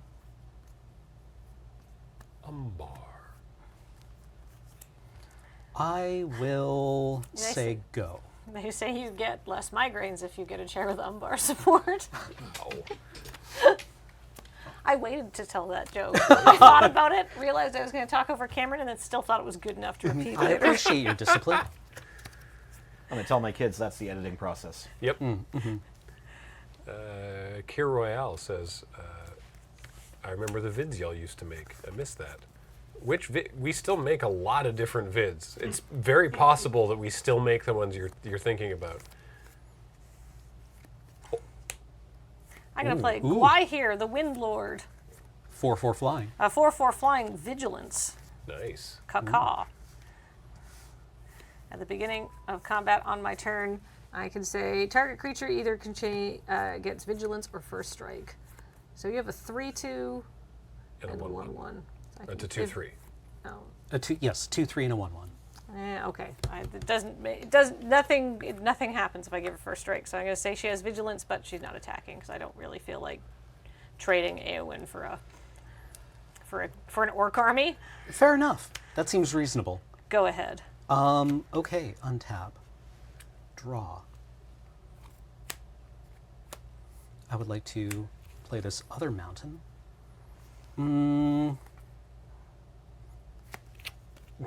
Cool bird. I would like to cast Sauron. Oh. The Dark Lord. Hi. 7/6. Ward. Sacrifice a legendary artifact or legendary creature. Whenever an opponent casts a spell, amass Orcs 1. Whenever an army you control deals combat damage to a player, the ring tempts you. Gross. Whenever the ring tempts you, you may discard your hand. If you do, draw 4 cards.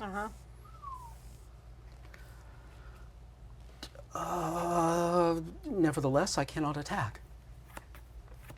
I will say go. Ward, sacrifice a legendary creature? Yes. Jesus. Or artifact. But it's still legendary. Though. Yes. Okay, well. Kind of wild they printed hexproof. Yeah. I'm going to give Gwai here First Strike, and I'm going to declare attacks. I will take 4. Okay. Then I'm going to 1, 2, 3. That's the 4, 5. Lord of the Rings there. And I'm going to cast Banish from Edoras. I'm going to have to sacrifice Eowyn because I want to get rid of Sauron. Okay. Exile target creature. So hold on, before that happens, Cameron will Yes. trigger. Oh, yeah. Yes. Whenever an opponent casts a spell, amass orcs 1. My orcs are massier. Nice. Phew. I mean, still, that's not great for me, but Wow, that's Sometimes you got a 2-for-1 yourself yeah. to exile Sauron the Dark Lord. Yeah, I feel like Eowyn, like, that's not how it went down in the books, obviously, but I feel she'd be willing to make that sacrifice to it's a good Indeed. save. She's got a good hit rate, right? The Witch King, I know. Sauron. They should have given her the ring. Yeah. Would have been over much faster. She was also closer to Mount Doom. It would have been less of a walk. Right? People who know Lord of the Rings are just shaking their heads in the back. You know what? End of turn. Okay. I'm going to unwisely sacrifice this treasure token to activate Captain Umbar to draw a card, then discard a card. I think actually you get another treasure anyway because right, because of Kathleen Spiteful had to Banditry. sacrifice Eowyn. Oh. Yeah. And so Well caught, Graham. I will take credit for a thing I read in chat. And I am going to discard this Treason of Isengard. Sad face. Nice. Okay. Untap. I think one of the Sauron cards, I think the one for the one from the Commander decks is literally called Sauron, Lord of the Rings, which is pretty cool. Yeah. Yeah. It's like, oh right, that's who that is. They said the thing. I'm going to cast Knights of Dol Amroth. Oh. The Swan Knights. Whenever you draw your second card each turn, put a +1/+1 counter on Knights of Dol Amroth. Oh, fun. They are a 3/3. Still a 4/4. Flying Vigilance. And tell you what. I will... I'm going to sacrifice this treasure for a blue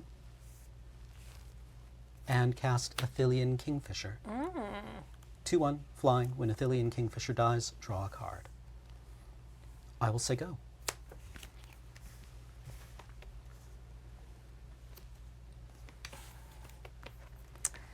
I know you were trying to make a meme joke, whoever that was in chat, but Sauron... Take 4. Oh, yep. Sauron literally does lord over all of the rings. That's the whole point. I'm going to play a Willow Wind. When Willow Wind enters the battlefield, I scry 2.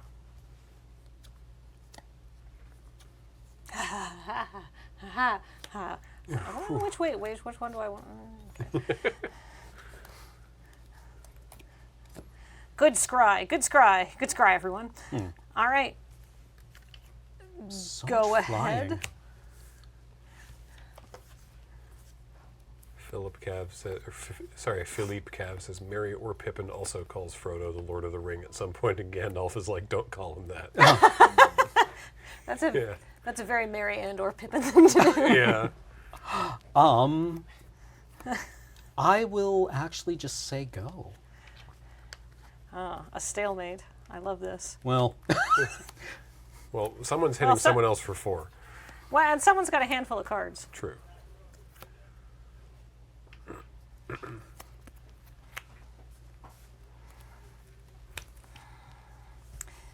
Beep, beep. I block. Okay. Before damage, Yep. I would like to cast Nasty End, targeting the Athelian Kingfisher. As an additional cast this spell, sacrifice a creature.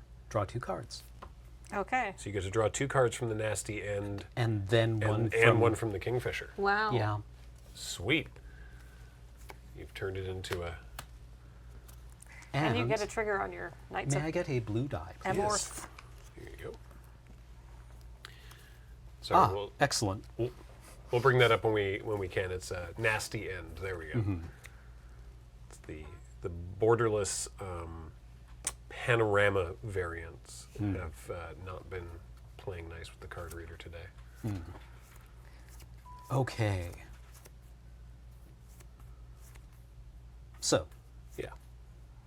Yes, I'm done. Okay. I attempted to hit you for 4, but then you drew cards and all of that stuff instead. Okay, I'm going to activate the Captain of Umbar to draw a card and then discard a card. Oh, so you're going to make a 5/5? Uh, You're going to make that a 5/5? No, it's only when you draw your second card. Oh. Then I will discard this mountain. Cameron does not Was get this on my turn? Yes. Oh, wow. Yep. Cameron does not get a treasure from the Kingfisher dying because Spiteful Banditry only cares about opponent's creatures dying. All right, untap.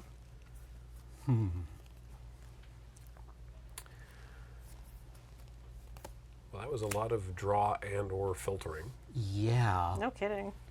Tell you what.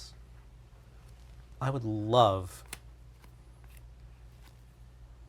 to cast Palantir of Orthanc. Ooh. Oh. At the beginning of your end step, put an influence counter on Palantir of Orthanc and scry 2. Then, target opponent may have you draw a card. If that player doesn't, you mill X cards, where X is the number of influence counters on Palantir of Orthanc. Oh. And that player loses life equal to the total mana of value of those cards. That's awful. Ball. Nasty ball. I am like going that. to attack with the Knights of Dol Amroth. I'm going to flash in. Sorry, gotta move your ball.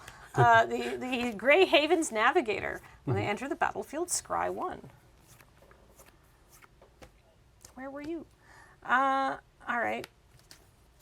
Well, I'll keep that on top because it's a creature. Now I could double block this before it gets out of hand because it's a 4/4 right now. So I think I'm going to try to do that. Okay. I will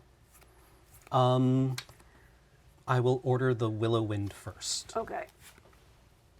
And then They will. do I want to so it's total toughness of 6. 6? Yeah. Yeah. Okay, yeah, that's So fine. yeah, drawing to put another counter on Will not the save Knights. it or remove it. Yeah. Yeah. That is totally fine. But that's another treasure from the Willow Wind dying. Thank you very much. Brain, we can do this. We're still in this game. We're hip, we're happening, everything is good. Orb. At the beginning of your end So- step. Okay. I think it is time to DM Sauron. You up? At the beginning of your end step, put an I already got rid of him. He's not returning your calls. He left me on red. At the beginning of your end step, put an influence counter on the Palantir of Orthanc and scry 2.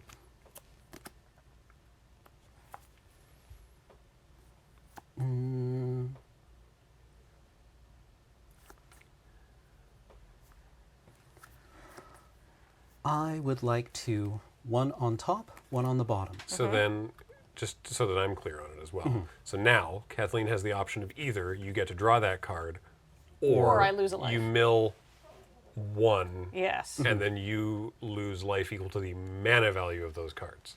Yes. Oh, geez. But Well, it could be anything, even a boat. And sorry, just so I'm clear, Judge Nelly here, did we get a treasure token this turn? Yes. Great, Yes. thank you so much. you know what? It's probably not 10 mana. Go ahead, mill it. I don't want you to have it. You probably wanted it. She loves ambush. All right. I lose 1 life, and it goes to the graveyard. You may go. Yeah, the Palantir seems pretty sweet. Yeah. I assume it's going to mill like the first 3 or 4. Mm-hmm. And then it starts getting worrisome. Yeah. Yeah. I like it. Beep, beep, beep, beep. Okay. I am going to block the Greyhaven's Navigator with my Orc Army. And I would like to cast Flame of Anor, Whoa. targeting Gwahir the Wind Rider, with the final mode of Flame of Anor deals 5 damage to target creature. Is it a ward? Nope. No. Okay. No, just it it's has a discounted. discounted if I had drawn extra cards this turn. Flame of So that dies. Yes, This dies. Everything dies. Cameron gets a single treasure. I do. Then I'm going to play some Chance Met Elves. Okay. They've been very consistent about showing up, honestly. This This can't keep happening. They say they're chance met, but like I think they might be trying to arrange this. Yeah, this seems coincidental. This is kind of a meet cute at this point. Yeah. Go ahead. I would like, at end step, I would like to activate my Captain of Umbar. Yeah. Draw a card, discard a card. I would like to discard this. Why did I put it on the reader? This swamp. Cameron has lots of Umbar support. I do. Okay. That was just me repeating Kathleen's joke, but worse. Thanks for joining us. Then I draw a card. We're good. I am keeping things straight in my head. I am not lightly dazed. I would like to put this swamp into play. Then I would like to cast Doobie-Doo, Doo-Boo-Dee-Dee-Doobie.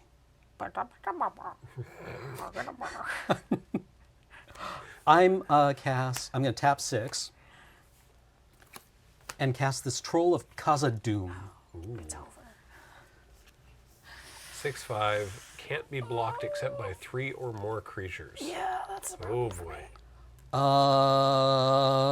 End step. We increment the Palantir. So much influence. Then I scry 2. And so then either you'll get to draw 1 or you mill 2. Yes. Okay. How many cards are in your library?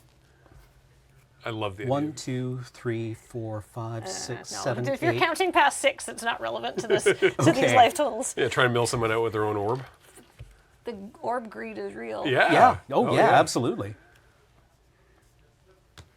No, put them in the bin. Okay. I mill Ugluk of the White Hand Yeah, What did you just say? that's 4. and a swamp. 1, 2, 3, 4. I mean, I'm very dead next turn, anyhow. Well, I say go. now the troll's lethal, but if you can deal with the troll. I can't. I have a Frodo Baggins, but I don't have 3 creatures, so. All right. Alrighty, game Game 2. two. Okay, I keep taking. What could I put in this deck that would make it more exciting? It seems plenty exciting. It's just your. I mean, Sauron found it briefly exciting. Actually, Yeah. I did having perfect removal for Sauron immediately was like very clutch. Yeah. Otherwise, that game would have been over a lot sooner. Are mushrooms an option? I find mushrooms exciting. I'm running that one. The shortcut. I Get right to the mushrooms. did it. Well, I played it once and it didn't do anything. Like, it tempted me once and then sort of sat there as I had to make terrible blocks because you only get the counter if you are suiciding a creature in or you're sacking a food. I don't have a food sub-theme in my deck. So like, I don't think it's worth a card to be tempted by I've the got a ring lot of exactly yummy food once. going on in mine. So that's what you get for repeatedly looking into the Palantir without having the requisite strength of will. Yeah, that'll do it. I was just looking for games on the Palantir. You have games on your Sauron wasn't orb? picking up. Can this thing run Khazad-dûm?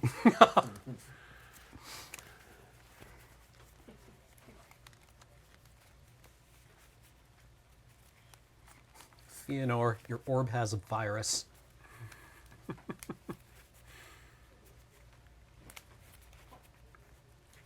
Just be sure before you let somebody else have it that you delete your orb browser history. Oh, yeah. Saruman running in to make sure that Wormtongue deleted his Palantir history. Yeah. Quickly, before the Ents get here.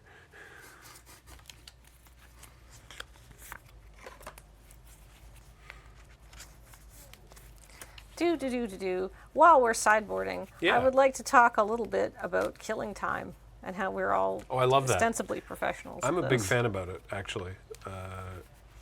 Love to kill time. Don't have any cards in my deck that do it, so I have to rely on my innate sense of banter. Oh, God. As you can see, it's on display here, just operating at maximum capacity. Hey, chat, welcome to Chemistry 498 Special Topics and Statistical Thermodynamics. We're going to be talking about the ergodic the hypothesis today. The joke is it's bad chemistry. Hey, I happen to like stats thermo. It rekindled my love of undergraduate studies. Oh, good. Okay, good. By doing horrible things to me. I looked at a chemistry syllabus once and said, no, not today, Satan. It let me draw little diagrams. So, like, I understand math very well. Like, I can understand the concepts behind math. But once I actually start doing the math and I have to show my work, then sometimes a 7 becomes a 6 or a 6 becomes a 9 and everything's just slightly off, right? My honors supervisor told me something that I found very helpful, which was that, you know, it's important that you understand all the math we're doing here.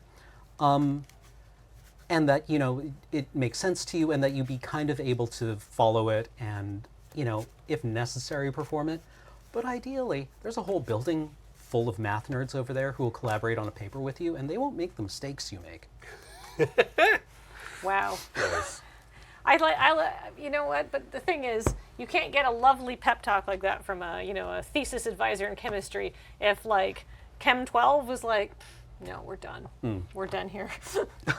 No, I had to take some statistics classes because I do have a degree in political science. Right. And I know statistics isn't like as, mathematically taxing as some I wish things. I had actually taken way more stats than I did because it's extremely useful. It is. That's why they made us take 2 of them. Yeah.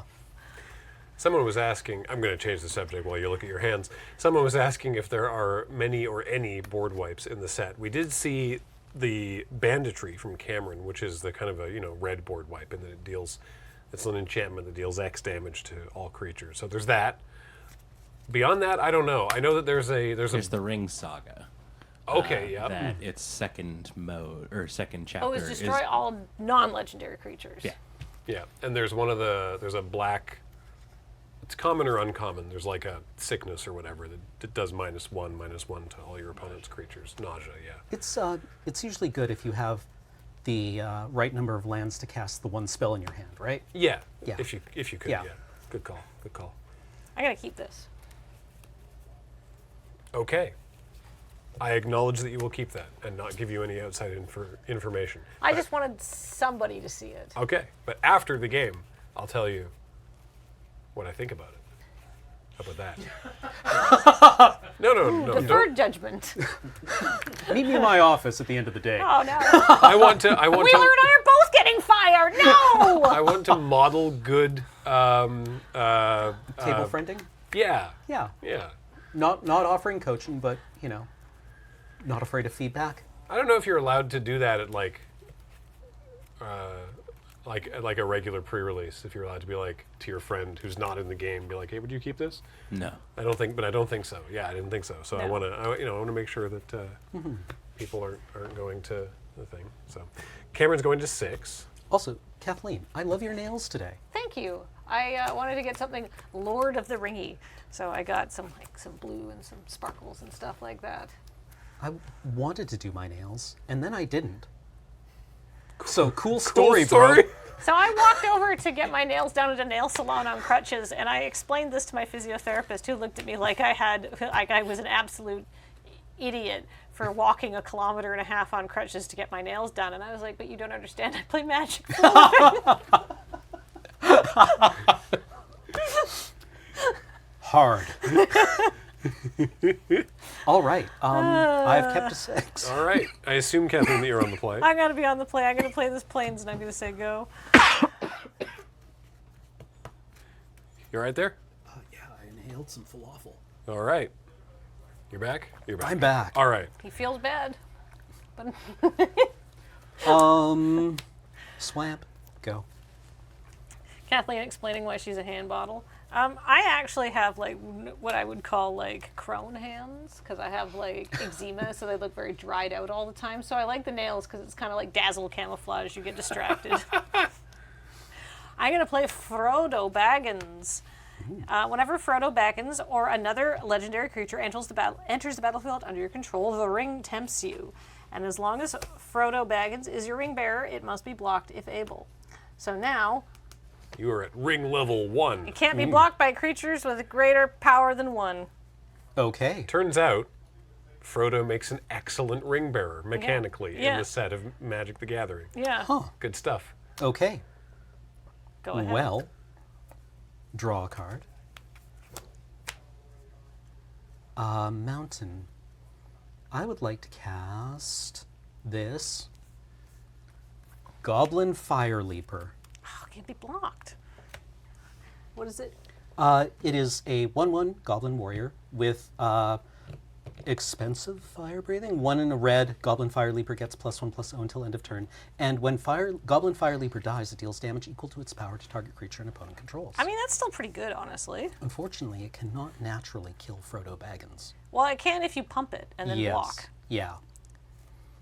So that's not so bad. Not so bad. Unfortunately, I don't think he's going to get the opportunity. Yep. I will pass the turn.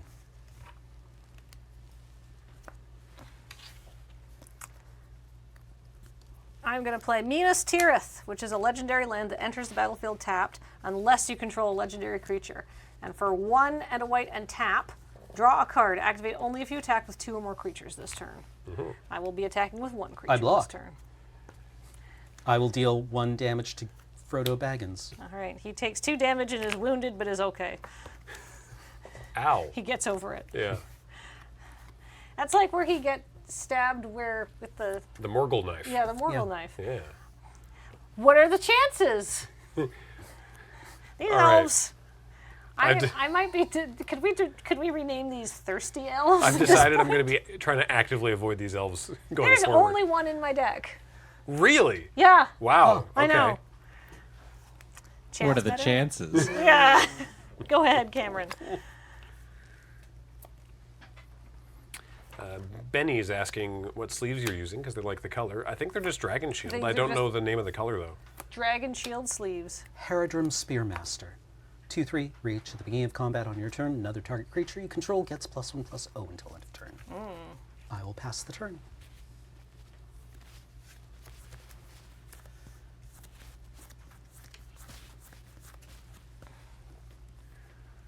Big fan of Dragon Shields. All the Loading Ready Run sleeves are printed on Dragon Shields and are available at store.loadingreadyrun.com. Beep beep. You have to block Frodo. I cannot block Frodo. Yes. Oh. Exactly. Oh, Because well. Frodo just skulks on past. All right. I'll block the Chance Met Elves. All right. So they're gonna trade. That's fine. I can trigger Minas Tirith, so I can pay 1 and a white and tap it to draw a card. I'm going to do that. Great. Thanks. I'm done. Okay.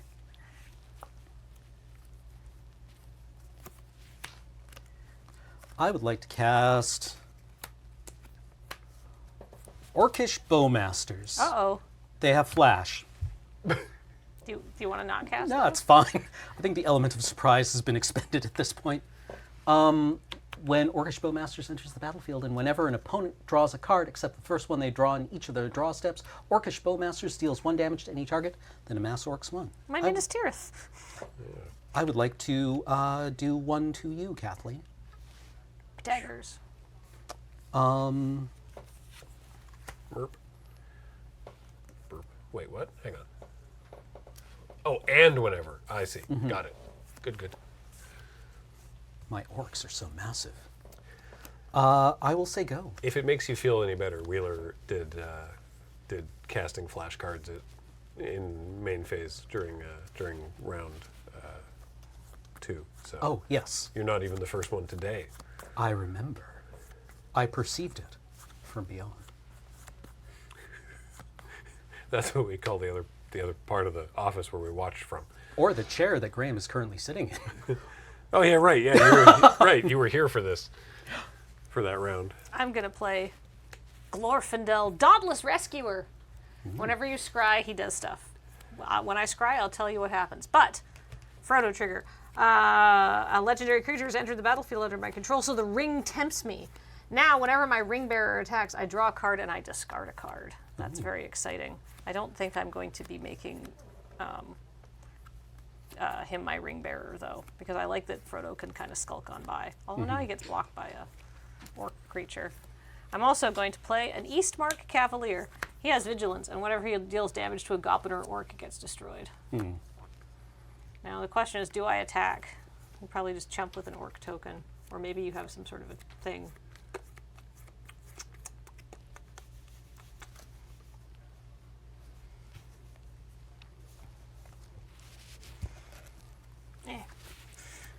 To the bold go the spoils. You have an attack trigger. Yes, which is I can draw a card and discard a card. Yep. Okay. So when Orcish Bowmasters enters the battlefield, or when an opponent draws a card except the first one they draw in each of their draw steps, Deals 1 damage. they deal 1 damage. So I will deal 1 damage to. I can't take anything off the battlefield. And this is going to put to my dome. Yeah, I'll do it to the dome. Okay. This pushes the Orc army beyond its ability to block Frodo Baggins. Ah. And because Frodo needs to be blocked, I have to block with Orcish Bowmasters. Okay. I would like to cast Shelob's Ambush on the Orcish Bowmasters, giving them +1/+2 and Death Touch until end of turn. Create a food token. R.I.P. Frodo Baggins. Like, it's kind of what I thought would happen, but I feel like that was actually pretty good. I got a lot of stuff off. Like, Yeah. I got a thing out. Yeah. Thematically accurate food. Indeed. Actually, the tokens are in the thing, right? Yeah. Gross. Hobbit food or Hobbit food? Hobbit, comma, food. Hobbit, comma, food. Go ahead. Okay.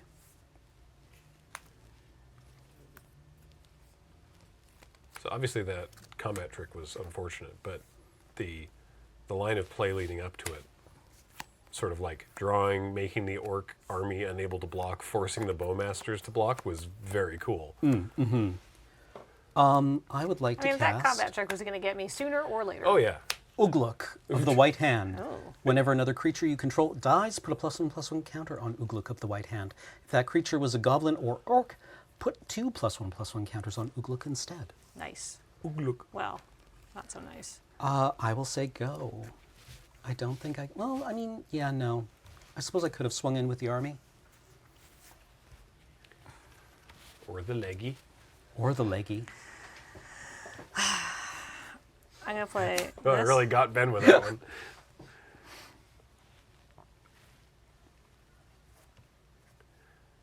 It's such a bad joke. You gotta really wait to deploy it. I'm going to play Faramir, Field Commander. At the beginning of your end step, if a creature died under your control this turn, draw a card. Whenever the ring tempts you, if you choose a creature other than Faramir, Field Commander, blah, blah, blah, to be your ring bearer, you get a white human soldier creature. Do I have good attacks? Not particularly. Go. Okay. Untap. Draw.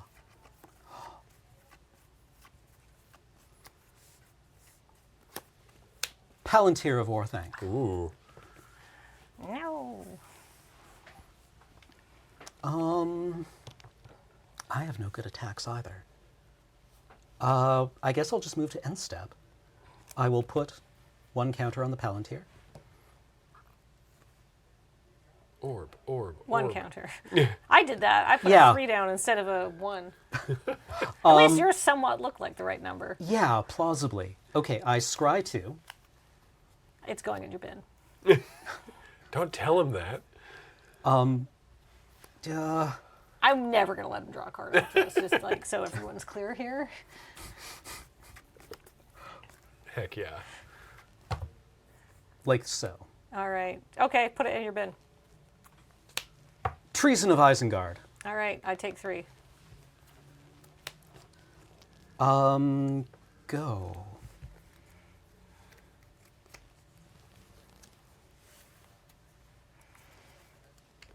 Oh, that's kind of fun.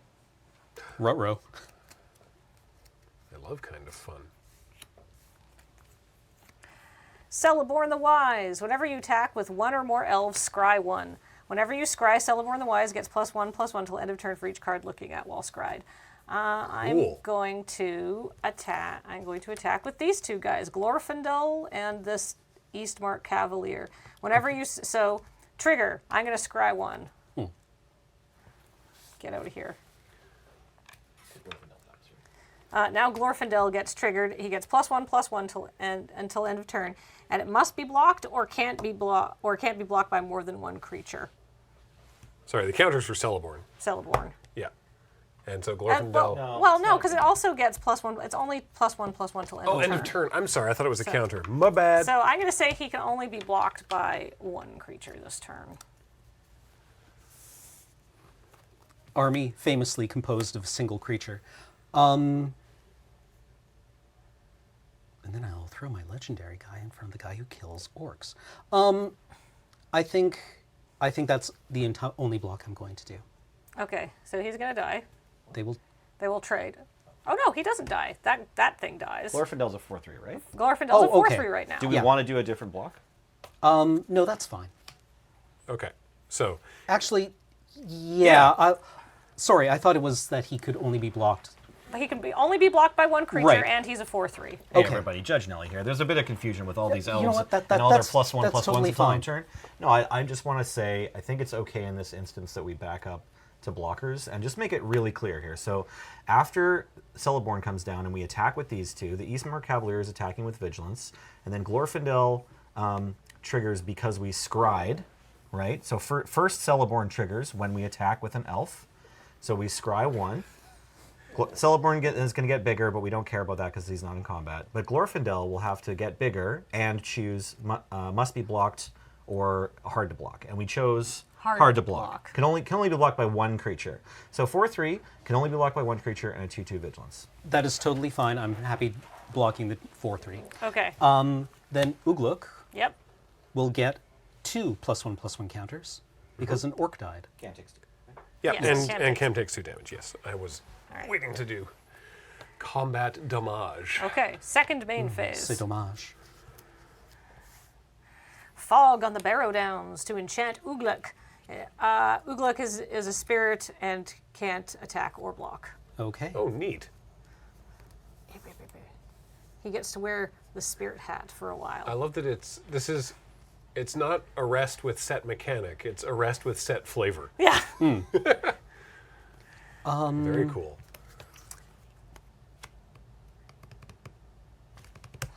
That's my turn. All my mana is tapped. No, at the beginning of your end step, if a creature died under your control this turn and nothing I controlled died. I love that. I'll eat this carefully packaged food. Delicious. Go ahead. Okay. Show me potato salad. So are there no soft C's in? They're weird C's. Like they're. So it's not Celeborn. Ben maybe Wheeler it has is read Celeborn. the appendices. Has read the appendices more recently than I did. I read the appendices when I was 12. I've only ever seen them written down, and it looks like Celeborn to me. I just like that you opened Celeborn, Whomstever, and Yeah, Glorfindel in your same. They're pool. best Yeah, friends. That's great. They work together. That's why my deck is scrying in vain. Well, I'm sure it'll work out this time. Sauron, the Dark Lord. Oh, I hate that.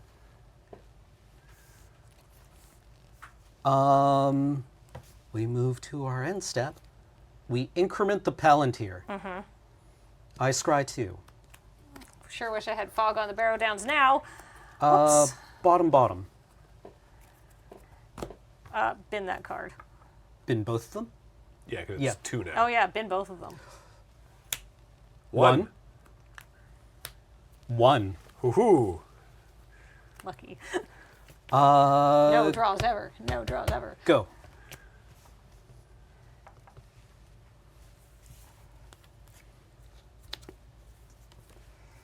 Oh, fun. No, I no, have no, literally please, no. no idea how to interpret that.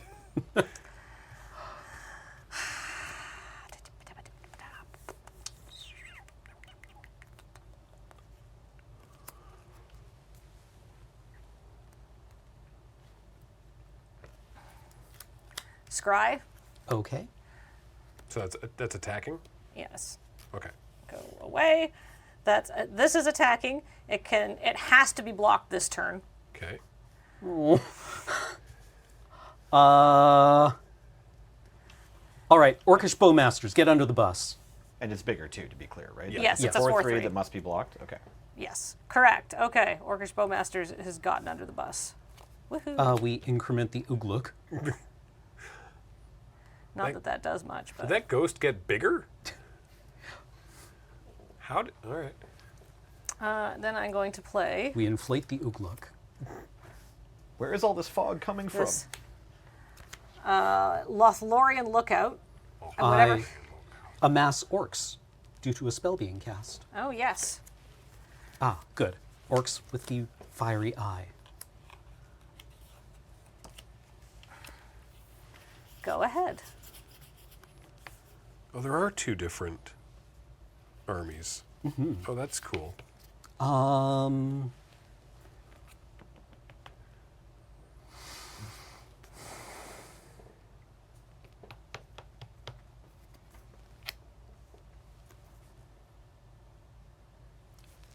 Let's increment the Palantir at the end of turn. Oh, that's Yeah, I got nothing. All right. Scry 2. Okay. Cthulhu Fatagan says, actually, in Bottom Tolkien's top. works... Oh, sorry. Bin. Athelian Kingfisher. 3. Flame of Honor. 6. One more. Oh, right. Because it's 3. Goblin Fire Leaper. 8. Oh, well, I think I'm going to have to let him draw a card next turn, but I feel that this is the moral victory of saying, no, you can't draw any cards. Say no to Palantir, kids. Go. Sorry, I was just chuckling at Cthulhu Fatagan in chat, saying that actually in Tolkien's works, every word is pronounced to be starting with K, and I just started laughing at the idea of the adventures of Frodo the Cobbit. Kildo.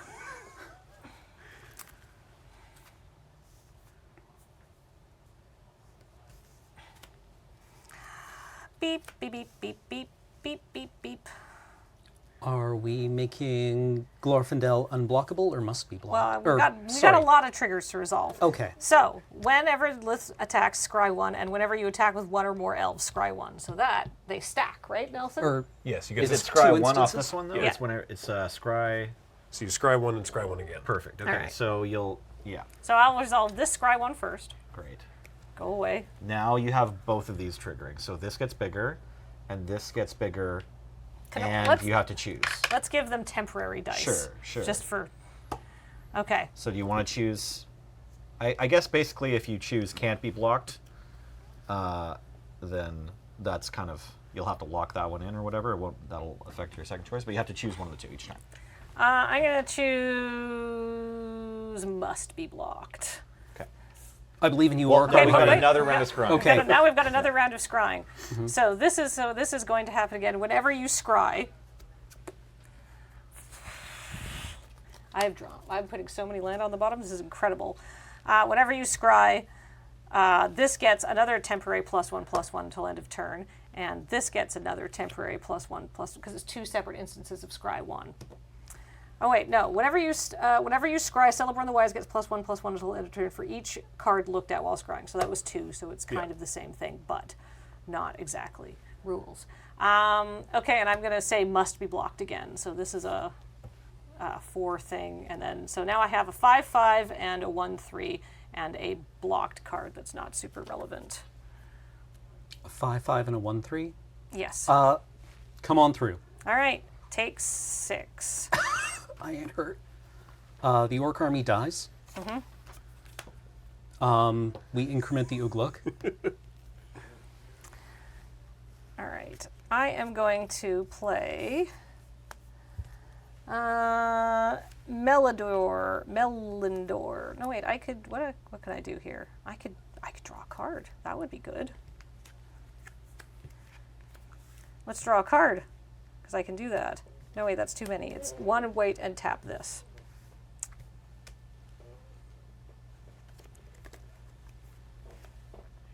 No, that's fine. I just was like, wait, do I have land? I still have land. Oh, that's so frustrating. And I can't play Melindor because I don't have a blue. How frustrating. I'm going to play Samwise the Stout-Hearted. When it enters the battlefield, I can choose up to 1 target permanent. It doesn't matter. I just want to be tempted by the ring, so I can say somebody's my ring bearer. Oh, I was going to say, because Sam also has flash. But I will amass 1 because an Yes. opponent has cast a spell. But the thing is, yeah, but you want to tempt now, I know. Yeah, and I've not been able to bait Cameron into attacking me at any point with Sauron. So I'm just going to say, you know what? This Samwise, you can hold the ring. This is him after Shelob's lair anyhow in the art where he is canonically carrying the ring. Yeah. I'll put the ring on the text so we can see it. And then I get a trigger off Faramir, and I get to create a white 1/1 soldier creature token. And we increment the ring. So your ring bearer now also has, whenever the ring bearer becomes blocked, that creature's controller sacrifices it at the end of combat. All right. Go ahead. Okay.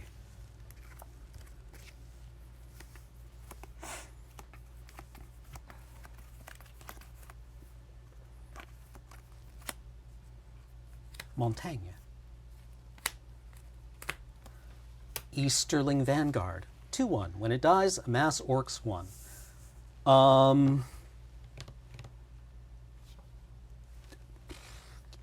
Can't attack. Can absolutely attack. Could absolutely attack in very strict terms. I am going to enter my end step. Okay. Increment the Palantir. I just like saying the word increment. So you only get to... Scry 2. Yeah, go ahead. If Kathleen chooses, you only get to draw 1 card, correct? Yes. Yes. Right, okay. But I just feel like... As your attorney. Yeah, no, I was going to let him draw the card, Graham. I can... Look, I know I said I had troubles with numbers, but I'm not going to confuse a 6 for a 9 in this situation. All right. Draw your card. I shall. Go. Take my temporary dice off. Oh, yes, right. My bad. No, that's fine.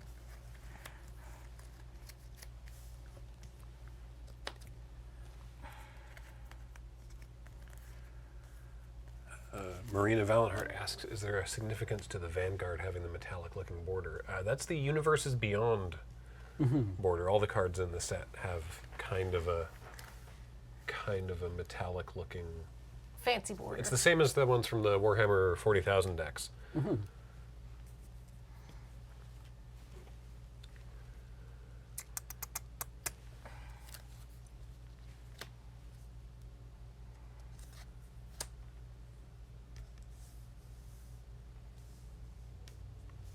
I will attack like this. Big beep beeps. So we're going to do those 2 scries again.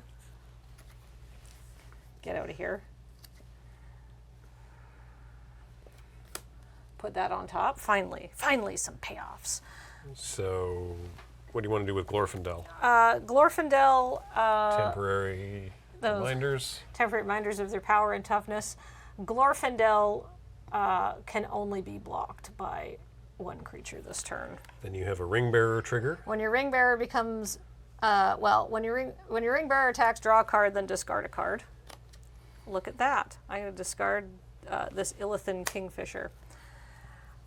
Then, when your ring bearer becomes blocked by a creature, that creature's controller sacrifices at the end of combat. Okay.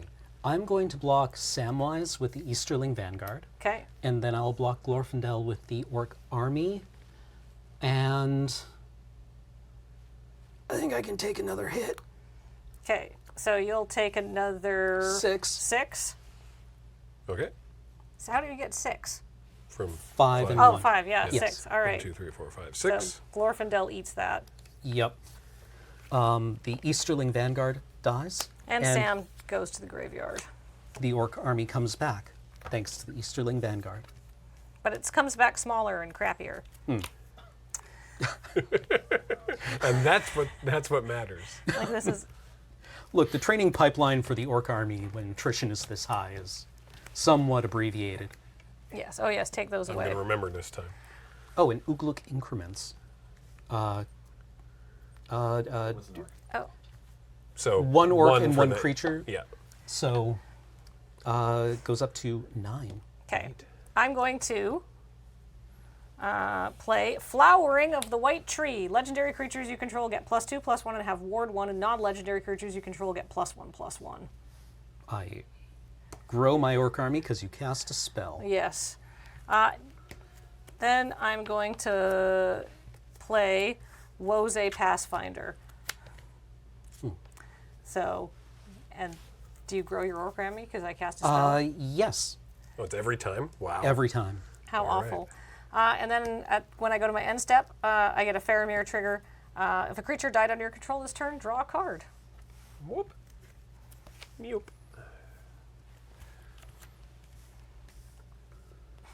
All right, this gets out of here because it'll go over there. So here's the relevant creatures that can block.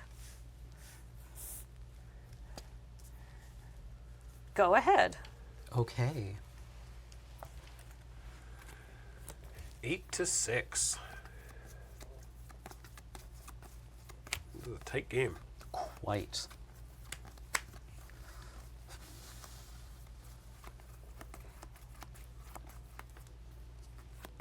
This is not great. I will cast Knights of Dol Amroth. Okay. And sure can't attack. I will move to the end step. I say the joke. You can draw your card. Twist up that orb. Bottom. Draw? Yes. Amazing. For Knights your of knights. Dol Amroth. Oh, yeah. It is a draw on the Palantir, not put that card in your hand or anything, right? Yes, they may have you draw that card. Cool. Go. There, the Argent Phoenix. Say the line, Kathleen, and then the quote is, "You can draw your card, frowny face." Oh, fun. I still can't read if that's good or bad. Mm-hmm. And for who? Yeah. Let's see. Oh, your first blue source. I've scryed a couple of them away because I didn't have anything interesting to do. Oh, I see. Like, I'm pretty sure I'm just auto-dead here with the Anthem. I am 2, 4, 6. Hold up. Oh, that's another. That's 1, 2. I have 7, which is actually finally relevant for this. Another target creature gains +3/+3 and trample until end of turn. Neat. So this one has vigilance. Faramir is going to roll in. So is this human soldier creature. And then I'm going to do my scry things, bottom. I Bottom. don't think I can block enough damage to stay alive here because of the Anthem. This must be blocked. Because the legendaries, of which you have 3, Yes, are I'll have +2, +1. Yeah, from so the flowering of the yeah, white tree. Wow. Glorfindel is a 7. Yeah, a 7/5. I think I'm just dead here. All right, game 3. Game 3. Woo! Woo-wee. I finally won a game. Alrighty. Holy moly. There's your fog. Wow, scrying all that time really helped. I like how much scrying is in that set. This set is very fun. It's fun to scry. The Elvish scrying deck seems really cool. Oh, yeah. Well, it's a lot of...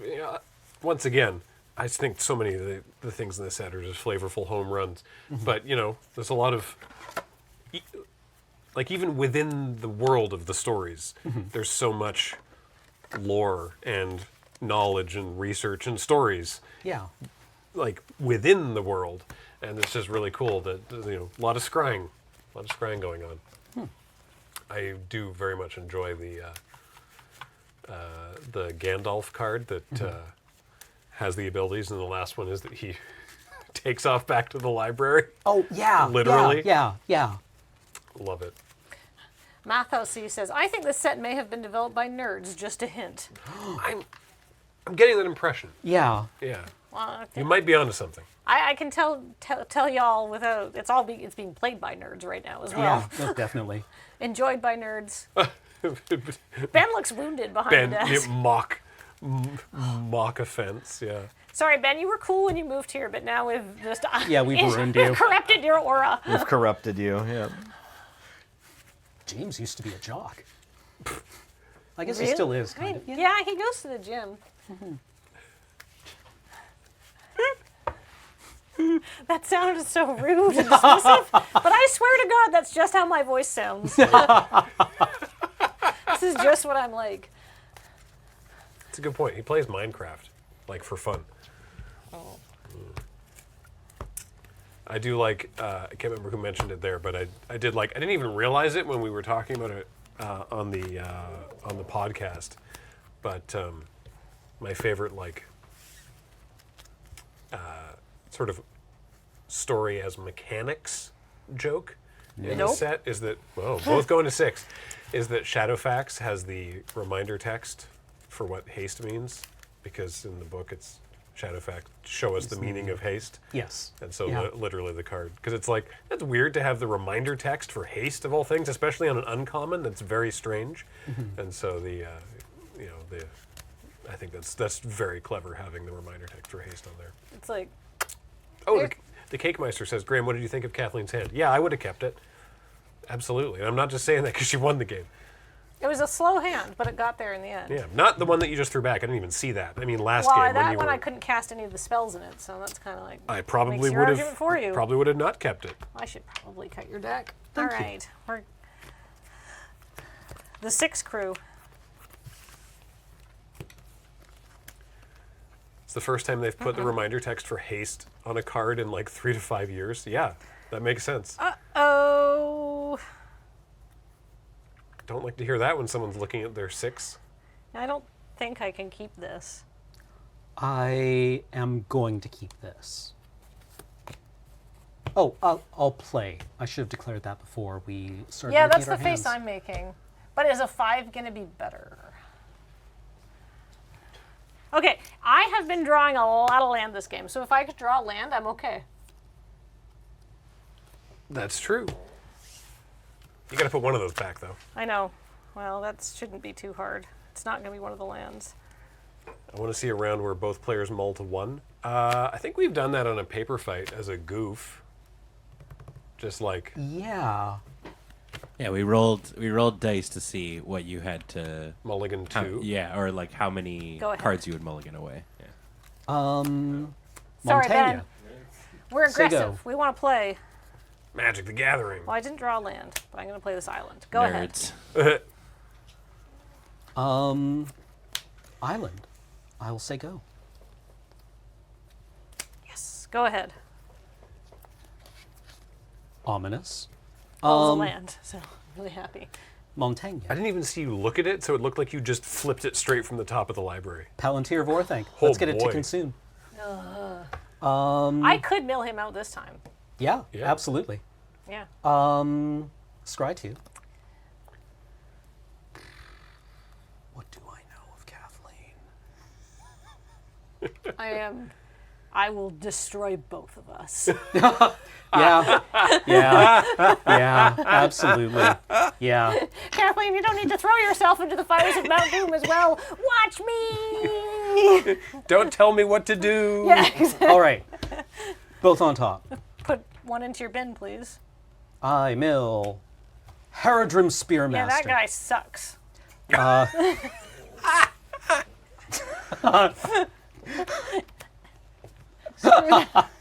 Go.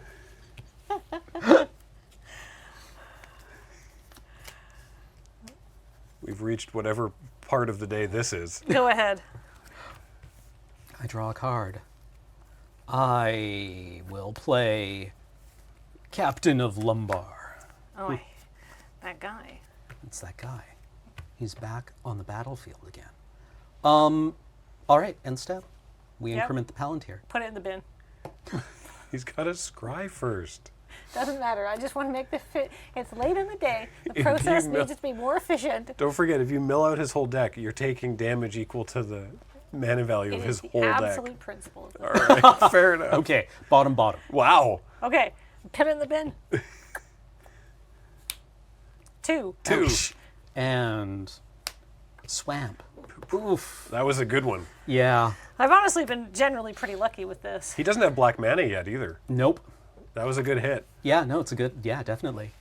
That one hurts. At the end of your No. turn, No. I'm going to flash in this Greyhaven's Navigator and scry Okay. 1. Ooh.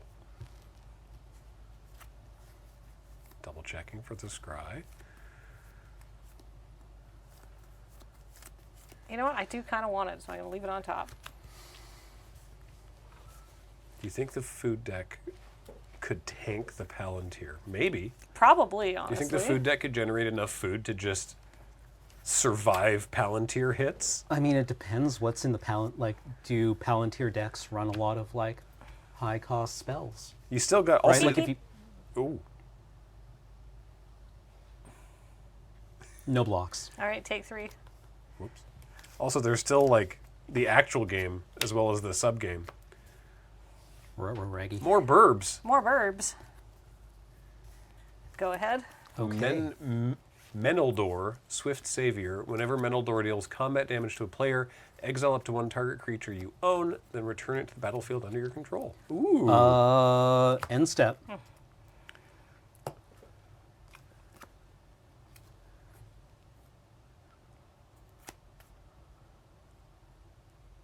He puts Top. top. Bin. Oh, boy. Breaking of the Fellowship. 2. Island. And a 3rd one. And 1 more. Easterling Vanguard. 1, 2, 3, 4. Those early drops in land, that seems good for me. Yeah, no, being stuck on 3 land is not working out so hot. Go. My engine's almost online. Choo choo.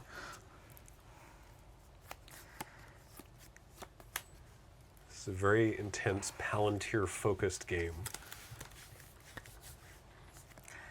Willow Wind. When it enters the battlefield, scry 2.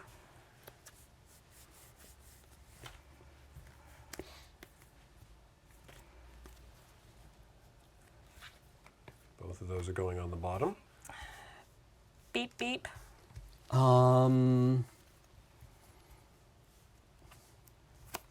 I'll cast Flame of Honor, targeting Meneldor, Swift Savior. That's fine. Take 3. I take 3. See? This is kind of working out. Go ahead. Don't worry about a thing. Every little thing's gonna be all right.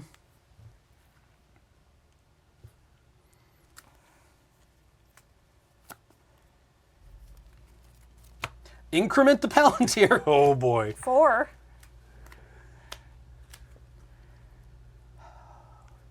Top, bottom. Bin. Oh boy. Oh boy. Swamp. Island. Grishnak Brash Instigator. 3. Knights of Dol Amroth. 7. Oh, okay. Well, we're done. We're done binning. But I feel like hopefully I've delayed him quite a bit. Oh boy.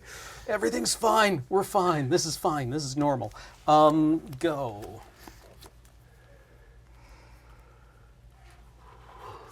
Minas Tirith. I don't have a legendary creature, so it enters tapped.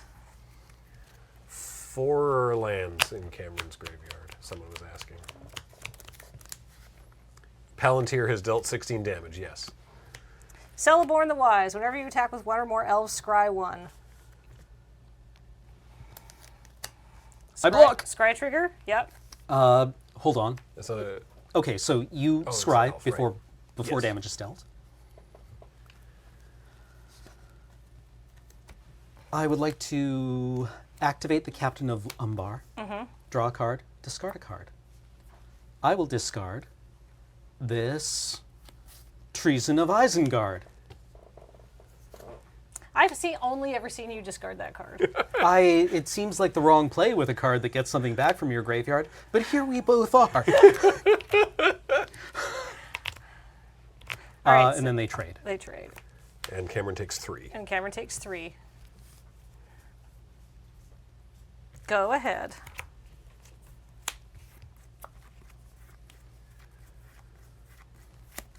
Swamp. Uh-oh. Oh, well, I did a very good job holding him off his land. Yeah.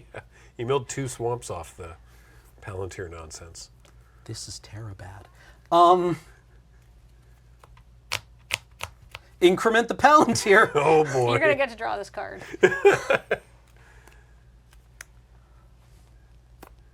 Very lucky that Sauron never showed up in any of those hits. 7 mana, I think? I like to Top. Yeah, all right, that's fine. Cameron should be allowed to cast spells this game too. Go. It's awfully benevolent of you. I know.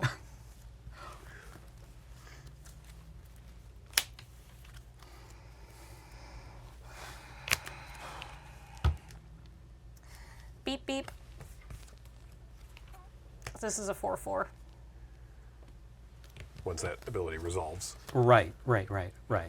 Temporary counter. So it's a 3. It's a 3/4 and a 4/4. Yeah. I cast Gandalf, Friend of the Shire. Okay. He has Flash. He is a 2/4. As Celeborn the Wise is a 4/4 for now. Gandalf just kind of packs his pipe with some fine Shire tobacco and watches it all sail right past. Okay. So Cameron takes 7. I take 7. I'm fine. Okay. I am going to tap 2 and put Bewitching Leechcraft on Gandalf. Okay. He gets tapped. But Okay. if you take a counter off him, you can remove it. Right. And I'm going to draw a card off Minas Tirith. Go ahead.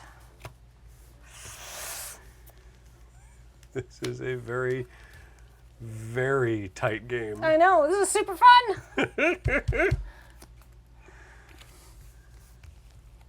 5 mana. Spiteful Banditry. X equals 3. Oh no. Okay. I get a treasure. You sure do. This is fine. This is fine. This is fine. This is fine. How are you? I'm good. You get to draw that card. I absolutely. So that was 3 damage to each creature, which is enough to kill Celeborn because I didn't take the counter off it. But not enough to kill the Willow Wind, which is a 3/4. Okay. Or Gandalf, who's just sleeping it off. Yep. Scry 2. Mm-hmm.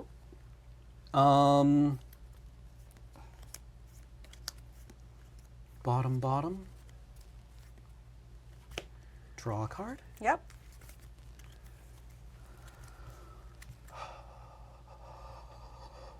We're good. This is very stressful. Indeed. How fun. Go.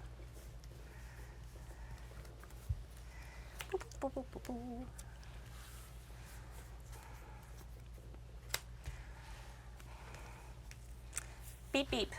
Take 3. I ain't hurt. Beep, boop, bep. This is fine. I'm going to play this Eastmark Cavalier. Mm-hmm. And go ahead. Swamp.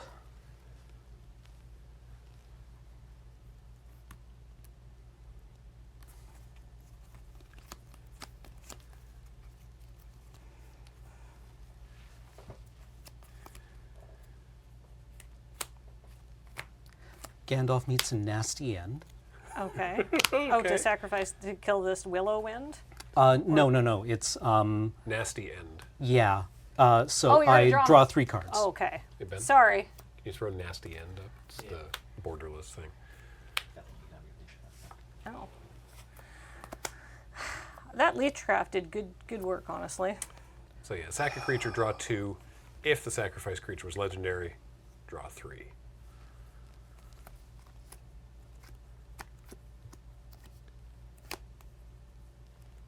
More like village wrongs. Hey everybody, thanks for watching.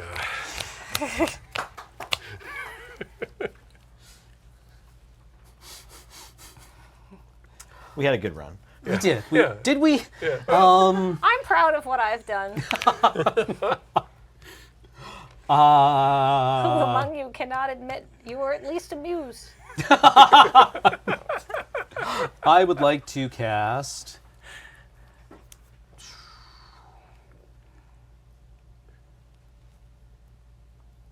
Do I have a line? Can you remove a creature? No. Can you put out a blocker? Not one with reach. So I think, unfortunately, that is GG. Good games, Cameron. Good games, Holy Kathleen. moly. Oh my god, that Palantir! That did 16 damage to you. Yeah. Yeah. Amazing. Okay. Oh boy. I stared at Palantir in the face and it gave me a real bad headache, but it didn't kill me! That tends to be what happens, Okay. yeah. Cam, those games were incredible. Yeah. Your deck is very cool. Yeah. I there's some cool cards in this set. Our own stuff, yeah.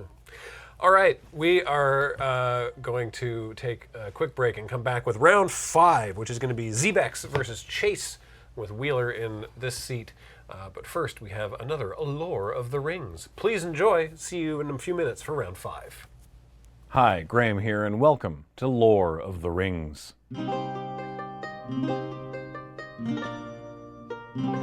Some extra information for those of you who might not have read the books. I'd like to talk about 2 different gifts. Arwen's gift is the first one I'd like to go over. This is from Book 6 of The Lord of the Rings, so the second half of Return of the King. It's in book form. It's actually 6th book. That's not what I'm talking about right now. It's the 6th book. It's called Many Partings. At this point in the story, the ring has been destroyed, and everyone's having a good time partying and celebrating, and Frodo comes to King Aragorn and Queen Arwen and says that he wants to go visit Bilbo in Rivendell, and he wants to leave as soon as possible. During their meeting, she gives Frodo 2 gifts. One is a white gem like a star that she wears on a silver chain, and she tells him, "When the memory of the fear and darkness troubles you, this will bring you aid." Which is very nice, but the more important gift arguably is her spot on the ship that is heading west from Middle-earth to the Blessed Realms, where all elves eventually go to rest, because she has chosen to stay in Middle-earth with Aragorn and become mortal. "But in my stead you shall go, ring-bearer, when the time comes, and if you then desire it. If your hurts grieve you still, and the memory of your burden is heavy, then you may pass into the west, until all your wounds and weariness are healed. But wear this now in memory of Elfstone and Evenstar, with whom your life has been woven." And speaking of things you could weave with, Gift of Strands. Much earlier in the story, when the Fellowship are ready to leave Lorien, Galadriel gives them all gifts, except for Gimli, who says he doesn't want anything, but Galadriel insists. Eventually, he asks very politely for a single strand of her hair, saying it surpasses the gold of the earth as the stars surpass the gems of the mine. Which sounds like incredibly high praise from a dwarf. The elves stirred and murmured with astonishment, and Celeborn gazed at the dwarf in wonder, but the lady smiled. "It is said the skill of the dwarves is in their hands rather than their tongues," she said, "yet that is not true of Gimli, for none have ever made to me a request so bold and yet so courteous. And how shall I refuse, since I commanded him to speak? But tell me, what would you do with such a gift?" "Treasure it, lady," he answered, "in memory of your words to me at our first meeting.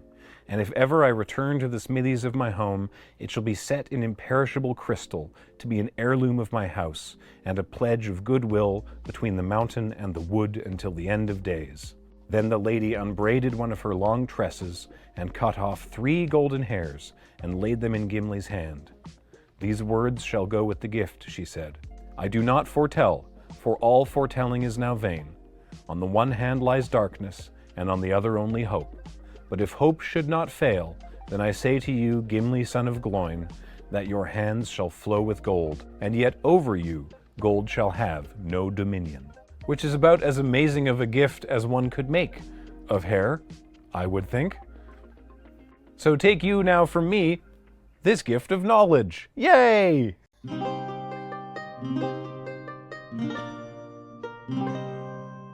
Welcome to the Lord of the Rings, Tales of Middle-earth. PPR over here at twitch.tv/loadingreadyrun. Hi, I'm Ben. How you doing? How you been? I'm not alone, of course, because we got guests. 2 guests. Wow. We got Chase. How you doing? I don't know who I am or where I am, Great. but I'm excited. How'd your first round match go? Horribly. Great. And we got ZBexx. Hey everyone, I'm doing fabulously. Got my elf ears on. How'd your first match go? Oh, the elves showed their power. I'm hoping for a repeat. Well, you can't show too much power on stream without TOS kicking in, but hopefully we'll see some amount. You both have kept 7-card hands. Yes. We've decided who's going first. Yes. I won the die roll, so I'm going to take the play. This is incredible news. Great. Shall we? We shall. Yes, Good luck. let's. Thank you. To you as well. All right, I will play a forest and pass the turn. I will draw a card, feel fear in my tender soul, and play a swamp and then pass. Untap, upkeep, draw. Yeah. I will play an island and cast Sting, the Glinting Dagger. Equipped creature gets +1/+1 and has haste. At the beginning of each combat, untap equipped creature, and equipped creature has first strike as long as it's blocking or blocked by a goblin or orc. Ugh. I will pass. Anything else? That was it. That Okay. was a tongue twister for me. It's a lot of words. All right, we're gonna play a mountain and tap 2, and we're gonna play this here Mordor Mustard, not Mordor Mustard. All right, we're not a condiment fan here. I'm gonna draw a card, lose a life, and amass orcs 1. Do you have a preference? I mean, should we just go with the same orcs? No, I want the ones with the little hands. Oh, the white hand orcs. Yeah. Okay. Okay, draw a card. I lose a life. I lose a life. What? You already lost a life. Did I? Wow. God. Oh my God. I'm so sorry. My turn? No, it's okay. It's okay. You're our guest, and I'm not going to snap at you. Draw. No, I'm No, you're so fine. sorry. You're good. You're good. Everybody's doing great. I mean, you're not. You're up against Sting. I know. But, you I'm not excited. It's okay. very scary. I will play a forest. Yes. And in my elven nature, I will cast Gladriel. Oh my God. Whenever the ring tempts you, if you choose a creature other than Gladriel as your ring bearer, scry 3. And whenever you scry, you may reveal the top card of your library.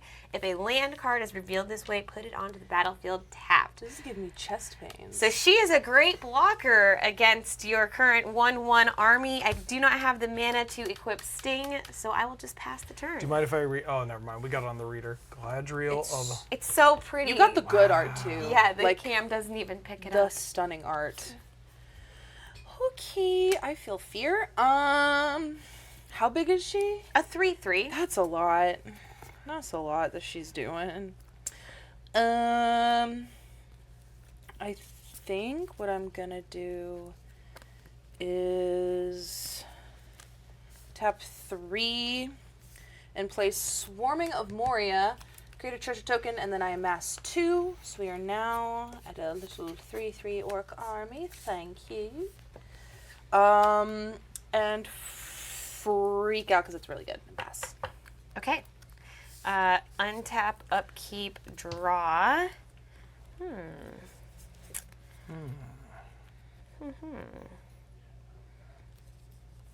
Well, we are going to forest cycle generous Ent, because as Gladriel likes to give gifts, at this point I need a gift of the land. So my generous friend is going to forest cycle for 1 colorless for me. I will go search my library for a forest, reveal it, put it into my hand. I will proceed to then play my land for the turn because I need it.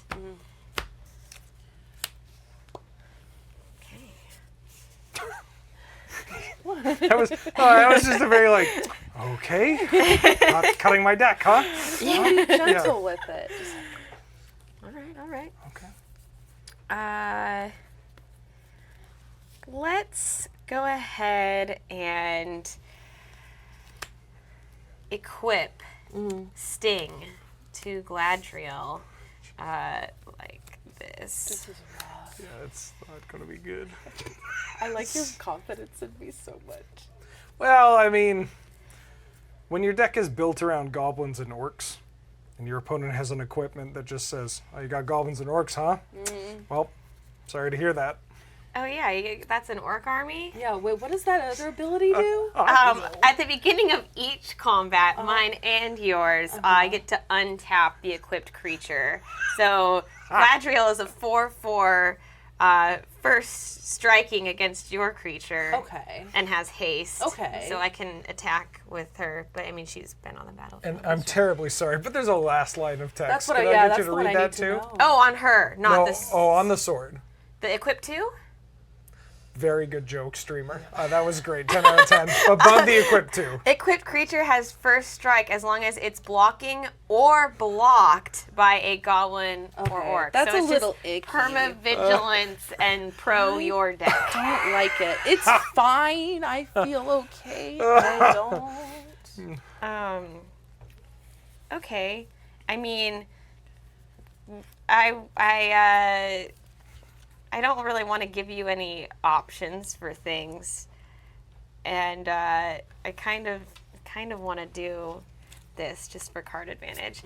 I'm gonna have a birthday escape. It's not the best because I don't get the Scry 3 off of Gladriel. However, I get to draw a card, and then in case you do get any other creatures that have power equal or less than to hers, I get this fancy thing now. I'm getting flashbacks to my first game. I'm really sorry. The elves are trying to be generous. It is fine. And then I will proceed to combat and attack for 4. Did you draw the card off this? Oh, no, yeah. I should draw the card off of that. That seems like a good idea. That was the whole point in doing it. Okay, now I will take swing 4. for 4. Ever so lovingly. Thank you very much, friend. Oh, you're welcome. You're so welcome. And I will pass on that note. All right. What are we doing? Our best, mayhaps. I'll play this here mountain. So now we have 2 out of 3 colors. I have 6 mana. No, I have 5. Counting's hard. I'm gonna tap 1, 2, and 3, and we'll play Mordor Trebuchet, which is whenever I attack with 1 or more goblins and or orcs, create a 2/1 colorless construct artifact creature token with flying named Ballistic Boulder. That's tapped and attacking, and I sack that token at the end of combat. So when does she untap? At the beginning of each combat. Oh my god. She does not have reach, so there's at least that. Yeah, but then you'll block. How big is she? She's a 4/4. That is a thing. That is a thing of things. I'm gonna pass. Okay, I will untap, upkeep, and draw. We're gonna go with a island for the turn, and I am into attacking, so we are going to go to combat and attack for 4. For 4, we're taking. Well, before damage, Oh my god. I'm going to flash in Gifts of Strands. One of my lovely pieces of hair is going to allow my creature to get +3/+3, and of course before that happens, when Gift of Strands enters the battlefield, I will scry 2. Yeah. So we'll go ahead. That's gonna be and then we have way some triggers from Gladriel as well. Right? No. Yeah, whenever you scry, you may reveal the top card of your library. If it's a land card, put it onto the battlefield. That equipment is just brutal. I love that they made a card over, like, a moment where it's just Gimli simping over Galadriel. And the guy, he's just very happy. He's like, I asked for a strand of her hair, and she's just like, wow, that was so bold. Have 3. And it worked. I will... Galadriel favors the bold. I will keep these, and I will decline to reveal. Okay. And then we can go to damage. It's 7. 7? That is so painful. I'm taking 7. Got 8. And then I've played my land for the turn already, ? So I'll pass the turn. That is insane. I thought I had a good window to swing. With the untap at 7 is just brutal. Trying to see if I can get her bigger than Legolas from round 1. Yeah, this If you is missed gonna that, be... there's a VOD. Oh my god, am I just murdered? I think I might be murdered. We'll play a mountain. And I will sack this treasure for a blue 2/3. So blue 2/3. Do I even want to do that? I think I just need more creatures. 1, 2, 3, 4, 5. We'll just do 1, 2, 3, and 4. Keeping my treasure, because I'm a liar. And we're going to do Snarling Warg with Menace. And as long as I control a goblin or an orc, it gets 1/0. Which, in any other situation, would be so dope. This is so rough. Oh no. Okay. That's a good joke because it's a wolf. Yeah, and they say rough. Yeah. Very nicely done. We live, laugh, love that for ourselves. Sadly, I think Yes, bestie. True. good. It untaps at combat. Why? Because Sting is a gift that she originally gave to Bilbo. Sting is literally so anti my deck. It's crazy. Loving this lore bomb. It is. I suppose I will risk it for the bisque. I'll move to combat, which will then untap her. I will then swing 3, but then I get a mortar trebuchet, if you will.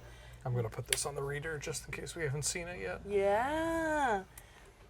I have 2 little dudes attached to a boulder flying high through the sky. I'm almost certain there's no 1 red mana deal 4. I do have 2 red mana deal 4. There actually is. There is? There is, I'm not kidding. Okay, I mean, I will take some damage. I'm not going to lose my beast of a creature. I mean, elf noble. Thank you. Thank you. Thank you so much. You're welcome. I just want to be accurate. All right. I will go second main. I got nothing. And then, well, at the end of combat, this goes away anyway. The boulder has to be returned to the video store. Oh my gosh. I'm going to pass. Oh, yeah. Chat says first strike is a thing. That is true. That is true. We will remember that for future times. Chat, come on. When you have an 8, what is it, a 7/7 first strike chat, Forest come on. When you return. Well, let's go ahead and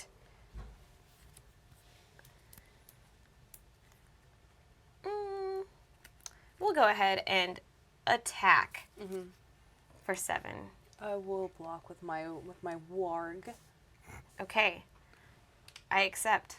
There's no tricks here. I also accept. Murdered warg. I will then cast Chance Met Elves, 3/2 Elf Warrior. Whenever you scry, put a +1/+1 counter on Chance Met Elves. It triggers only once each turn. This is insane.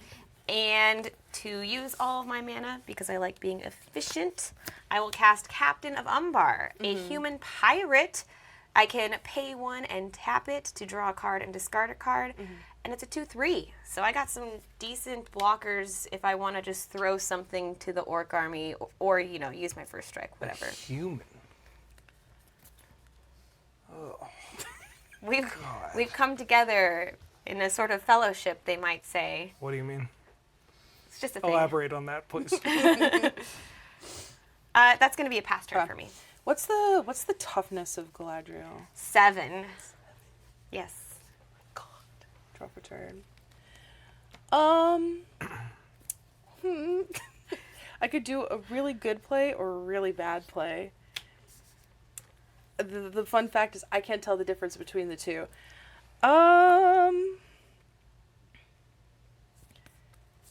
Can I see your graveyard? Yeah, I've got 2 cards in my graveyard.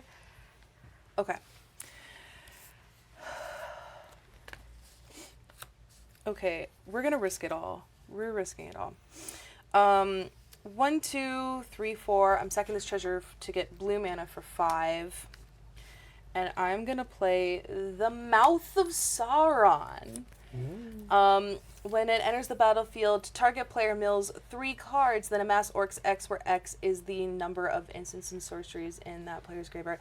I'm going to mill myself, actually. Oh, targeting yourself. A nice little Thoughtseize trick there. Yeah, we're gonna see. So, oh, that hurts. That doesn't hurt. Okay, a little bit of a pain. I have a total of, where is the number of instances? I have 3. Mordor Muster, Swarming of Moria, and another Mordor Muster. So we will mask 3. So much mustard. So much mustard. Alright. And we're going to have an orc army of 6, which is painfully not enough. I played a land for turn. I'm going to assume I did. I think you did. I think I did. I haven't missed a single drop. Yeah, neither have I, so that tracks. 1, 2, 3, 4, 5, 6. Dope. And I have a little lad. I think last turn you played the wargs and then had a land and a treasure up. Yeah. So Yes. 5 lands last turn. Okay. Excellent. I feel fear. So I'm gonna pass the turn. All right, in your combat step, I'll untap Gladriel, and Yep. then I'll move to the next untap, upkeep, draw. Dun, dun, dun, dun, dun, dun. I want things to happen. So I will, at sorcery speed, cast Arwen's Gift. I don't control 2 legendary creatures, so it costs its regular mana cost. I get to scry 2, then draw 2 cards, and I'll have some triggers after I'm finished resolving my scry. Oh, that's nice. Don't like to hear those words. I'm going to leave 1 on top and we'll draw both of them though, because that resolves through that first. So that's okay. We'll still do the same thing, putting this one on the bottom and leaving this on top. We'll draw off of Arwen's Gift before getting to do the Gladriel thing, which is cool. So then I can reveal the top card of my library. Since I have to reveal it, we'll both get to see what it is. It's a mystery. It's Long List of the Ents. I do love that for card. anybody who wants to see it there. But that is not a land, so it will stay on top of my library. And then I get a +1/+1 counter on my Chance Met Elves. Thank you very much. And then I will play a land for the turn. And then I will move to combat. And we're going to go ahead and send in a 7/7 and a 4/3 at you. How big is Galadriel right now? 7/7. She's a 7/7. That is correct. Okay, I will double block with my 6/6 and my 3/4 at that. And I will. You have a 4/3 coming at me? I do.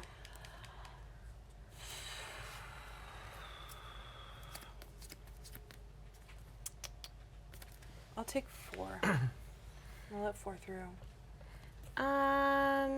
So this gets first strike because It it's does. being blocked by an orc, and this isn't an orc. Yep. That's correct. So I feel like your orc army is the biggest problem because that's only an ETB thing. Yeah. I can handle a 3/4 the rest of the time with some of my other stuff. So I will put the damage to your orc army first. Yep. And we are not going to do anything tricksy for now. So that can happen. My ring bearer is gone. I'm sorry. That's okay. I mean, I feel like that was the first time Gladriel went to the graveyard, and it's okay because other stuff can happen should I want. Sorry, And just Chase here, I'm takes a little 4? confused. Did we, Galadriel has first strike, right? Yeah. Oh, So then Gladriel's still in alive. in first strike damage, we deal 6 damage to the orc army and 1 to Mouth of Sauron, right? Excuse me, then I get to keep my stuff? Whew. All right, For first now. strike is pretty good. Okay. All right, I accept. Thanks, Judge. Fear. This is so gross. I was ready to like make sacrifices for the good of the game, but apparently my cards are just too strong. It's that sting. It's so good. Okay, so I guess that was the rest of my turn. I'm just gonna pass to you. Okay. I still have my ring bearer, turns out. Okay, you. Let's go 1, 2, 3, 4, and we'll do 5 and 6. She will do it like this. So tap for 6. And I will play Troll of Khazad-dûm. Nice. Yeah. He cannot be blocked except by 3 or more creatures, and he has swamp cycling, but I decided not to do that. So we just have a very large guy. He's just very. He's just got a big guy with us. Yeah, he's just a big dude. Galadriel is so absolutely insane. I gotta pass. I don't think I can really do anything here. Yep. Okay, she'll untap during your combat step. Before the end of your turn, I'm going to flash in Grey Haven's Navigator, the elf pilot in the set, a 3/2 with flash. When Grey Haven's Navigator enters the battlefield, scry 1. And this is helpful since my chance-met elves can only do it once each turn. We're on a different turn here. So we will do the scrying here. We already knew what card was on the top there, so we're going to put that on the bottom. Long List of the Ents is not doing much for me in this particular scenario. Plus, now that this is on the battlefield, I'll get some scry triggers. I get to put a counter on the elves, and I get to reveal the top card of my library. You get to see what I'm drawing. Oh, you don't though, because it's a land, so it goes into the battlefield tapped. Yay! Okay, and then I'll proceed to my turn. You get to see what I'm drawing. Oh, psych! I will untap, upkeep, draw, and I will play a gift. Lembas. Artifact food. When it enters the battlefield, scry 1, then draw a card. Can sacrifice it to gain 3 life with 2 mana and tapping it, and then it gets shuffled back in when it's put into my graveyard. So we'll go ahead and do this scrying here. Ooh, we're going to put that on the bottom, and we're going to draw a card. Oh, and then we're going to get a counter on this elf, and then we're going to reveal the top card. It's Gift of Strands, so should we continue to play, I can give another creature +3/+3 at flash and scry more and get more things to happen. Yay! Okay, Lembas is in the battlefield officially now. And we should just keep showing off all the cool cards in my deck. I've got Elrond, Lord of Rivendell. Oh, Lord. Legendary creature, Elf Noble. When it enters the battlefield or another creature dies, scry, or under your control, I don't know why dies is not in there at all. Scry 1. If this is the second time this ability has resolved each turn, this turn, the ring tempts you. Well, scry rhymes with die. That's probably, I tricked myself in my head. The chance-met elves won't trigger again after the scry, but Galadriel will get a chance to do some more stuff. I mean, you know what's on top there. I think I just want to leave that on top. It seems pretty good. So I will not reveal my Gift of Strands again. Yeah. Reveal it again. Okay. Send a message. Yeah, there you go. It's on top of the library. Okay. We have not played a land for the turn, so I'll just show you what's in my hand. Yeah. And then we can, I should have saved that for my captain. That's okay. I'm going to move to combat, and I'm going to attack for this many. It's 6 and 7. Attack for this many. Oh my, like, just even with the first strike, everything is pain. Because if I block there, that'll be, no, wait, does it have trample? Do any of your things have trample? No. Okay. But the first strike, I just can't get rid of If this. I may clarify, Yeah. for the sake of the fact that ZBexx's cards have more lines in them than the Silmarillion. Yeah. Wait, let's pause for people at home to laugh. Nelson, pause! Oh, wait. Okay, that's good TV. Thanks. I just feel at home here. So this only gets first strike if it's blocked or blocking. Yeah, your creatures right now are not Okay, I as have relevant. a troll. Trolls don't count. Yeah, I'm okay with trading with your troll if you want. Well, what's the toughness you have over there? 7. Oh, mine's, if you double block, it would trade. Well, yeah, I want to kill her, though. Trading for a troll. It's allowed. I said you could. I want to do it. What is this? So if I just block with... I have to block with 2 things to kill her, You would have though. to block with both of the things to kill her. Wheeler. I'm going to play Pointless yet. I'll get it out Okay, eventually. I'm going to get rid of the troll. Damage goes there first because I don't like that big thing. Yes. And you know I have Gifts of Strands coming, so I could have saved it, but I mean, why? And then, yeah, that's just going to bounce there, and you've got 1 creature left. Yeah. Can I have a dice for the top of my deck, please? Yes, you may. So painful. What was the other thing that I was looking at doing? Oh, yeah. So now Galadriel is officially dead, chat, right? I didn't mess up. Okay, that's fine. And gifts will go, that 1 copy will go to the graveyard. And then I have the 2, we can re-equip the dagger to my biggest thing, or, yeah, it seems like the thing to do. Yeah. Seems like a good plan. And then I can think about whether or not I want gifts or not with my Lembas for later. So I will pass with mana open and no cards in hand. Lembas for later sounds like a really good band name. Yeah. Oh, we are so not doing well over here. Just for the record, that was Chase mentioning that to themselves, not anybody else on set. Well, it's a great band name if anyone wants to. No, I meant that. Oh, you're not doing good here. Oh, no, what? I'm sorry. Oh no, I can't even play the cool thing in my hand because I don't have any blue for some reason. We'll just do a Moria Marauder, and that is literally the only thing I can. What does Moria Marauder do? Yeah, Moria Marauder is a 1/1 double strike whenever a goblin or orc I control deals combat damage to a player. Exile the top card of my library. I may play that card this turn. It's a very fun guy. He always seems to pop up late game for me, which hurts. I don't think I can do anything. I think I'm just dead either way. So, I will move to combat. Dink-did-a-dink, untapping. Whoa, combat's over. So crazy. Second main and step to you. I think I'm just dead. Yeah, I'm not gonna sack my Lembas because I like that Gifts of Strands. No matter what you choose to block, then I can just put it on whatever you don't block and get through. Yeah. So we will just move to combat and send in all of the things because I see no repercussions of doing so. Murder. Okay. Wow. That was so painful. As your lawyer, I'm not saying you should make such a drastic maneuver here.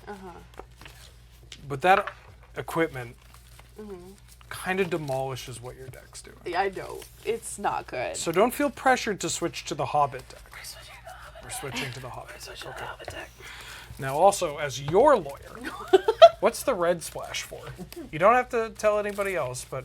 I mean, there was one of the red splashes that was revealed. It's also a sideboard into the red splash should I feel I need it. So currently, I don't have mountains in my deck, nor the red cards. It's against certain decks, like the first deck you just played against me, if it had shown a little bit more power, there's a good chance... No, I get it. You were, if I was better. No, this sounds awful. Okay. Elves don't know how to keep their mouths shut, apparently. I would only need to rely on it if you are powerful. You have a lawyer here. What are you doing? Yeah, tell me when not to speak. Rescind that statement. I rescind that statement. No, I did sideboard into it in the first game because I was in Scary Waters and there were so many creatures that I was not able to take care of, and there were not as many orcs or goblins in the first matchup. Yeah. So I actually sided out Sting and put in the friendly red-green card. Somebody figured out. It's instant fight, but it's one-sided fight. Wow, no lands. But there are other red cards that I side into as well. Those are a mystery right now. Thank you, friendly rivalry. How should I mulligan? I got no lands. I would mulligan to at least a hand of 3 lands and 3 spells. I will keep. Beautiful. I shall do it in such a way. Little pepper on it. All right. All right. And then we will see if we can do one. We're gonna go on the bottom. So what that means with my red splashes, if I feel threatened enough and you make it to game 3 and you have a lot more creatures We're out, not making it to game 3. then the red splash will come in. Listen, I'm just having fun and I'm vibing with some new cards. All right. I'm having fun too. All right. I'm glad we're all having fun here. You know? We're enjoying Oh, ourselves. yeah. All right. I have a hand that has lands. Uh-huh. That's Me what too. it is. Anything else? Nope. All right. All right. I'll go ahead and plop down a gentle forest and then pass. Okay, on tap of keep draw. I also have a gentle forest. I will pass. Oh, I hope the rest of this game is gentle. We are going to plop down a plains, and then I'm going to tap one, and I'm going to forest cycle this generous end here. Oh. And we're going to get a forest to my hand, and then I'm going to pass. That's a gentle forest right there. On Very tap of gentle. keep draw. Emphasis on the gent. I will play an island for the turn, and I'm just gonna pass it back to you. Would you like to cut? Sure. Thank you. You're welcome. All right. Boop, boop, boop. I put you to the bottom. Why are you here? He wanted to make an appearance. Do a forest. And weirdly enough, that's all I got. Okay. I think this is the slowest start of all of the rounds in the PPR, so we've achievement unlocked. I would love that. I would like it to remain slow forever. Okay, well, I'm going to play a forest, and I want to play some creature. What about slow? Can we slow it down? Yeah, Slowly yeah. play the creature. Slowly do it. And do the voice thing too. We're seeing it again. Yeah, you already know what it is. Oh, It's yeah. a 3/2, and I scry, put a counter on it, do it only once each turn. Yeah. You're screwed. I know, it's so rough over here. turn. More like All right. Chase met elves. Ho, ho, ho, ho, ho.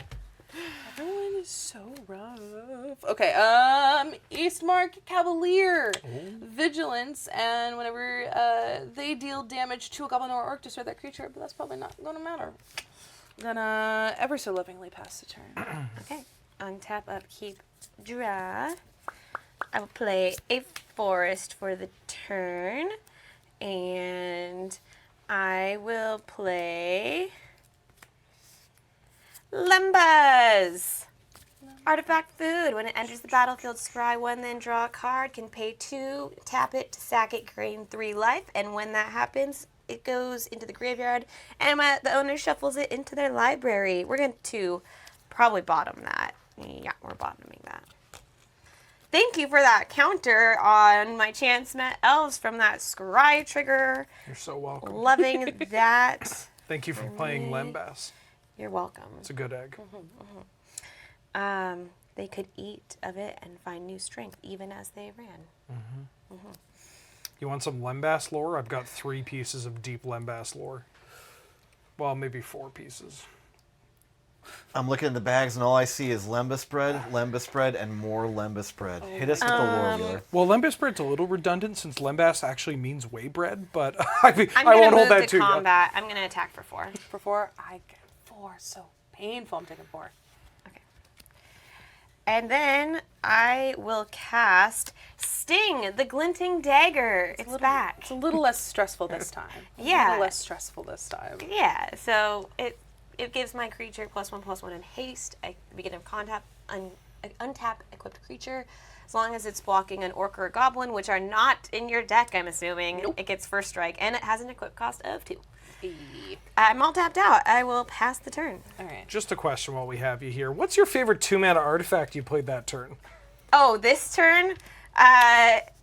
Well, in the deck, Lembas actually is doing more for me right now. So I thought you were going to say overall. I was Nice. shitty, Good but, answer. you know. Good answer.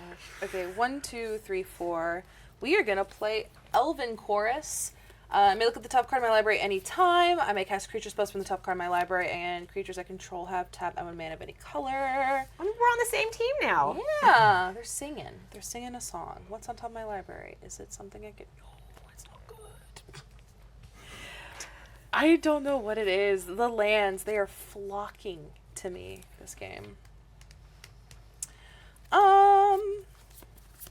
I am just going to boop you for 2. Boop, I take 2. It's got vigilance, baby. Pass on turn. Okay, untap, upkeep, draw. I will play a land for the turn. And let's go ahead and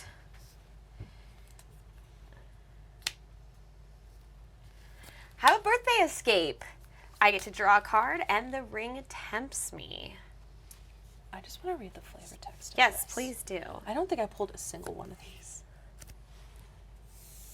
And I will make my Chance Met Elves my ring bearer. I love that. That's adorable. Thank you. And then, what else we got?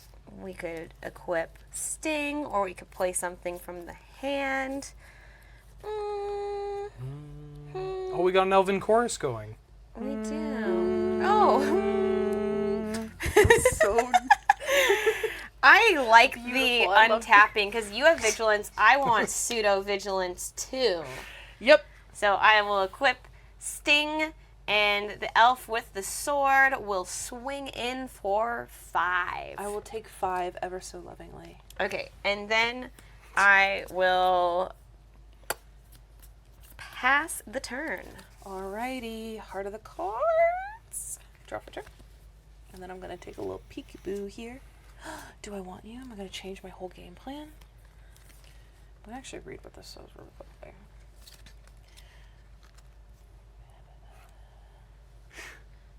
What's the toughness of your creature over there? It's got 4 toughness currently.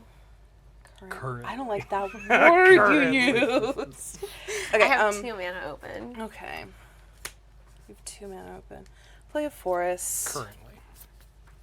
I read this one more time. Oh my gosh.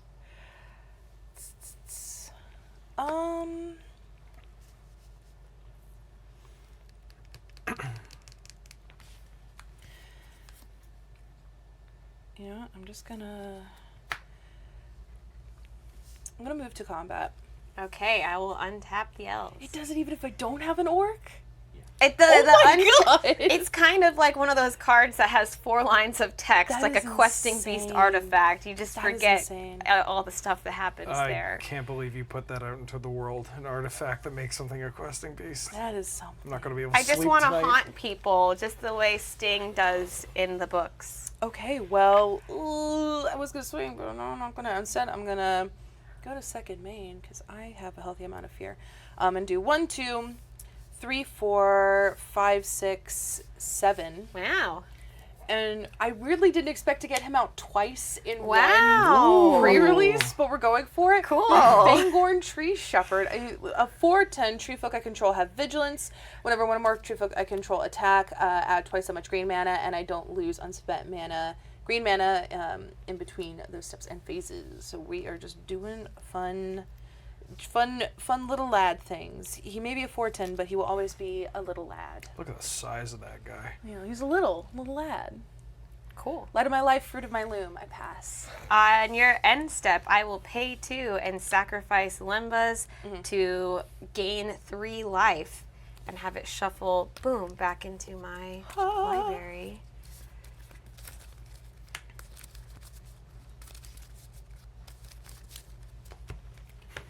Can I see the top card? Oop, that one's on the bottom. Sure. Yeah. Here's the top card. Untap, upkeep, draw. Yeah. I will play a forest for the turn. And so let's see. I've got a 5 power thing with 4 toughness. Okay, well.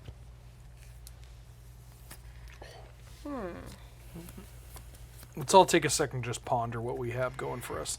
Do we have an orb to ponder? Yeah. I'm going to go ahead and move to combat. Yeah. I'm going to attack with chance met elves. I have no trust in this. I don't know why. I'm going to block with my 410. Okay, in response, I'm going to flash in Gift of Strands. It's that great flash enchant creature. When it enters the battlefield, I scry 2, which means chance met elves will trigger, and it gives my enchanted creature +3/+3. Okay, how big is it now? Well, it's. Let me scry first, and then I'll answer that question. Don't answer that question. I don't want the guy to die. As your lawyer, do not answer that question until you've scried. Okay, fabulous. As your lawyer, Yeah. whatever number she says, call her. Don't accept it? No, just, it's got to be less than that. Yeah. This is how Wormtongue got started. This has a table frame. Come on, I shower more than Grima Wormtongue. Interesting. I will put this on top and this on the bottom. And now I can answer that question for you because I'm going to get a counter here. So 5, 6, 7, 8, 9. It's a 9. Okay, we're good. 8. Okay. We're chill. We're He chill doesn't for die. now. He doesn't No, die. Not yet. That big toughness, though, is painful. I gotta tell you, ZBexx, you talk in very ominous terms when you Yeah. play Magic. I would agree. Poker face, don't care. It's intimidating. That's legacy for you. All right. But we're playing sealed, so You're a legacy player? that's the best format. Oh my god, we gotta talk after this. We will Yeah, talk after this. You're gonna get me into Canlander, I have a feeling. Yeah. Okay, so my creature currently has 4 damage marked on it. So I am going to tap 2 and cast Ents Fury. I get to put a +1/+1 counter on target creature I control if its power is 4 or greater, and then that creature gets +1/+1 until end of turn and fights target creature you don't control. So that way, my creature will have enough toughness to live past another 4 damage being dealt to it, and it'll be enough to get rid of that 10 toughness nastiness that a lot of other decks probably couldn't deal with, but we're elves, so. That's rough. Looks like that Ents Fury turned into Ents Buried because he died. Oh, Lord. I'm gonna pass after that great pun joke. Let's see. Draw for turn. And then we'll look at the top card. I am just getting flooded out like no one's business. Plains. And we'll tap 3 to play Rosie Cotton of South Lane. When she enters the battlefield, I create a food token. Whenever I create a token, put a 1/1 counter on target creature I control other than Rosie. So I believe that'll give me a counter on the little lad here. What kind of food you looking for? Give me second breakfast. Second breakfast. Delightful, thank you. That is so insane. What's its toughness right now?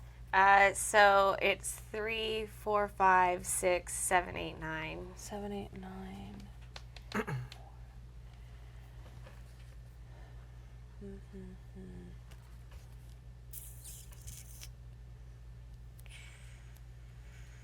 No trample though, so you know that's a blessing. That's true. And first strike is irrelevant, so. I am just rough over here. I'm gonna have to move to combat. Your thing will untap, and then I pass. Okay, untap, upkeep, draw. I will tap 4 and cast Arwen's Gift. This spell costs 1 less to cast if I control 2 or more legendary creatures, which I don't. I will scry 2, then draw a card, trigger on chance met elves. I will keep this on top and bottom this, and then draw my 2 cards. And, I get the counter on Enchantment Elves, and then get to remove that spell from the stack. Fabulous. We are then going to Lorien Revealed for island cycling. Not drawing 3 cards. Just gonna go find me an island, and I have not played a land yet for the turn, so that will be the land that I play for the turn. Thanks.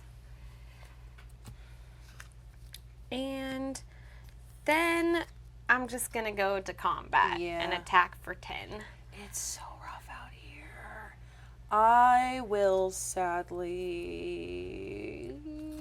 The decks I have in here, but it doesn't really matter. I'll just. How big is the bud again? 9. 9. Ooh. Just trying to see what the largest creature I can get. Legolas started off high, then Galadriel was bigger. I put the challenge out to you, chat. Tell me what the biggest creature you get at a pre-release next weekend. I will block with the Eastmark Cavalier. But you have to tell us now. Yeah, so you have to predict it, call your shots, just like I called opening Galadriel. Maybe it'll work. Chase blocked, so it's not super important, but I do believe the Enchantment Elves have 11 power now. Just Oh, they do? Just, yeah. 4, 5, going 6, forward. 7, 8. 9, 10. 11. Oh, Oh, okay, it's cool, 11, cool. 10. It's even bigger. That's right, because I got a counter on it from scrying. Okay. Thanks, I forgot. Alrighty. Anything else? Well, I'll untap my creature in your combat step. Oh, no, that was your turn. Oh, I know I'm passing. Just kidding. Sorry. On your I step, forgot I'll what's happening. gain 3 life, and then I will go to my turn.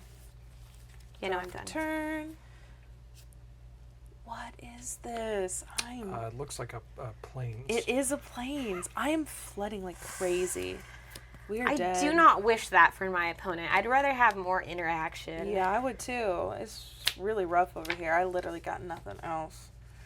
I guess I'll just move to combat and then I'll just pass. That's all I got. Untap, upkeep, draw.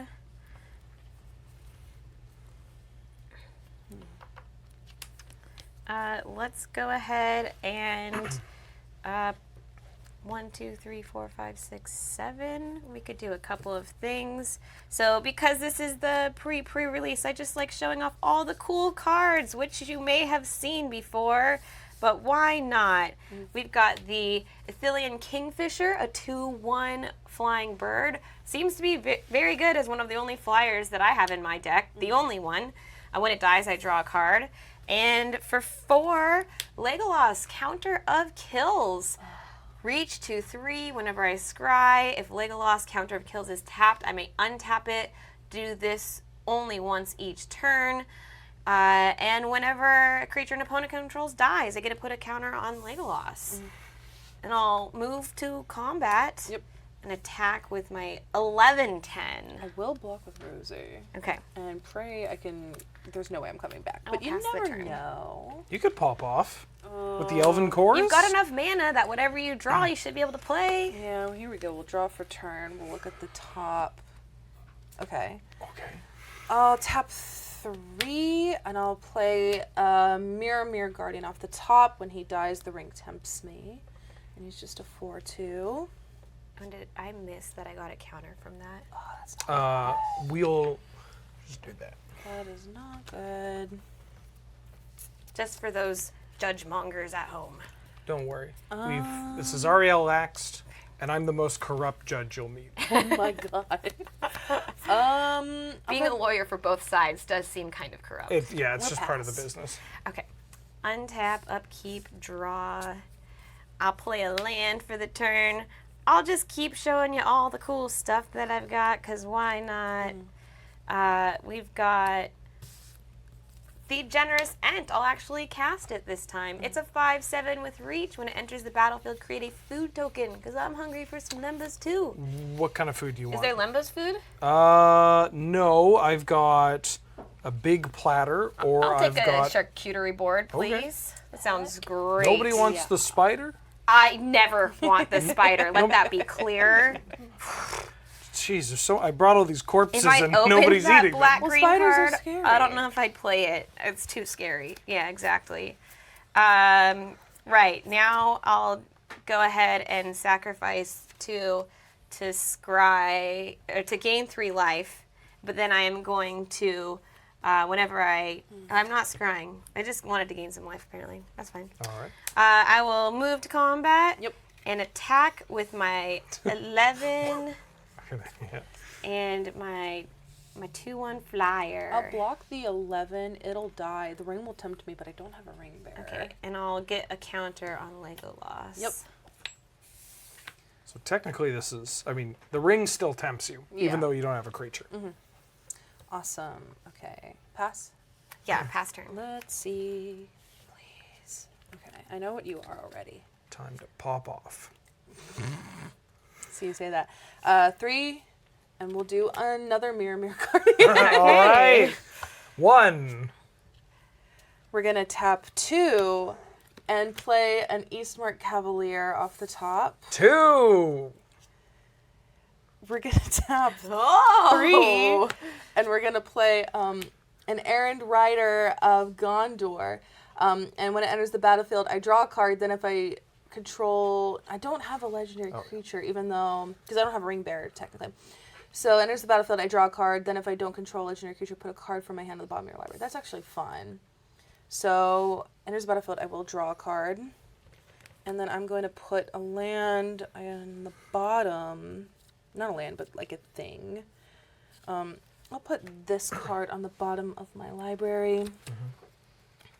If I may. Yes. 3. You're good. Okay. Nah, we're good. 3 was it, baby.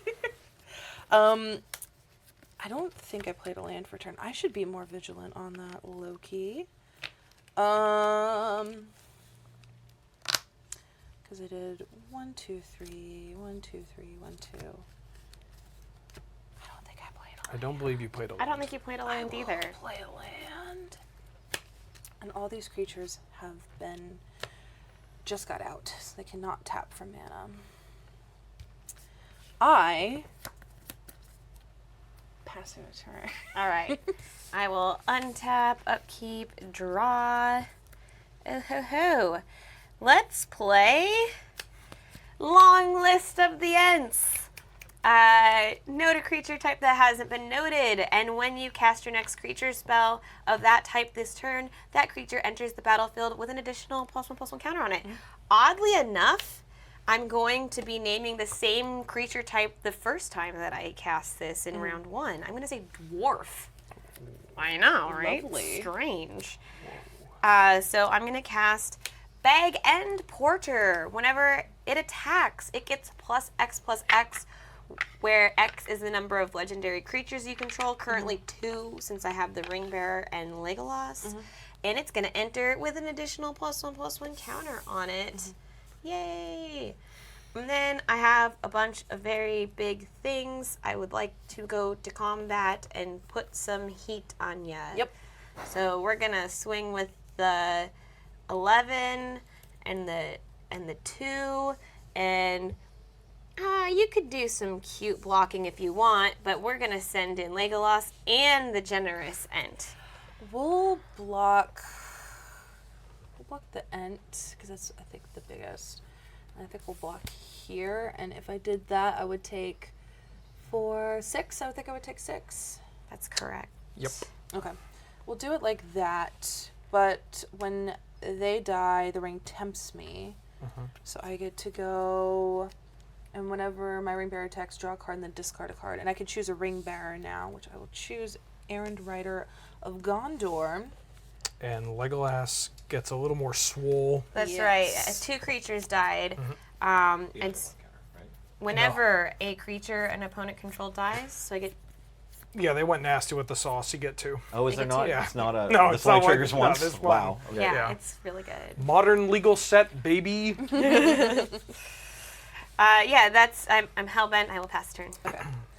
Tap, upkeep, draw, and then we'll look on the top card of my library. What are you? A thing. I will play a land for turn, and I'll remember that I played a land for turn. I will tap 2 to play this off the top of my library. It's Westfold Rider. Sacrifice to destroy target artifact or enchantment. Activate only as a sorcery. Okay. It's a good card, but I think it's a little too late. We have you now. Yeah, if you would have seen that in the first turn right after I played Sting, that would have been chef's kiss. I will tap 2 and then play Nimble Hobbit off the top, which when it attacks I may sacrifice a food or pay 3. When I do, tap target creature an opponent controls. 2. Nope. And the Elven Chorus work has been amazing Elven Chorus here is in this very game. good. I like Elven Chorus. Yeah. Great harmonizing. It's so good. I'm not even like a green player. It's one of my least favorite colors, but I really like the work that it does.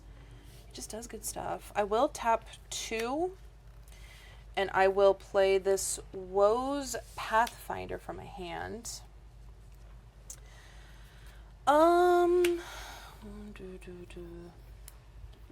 How big is this monstrosity?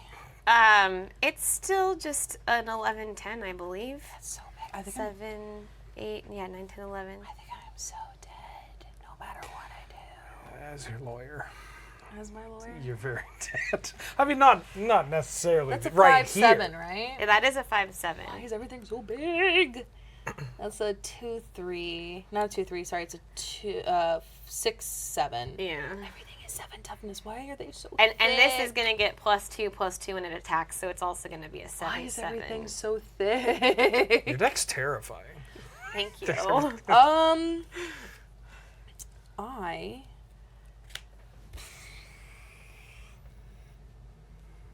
That enchantment, does it give it +3/3? It does. Okay. Which would then make that an 8/7. An 8/7. That still does Everything the is still untappy thing. toughness. So if you get rid of that enchantment, it'll only be a little over lethal instead of a lot over lethal. Yeah. I'm gonna pass a turn. Oh no, it's only as a sorcery. Yeah, even if it's still rough over here. We're committing to the bit. Okay. I will untap, upkeep, draw, and I've got the next chapter for Long List of the Ents. I'm gonna name Wizard. And also, I want to reference, if you were here for the first round, this is the legal card that I can cast in my deck, Gandalf, Friend of the Shire, because it was the first one, not the second one. It's a 2/4 with flash. You may cast sorcery spells as though they had flash, and whenever the ring tempts you, if I choose a creature other than Gandalf, I get to draw a card. And I get a counter. Running out of dice here. Thank you. Didn't know that would happen in the sealed. Then we've got now 3 legendary creatures, so I'm going to move to combat and swing with an 11-10, a 2/1 flyer, a 6/7, a 5/7, and an 8/8. Okay. I have to think. My greatest weakness. If we did... Okay, my biggest thing is this 3/2. So if we did you, and this... None of them have trample, do they? No. Okay. 1, 2, 3, 4. Counting's very difficult. We will... Okay. We will block like this. Okay. We'll block like that. Okay, so you're gonna take 2? I'll take 2, but before I actually take that 2, this is the only meaningful thing I can do, sadly. I will tap 2, and I will play this Hobbit Sting, and I will have it deal X damage to target creature. X is the number of creatures I control, plus the number of foods I control. I don't control any foods, but I do have 1, 2, 3, 4. So I will deal 4 damage to your Ent. Okay. Which then I believe they get should kill it. They get a trade, yeah. They get a trade, but it's still really rough skis over here. Yeah, you have 4 creatures dying. Everything is so dying. Legolas is gonna get. I need more dice. Legolas is gonna get another 4 it's a struggle counters, over here. and then I'm going to pass the turn. Okay. Do we take 2 from the bird? Boop, boop. You know, I'm making you work for it. I will at least... Yeah, I'm enjoying seeing how many cards you can get off the top of your deck. Your work is paid off. Because we're playing a land and then we're passing. Okay. Well, that's probably going to get there for me, Ben. Yeah. We'll just see if I name another card from the Ents. I just play a land and then I just attack with all of my things. Absolute murder. Yeesh. Yep. How much damage is that? Top is a forest. 11 plus 2 is 13, plus 10 is 23, plus 8 is 31, plus 3 is 34. A little overkill, 30 extra over the 4 You needed. do deal 4 damage to Chase, whose life total then resets back to 20. And Deal then they it. die. Yeah. Reset it back to 20 again. Holy smokes. Good game. Oh, GG's. I got murdered. Pro tip, wear elf ears to your event. It might do you good if you're trying to open elves. Otherwise, don't. Now I'm smushing this together to make one 4-color deck. Here's all of the dice. That will see no That'll play. solve all my problems. And if you thought you had a problem of, oh no, the PPR's over, well, you're wrong. It's not. Stick around. We do have to take a very quick break. But, I mean, we're going away, but the PPR is still here. And in fact, we have, not only do we have another Crack-A-Pack with myself and ZBexx, it's our Crack-A-Pack. Yeah, it's really good. It's ominous, too. It's foretelling. If you thought this match was good, wait till you see the pack we cracked. Not bad. Not bad. And we also have another Lore of the Rings. And then we have round 6 with Graham versus PowrDragn and Kathleen as table friends. So don't go away because we got more of the Lord of the Rings Tales of Middle-earth PPR in a bit.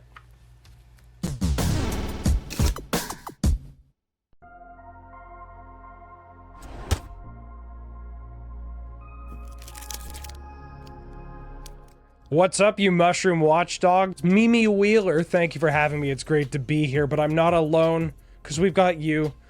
We've got a guest, but welcome to a very special episode of Crack-A-Pack here on LRRMTG. Today, I'm joined by ZBexx to open a set booster of Lord of the Rings Tales of Middle-earth. So LOTRTOME LRRMTG UB. Thanks to Wizards of the Coast for sending us these packs. Hope you've been enjoying the PPR. And if you missed it, you're watching this episode after the fact, what are you doing? What are you doing? But you can check out the VOD here on the LRRMTG YouTube channel. Shall we get cracking? I think we should. Can I get a little ASMR on the pack real quick? Yeah, does it need to be behind the mic or just will the mic pick it? Anywhere. Oh, okay. Yes, some little... This is how mics work, right? Yeah. That's great. That's great. Okay. Woo! Woo! And then the big... Sweet You're Louise. waiting for that. Yeah. Okay, so we've got an art card Okay. and a mountain. Okay. What does this one do? It adds red mana to your mana pool. Fascinating. Yes, this is what the people have been waiting for. And it is lore accurate. This is book accurate. I mean, it looks kind of misty. Yeah, that checks out. Okay. Checks out. Okay, good. Now for Wrath, now for Ruin. It's a 4-mana sorcery. You can put a +1/+1 counter on each creature you control. They gain vigilance until the end of turn. The ring tempts you. So what side are you on, Wrath or Ruin? Well, neither. I'm for the good of the realm. I was going to say, I feel a little underdressed. And I'm embarrassed to say that I didn't wear my Galadriel costume. Well, I am a gift giver, so maybe I'll gift you with something more appropriate to wear for the next Crack-A-Pack video. Okay, I didn't think this was inappropriate, but... Okay, that's fine. That's fine. We're off to a great start. What do we got next? Breaking of the Fellowship. It's a 2-mana red sorcery. Target creature an opponent controls deals damage equal to its power to another target creature that player controls. The ring tempts you. I really like this fight spell. It's very good. It's a shame what happened to the Fellowship, but I guess they're okay in the end. Spoiler alert. If you haven't read the books, read them, then come back, and then watch the rest of the episode. Pause it right now, and we can wait 20 hours. I think it's going to take you longer than 20 hours to read all 3 books. 21 hours. Plus The Hobbit. 22 hours. We will wait 22 hours. We can't do any longer. I'm sorry. Get on it. Glorious Gale is a 2-mana instant. Blue, counter target creature spell. If it was a legendary spell, the ring tempts you. All of these cards are very tempting. They're very tempting. Do you think that if you had the ring in your possession, would you wear it around your neck or on your finger? Well, I do have one elven ring that I currently wear around my finger, but the one ring, I might even like hair ornament it, like a little like a circlet. Deal. Yeah. My head's too big for that. Change just needs to be long enough. That's true. But yeah, true. No, I don't think I'd like it like too close to my heart. That's why the temptation of Frodo is always like, He does look like he's experiencing heartburn, or at least how it's described. He's, oh, Jesus, for the entirety of the book. Dreadful as the Storm, 3-mana instant, also blue. Target creature has base power and toughness 5/5 until end of turn.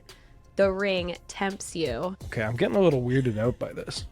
I'm starting to, I'm a little worried. We don't know where the one ring is in all of those collector boosters out there, but it's calling to you right now. It is. And if you open the one ring in your collector booster, you are obliged to, lend it to ZBexx and I, periodically. We'll just hold it for you. Just look after it. It's a big burden to...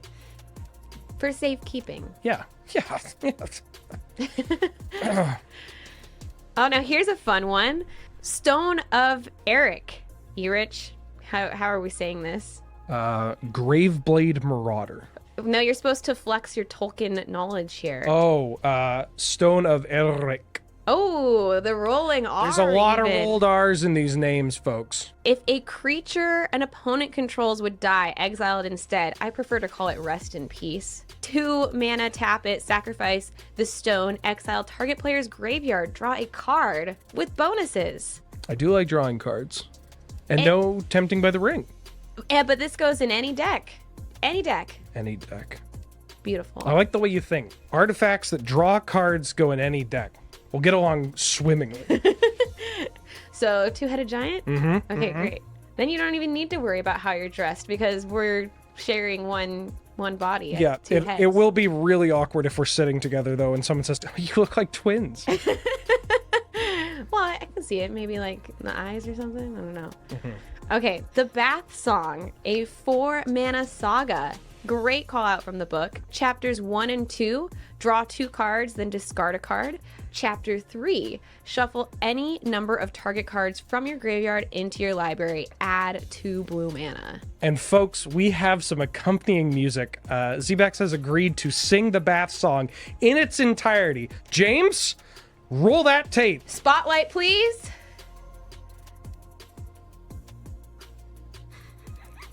Great. Good job. We did good, right?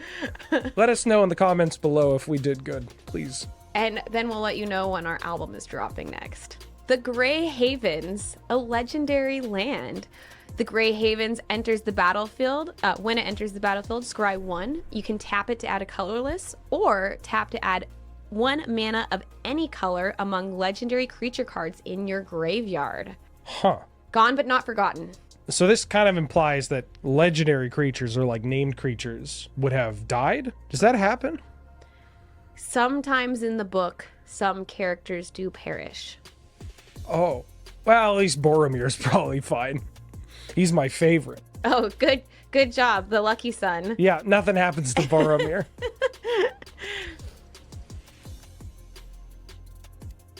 Next card.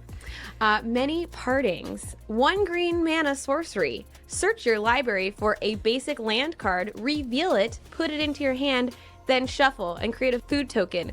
And this is such cute art. It's like they're embracing before they part. This nice borderless one. Oh, very nice. Are you a Frodo fan or a Samwise stan?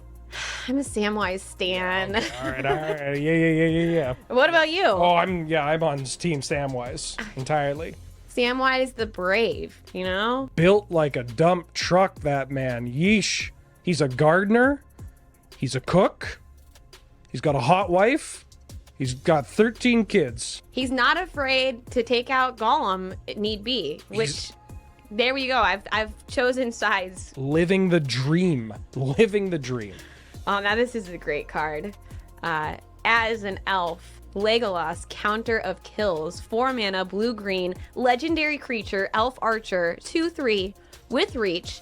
Whenever you scry, if Legolas, Counter of Kills is tapped, you may untap it.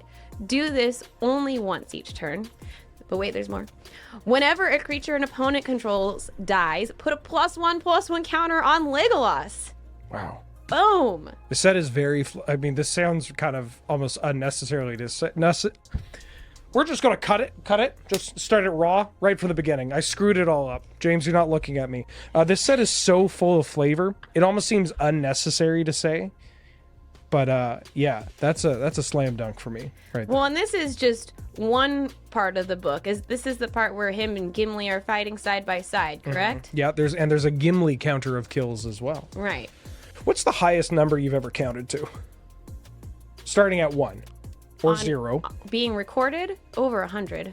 Okay, really? Like you've done it like a... Yeah, my dad used to have a tape recorder and I'd record my numbers as a kid, so these are facts. We're also getting ZBexx lore. Wow. Yeah. This is, and people say this isn't educational. What do we have? What? I peeked. I'm sorry. Well, now you know why I referenced why this is 1 point in the book, because we have Legolas, Master Archer, mono green, 2 green 1, 3 mana total, a 1/4 legendary creature, elf archer with reach. Whenever you cast a spell that targets Legolas, we could just do the whole thing. Yeah. We have the power to do that. We've got the ring. Yeah, we've got our elf ears. Who cares what tongue we're speaking in? I just gave you a little elvish. Yeah, I'm dressed like a dwarf. Although I'm above 6 feet, so maybe that's bad for dwarves. You're a half breed of some type. Yep, in more ways than one.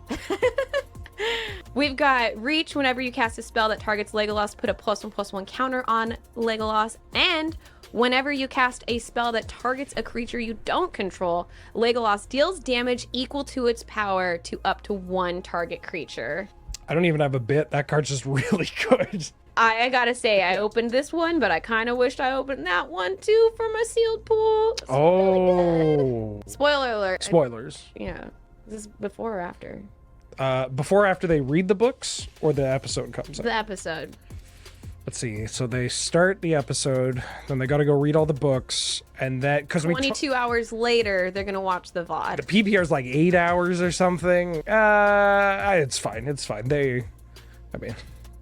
These people, they don't remember something 5 minutes later. Yeah, and then they can just rewind and rewatch No. it. Who in chat did that? No! The ring tempts the pack. Get it away. Get it away! Thank you. You're welcome. We're not done. We got a foil in this pack. Oh, okay. Swarming of Moria. A nice evil place to round out the pack. It's a 3 mana red sorcery. Create a treasure token. Amass orcs 2. So you can put 2 +1/+1 counters on an army you control. It's also an orc, and if you don't control an army, you create your first 0/0 black orc army. Cool. Yeah. Cool mechanic. Cool orc creation. I don't think the orcs are cool. I'm on your side. Everyone. I'm for good. Now, the last card. Yep. Not only did we get a little ZBexx lore, but as Gladriel, Gift Giver, is a commander card, so I don't know if we could open it in a set booster. We are still giving a generous gift. which is from Modern Horizons. It's a 3-mana instant. We got a list card here, folks. Destroy target permanent at instant speed. Its controller creates a 3/3 green elephant creature token. That was such a good, like, oh my god, you opened a Galadriel. Oh no, it's an elephant. I mean, it's a generous gift. It's gift giver, generous gift. No, it worked. It tied in well. Oliphants are in the set. That's right. Technically red in this set, but elephant, Oliphant, same thing. Same thing. It means the same thing. Yes. Yeah. Wow. Heck of a pack. If you were drafting this pack, I mean, it's a set booster, but if you were drafting this pack, which Legolas would you take? First off, playing limited with set boosters is actually really fun. It makes it a little bit more of a high-powered limited play. Try it sometime. I would have to take the most powerful Legolas. Not only is it slightly better than the uncommon, the Master Archer, but it's double green, so I like that in case you weren't necessarily going to be splashing a third color, green, blue, first pick could be not what you end up playing. What do you mean? Sorry, what do you mean splashing a third color? Don't you? If you're drafting this and picking as we're cracking a pack, your pack one, pick one, like that could be a good green blue opener, but like maybe, if we start going green white, then we have to think about splashing blue, and we might already have other double colored pips. Oh, sorry, I was confused. I didn't know you could draft fewer than 3 colors. Okay. I usually go for 4 or 5 if I'm feeling So when we play Two-Headed Giant, Yeah. I'm gonna play a mono-colored deck. It's Yeah. probably gonna be mono green. I'll just Okay. give you all the rest of my cards, and you can play 4-color whatever. Wow. Okay. I'll let So you do that. generous. Yes. Hey, look who's the gift giver. Thanks everybody for watching and tuning into our Crack-A-Pack. And thanks to ZBexx for being a wonderful guest here. And where can folks find you? Oh, thank you for having me. Folks can find me at... So close. Can I get you to say thank you for having me? It's great to be here. Yes. Thank you for having me. It's great to be here. Yes. Okay. You can find me at ZBexx, ZBEXX, on every platform where content is made. TikTok, YouTube, Instagram, Twitter, Facebook if you're old school. I got Patreon and Ko-Fi if you're feeling generous. So, yeah. Great. And thank you for watching both this, our Crack-A-Pack, and also the Loading Ready Run, Lord of the Rings, Tales of Middle-earth, PPR. And thanks to Wizards of the Coast for providing us with the pack and for helping get the event going on. I love you. I don't know how to end this. Bye! The ring tempts you.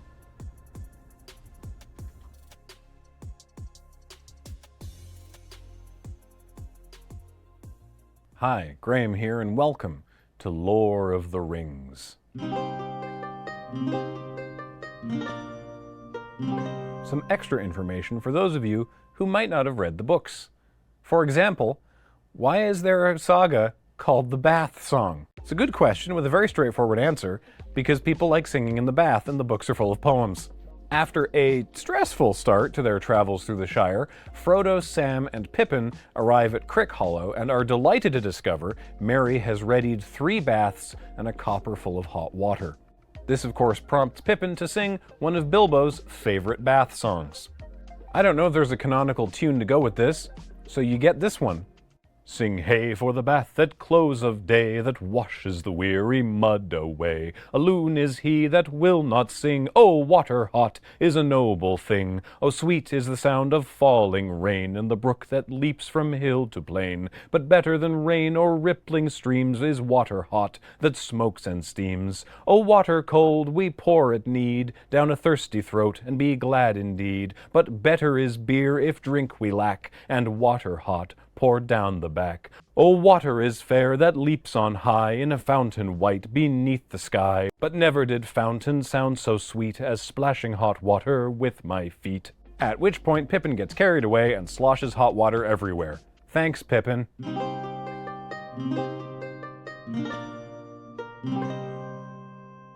Hello Hello and welcome back to round 6 of the Lord of the Ring Tales of Middle-earth pre-release here on the Loading Ready Run Mega Entertainment Streaming Network. Woo. Hooray. That's a hell of a title. Huzzah. Words. I want to put that on a business card, but James was like, why? That's gonna need a big business card. Can you imagine handing somebody a business card that you have to unfold? Yeah, exactly. Here you go. This is all us. It's a big piece of coroplast. Oh, they would hand it back at that point. It's one of those like, oh, thank you. Yeah, what a burn to have your business card handed back. Anyhow, while we'll ponder the existential dread of that situation, let's quickly move past it. Move on. Good vibes, because this is round 6, and I am here as the table friend, and I am joined by PowrDragn. Hey, what's up? Who's beat me handily in our round by... Well, like, once. Well, in 2 games. Fair. So, like, kind of twice. It was so much bread you made. That was true. From the bones of my cards. We made quite a few. That's where the flour came from. Yes. I saw... It's nutrient-rich flour. Yeah. Delicious. Brownie Points in chat called you PowrDragn. I was impressed by that. Like, that was awesome. It's good. That's a good name for your bakery. We could do that. We could do that. Maybe. Well, we'll see if you cook up a storm against Graham. Hello. Graham, how's it going? Pretty good. I'm excited to actually play today. Yes, this is the first appearance of your deck. Yeah. So you've seen his deck and it's kind of scary. How's your deck? I hope it's good. That's the confidence. I can't wait to find out. Side of the table. There's cards in it that are good. Well, I will remind you that both of you have beaten me in pre-releases. So That's carry true. that victory energy All right. into this match. So before we started, we got players both kept their hands and they rolled. Who won the die roll? I did. Oh, excellent. All right, you ready to start us off? Yeah, let's go. Cool. Let's go. Round 6 magic. I've got our appropriate sleeves available at Fair. store.loadingreadyrun.com. And I'll start with this forest. It's the Mirkwood.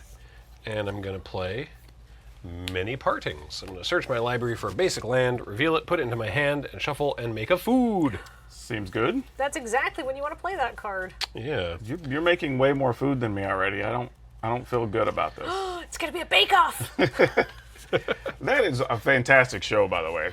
The Great British Bake Off. Mm-hmm. Weirdest thing about that show is I didn't even realize there was no real prize. For like forever watching it. We got to the end and they got like the little plate trophy or whatever, and that was it. And I was like, your prize wait, y'all went through all that and there's no prize? Your prize is you win Bake Off. Other than like a handshake from what's it doing? Paul? And Paul then Hollywood, like, yeah, and then people just cry whenever he shakes their hand. Like, it's crazy. So if you like Bake Off, for Taskmaster, because I was telling you about Taskmaster. I know, I got to check that out. Sue was in a series of Taskmaster, and Mel is going to be in this series. Oh, really? The other way around. Mel was, and Yes. Sue is. Oh, okay, gotcha. And I make a food. Okay. My turn? Go ahead. I looked for, I got a mountain, by the way. Sorry.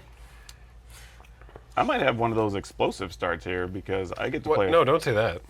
a forest, and we get to play Delighted Halfling. Oh, boy. So this is a 1/2. It can tap for a colorless, but can also tap to add mana of any color if I spend that mana to play a legendary spell, and that spell can't be countered. Okay. Yeah, that's pretty awesome. That is pretty That good. is my turn. There's a lot of legendaries in this set. There are quite a few. All right. I'm going to play a swamp and an Easterling Vanguard. It is a 2/1, and when it dies, I amass orcs 1. Go ahead. All right. Well, I think we're gonna continue on this very heavy. Oh, actually, wait. I think I need to play a forest here. Okay. Got to make sure I get that correct. But we're gonna continue with this explosive plan here. No. We're gonna tap for colorless.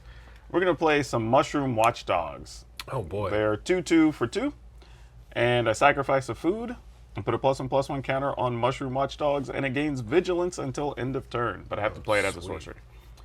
And since I liked that whole idea, Yes, your I'm own going to mini go ahead. partings? Yep, we're going to also have mini partings. All right. And go get a Plains, I believe is what we're going to go get. and make a food. Both people Mm-hmm. have their colors now. We do. That's correct. Well, I actually don't know if PowrDragn has a swamp. That's true. Well, I think- sticking with my explosive turn, boom goes dynamite, and it's yours. All right. All right.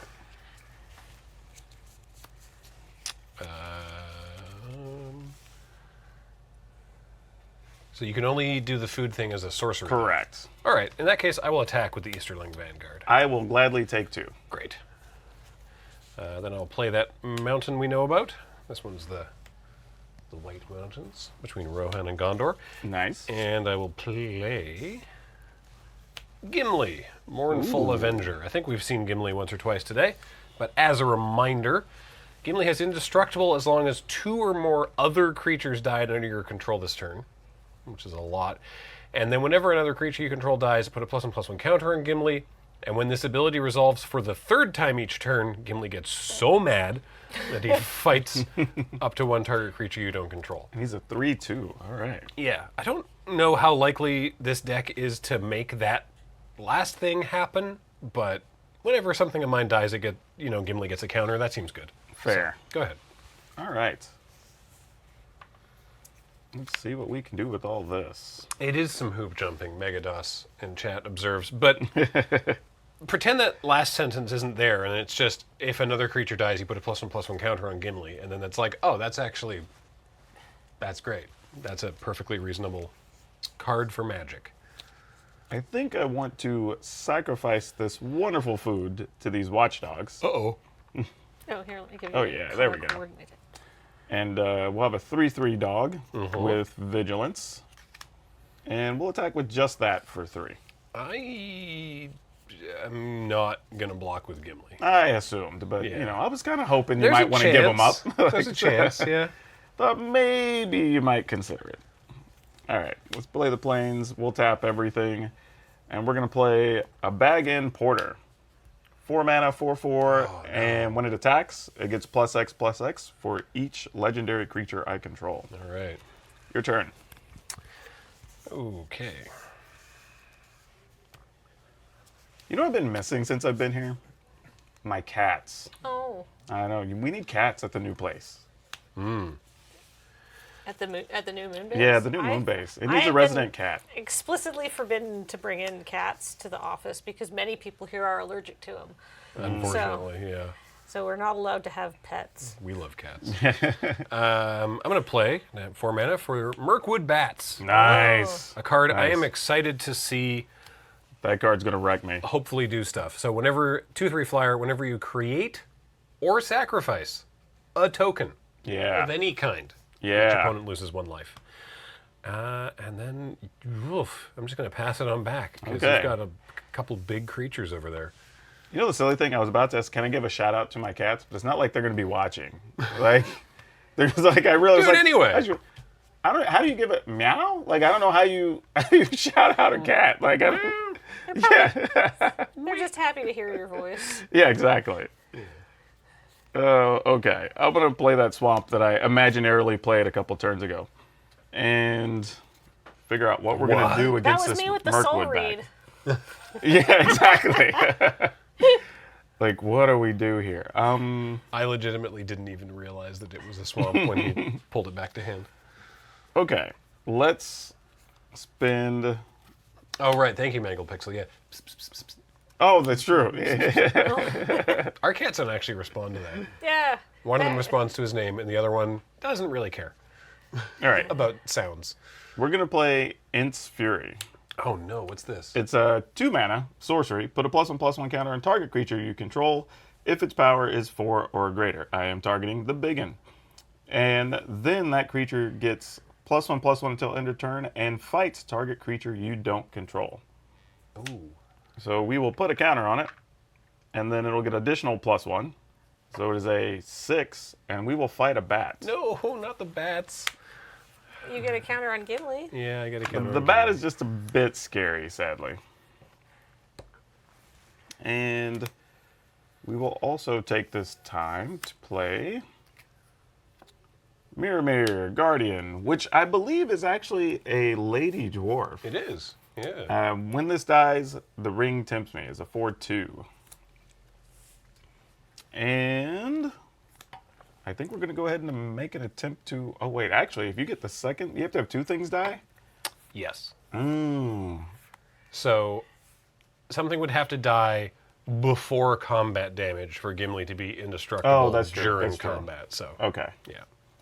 So yeah, we'll already have damage on this though, because the bat's a 2 power. That's true. So your bag end porter is a 6/6 with 2 damage markers. Yeah. Yes. So that does make a little bit of a difference. But you know what? We're gonna get in with both of these. Why not? So a 6/6 and a 3/3.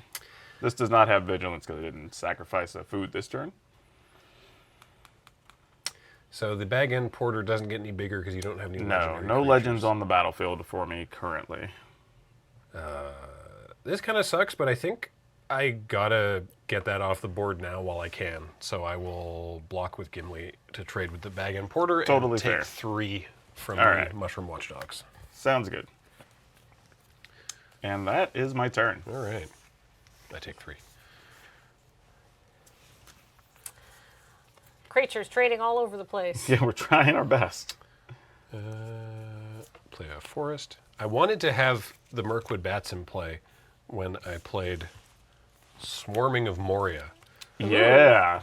Which I get to create a treasure token and amass orcs too. That would have been pretty dang good. I think that would have been neat. There's some orcs. All right, here we go. Here's an army. I do need a treasure. I'm looking for... Okay, so I set aside food tokens so I could fling them at you guys, but then you were very fast about getting your food tokens. I get to go like that. Great. Pap. And I'll also play a Woes I like that card. Pathfinder. This card seems great. Yeah. Honestly. It puts me in mind of the Invokers. Yeah. From Zendikar. Gotcha. But also Onslaught. But also Onslaught. Oh. Right, going even further beyond when I didn't play.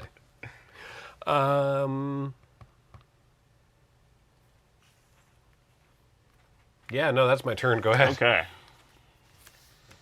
And you have 1 card left? Just 1. Okay. Oh, I really like this Delighted Halfling. That Yeah, is the ridiculous. Delighted Halfling is seems like a pretty powerful That's card. going to be a staple for a lot of commander decks, I think. It's going to be, as they say, goated. Mm-hmm. With the sauce? With the sauce. You see, you get it. What the kids say. Yeah. What are we trying to do here? So you're gonna take your. I was like, all right. Well, while you're thinking, I'll jump in and have go for it. a thought. So my thought is, anytime you see a card where the activated ability is tap 7 mana, you know it's a good format. Yeah. Yeah, exactly. Yep. That's true. It's like it's 6, 7, or 8. There's usually those formats 8? do pretty well.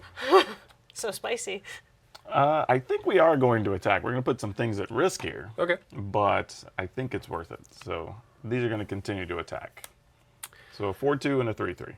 All right. Well, as you say, at the risk of giving you more value, I will block Mirror Guardian with Easterling Vanguard and take another 3 from those watchdogs. All right.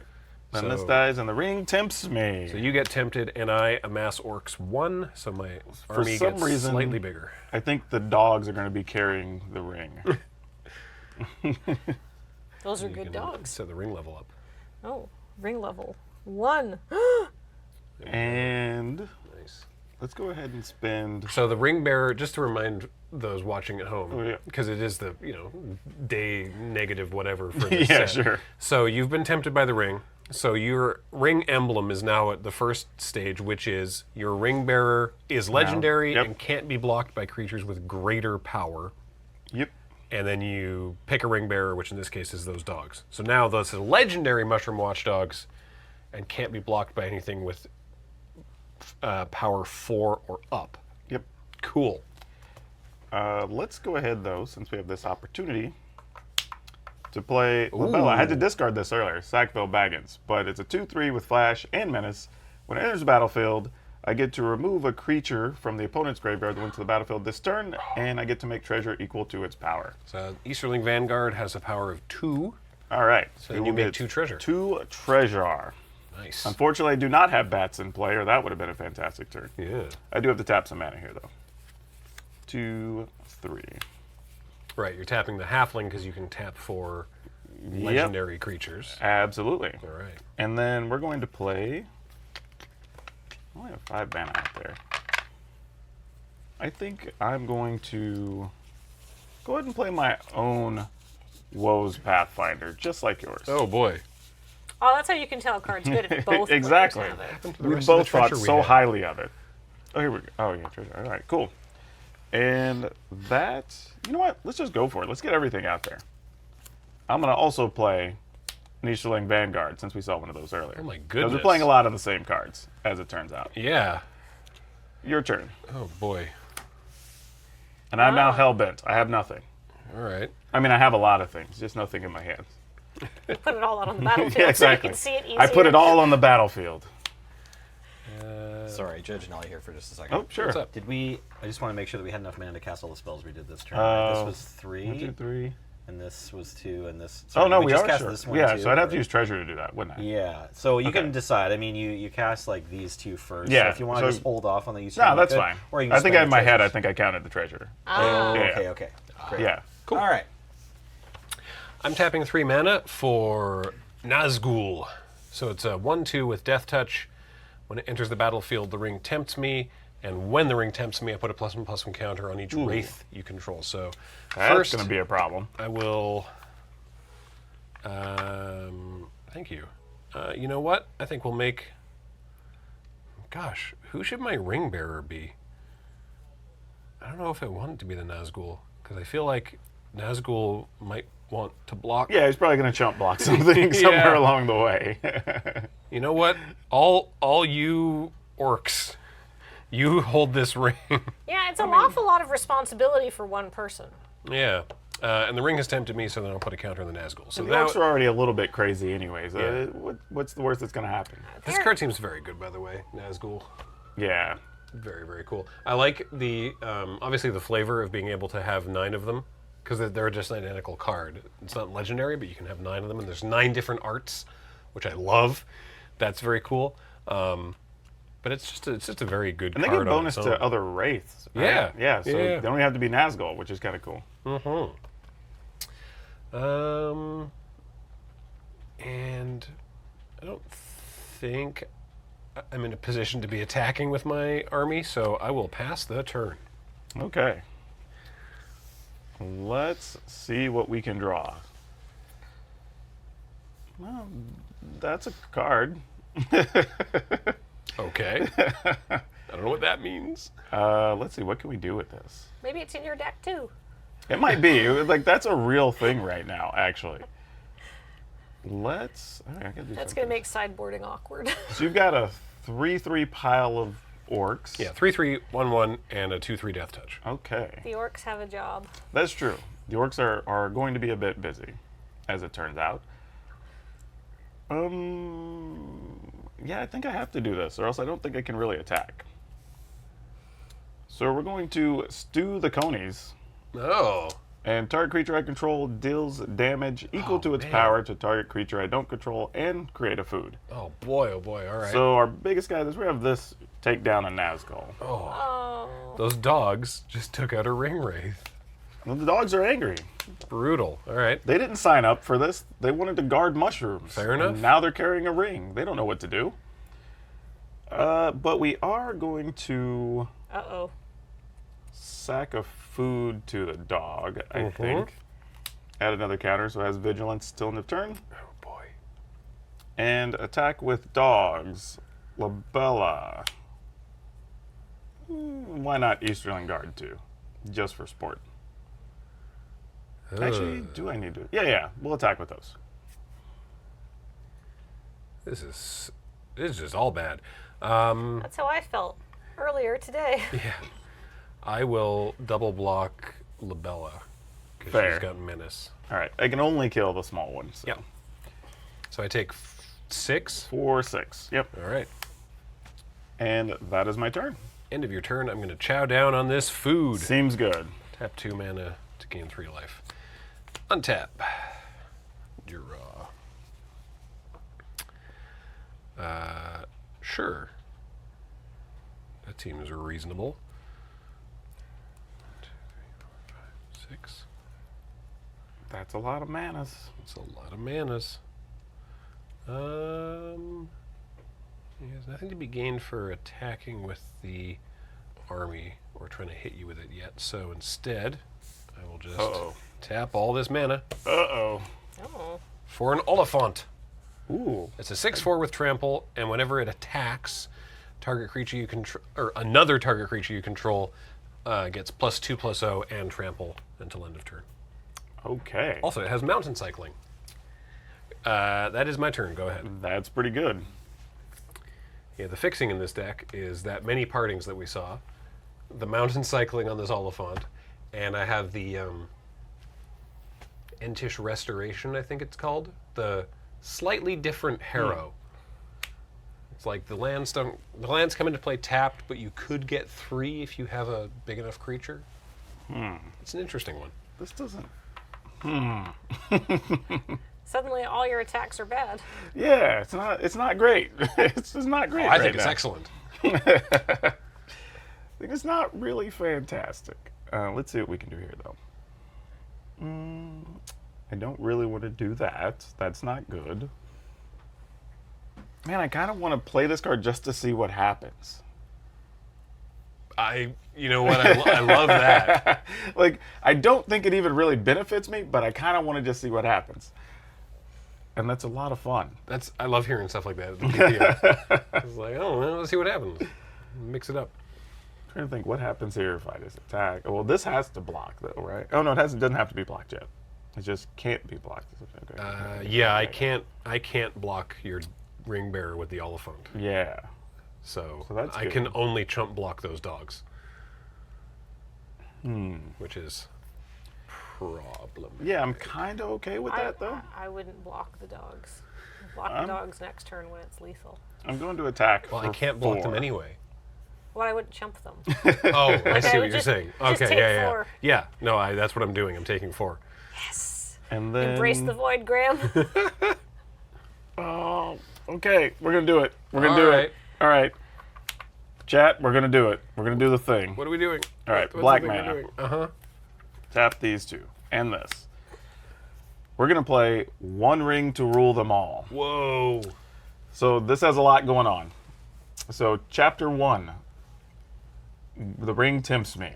And then each player mills 3 cards. Oh, no, mills cards equal to my ring bearer's power, actually, sorry. Oh, so wow. we're going to mill 4 first. You can, I'm not saying you should. In fact, you probably shouldn't. But you can choose a new ring bearer before that happens. I'm just saying. Yeah. We're sticking with that. So, Okay. Just so everyone at home knows. Yeah. Yeah. So we mill 4. All right. 1, 2, 3, 4. And then next turn, chapter 2 will destroy all non-legendary creatures. And then on chapter 3, each opponent loses 1 life for each creature card in that player's graveyard. Oh, heck. Okay. So I milled an Uruk-hai Berserker, Golem, Patient Plotter, and Doors of Durin. Yeah, for people who weren't here earlier, I have a Golem's Bite, which we've seen that gets to kill some You have things. so much removal. Yeah, I have quite a bit. And then Frodo, unfortunately, which is the main reason I wanted to play this deck, and he's in the graveyard now, along with a nasty end as well. Okay. All right, that is my turn. All right. Untap, upkeep, draw. I believe this attack, this combat step is the smoke him if you got him.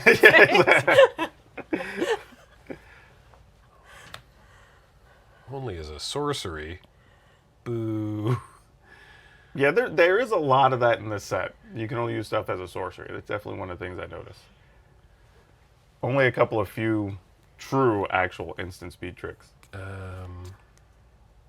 Destroy all non-legendary creatures. Which currently are the 2 dudes holding the rings. Yeah. Yeah. All right, I'm going to play this swamp. And, well, they're going to die at your first main phase anyway, so I'm going to go to combat.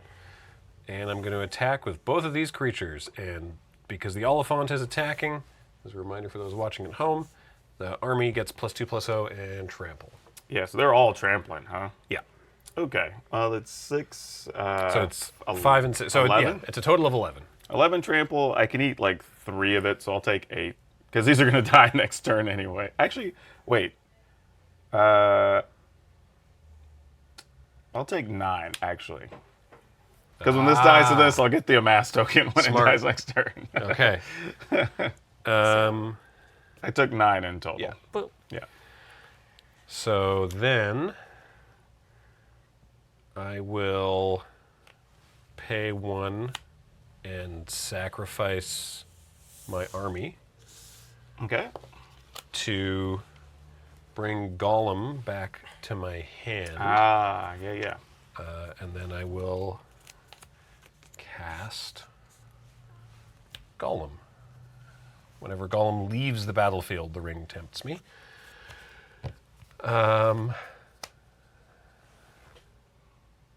Yep. Go ahead. Okay. Because it was non-legendary that gets destroyed, right? Okay, cool. So Gollum gets to live. Draw a card. Things die. I get an army of 1. Yep. I love that Bjork. A whole 1. And I think I'm... Oh, actually, I should put... Oh, I should have actually... I should also mark this. We're in Can I chapter respond 2. to that with something? Yeah, I don't see why not. Okay, I'm going to cast Entish Restoration. Because if I still have the Oliphant in play, I get to go looking for 3 lands instead of 2 lands. That's pretty good. Still going to die. And I also have to sacrifice a mountain. All right. Nice. So I'll go get a mountain and a forest. It's like a fancy harrow. And a swamp. Exactly. Boy, I've really thinned out my library. Yeah, you have.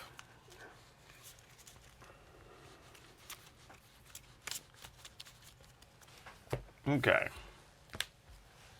And these come into play tapped. And Did you? So if the ring tempts you, Gollum has to be a ring bearer, right? I haven't been tempted. The ring doesn't tempt me. Oh, right. When Fair. he leaves play. I'm Yeah. so sorry. That's okay. I also thought Gollum was an ETB, but no, it's a. All right. It's when it leaves the battlefield. So we're going to attack for 4 here. And we have a trigger. Whenever the ring bearer attacks, draw a card, discard a card. Right. I was like, why are they still alive? And it's like, because they're legendary. They're carrying the ring.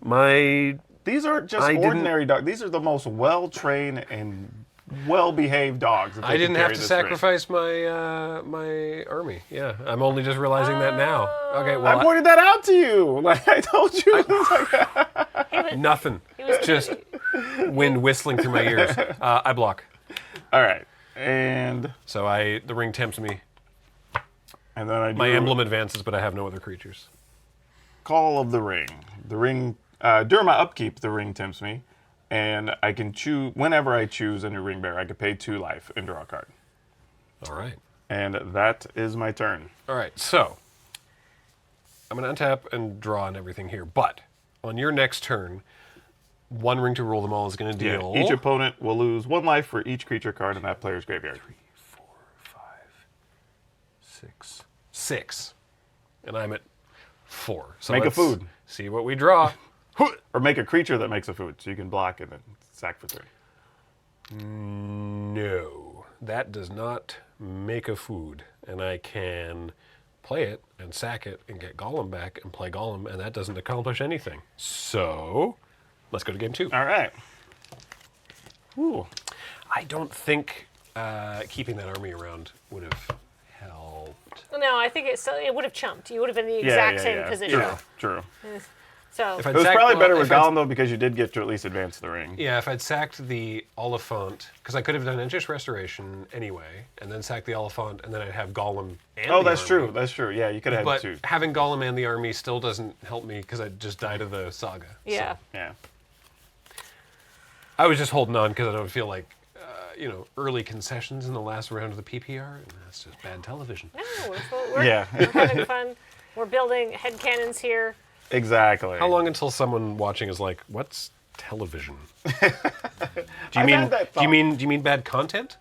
You want to know something that messed me up a few months back? I was helping somebody's kids, and they were doing the little, you do the telephone, and the kid wants you to answer the phone. Yeah. They do the phone like this because they've never seen a regular phone. So it's just it's this for a phone because they've only seen square phones. Like, but he's like, hey, they want to talk to you, and I'm like, what? And I'm like, why is it? I'm like, oh, and so I'm like, oh, I get it. Like, you've only seen a cell phone. I'll go get your wheelchair, Mr. Smith. Thank you. Oh my goodness. As G now turns to dust over here, but you know. But isn't that just such a weird thought, though? Like, it never crossed my mind that that's a thing. It makes sense. Amazing. Yeah. When did this happen? Reminder to take your back medication. Yeah, that's about right now. Yeah, if you're feeling attacked, take up stretching. Yeah, exactly. Maybe mix in some mobility to your routine. If you're feeling attacked, you probably felt the cold front coming in. Yeah. In your knee.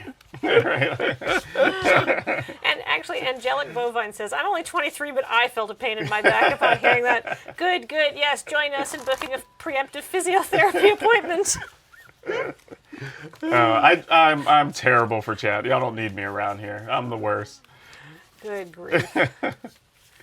All right. So, did either player make any mulligans?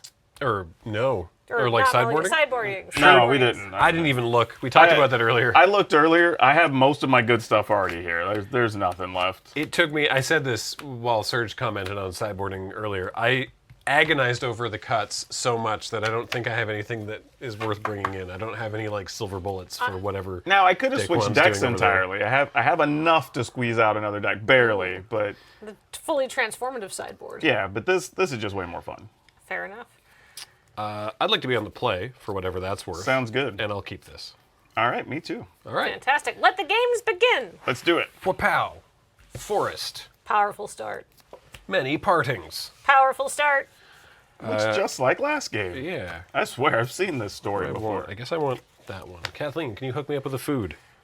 Enjoy that croissant. I think we've all heard this story before. But I'm pumped. Haha.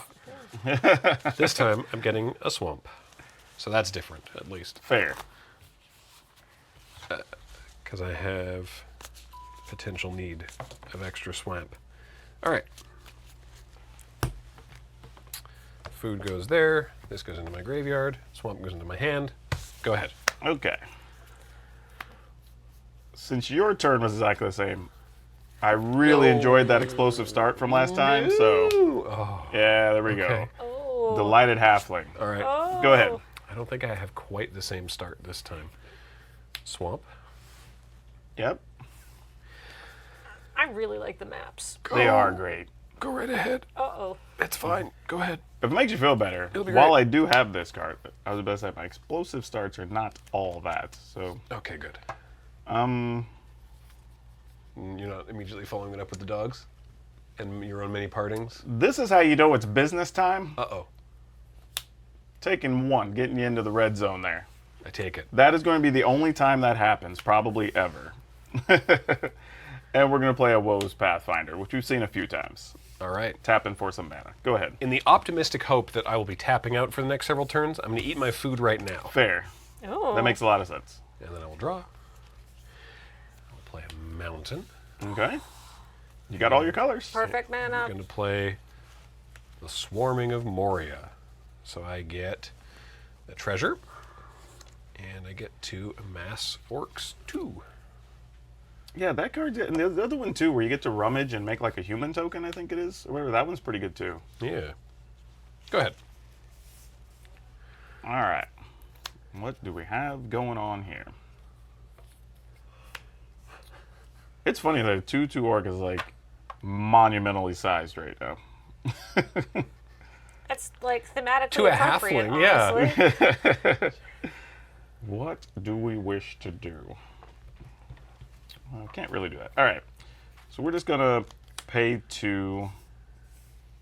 And we're going to play, as we called them earlier, the Baker. But their official name is Meriadoc Brandybuck. Ooh. Whenever I have a halfling attack, I get to make a food. Oh, okay.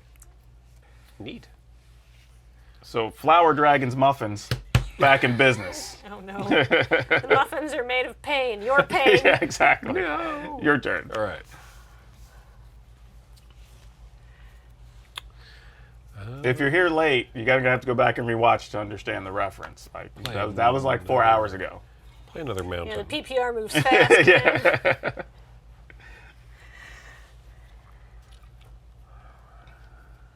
You can kill these. You can't kill this.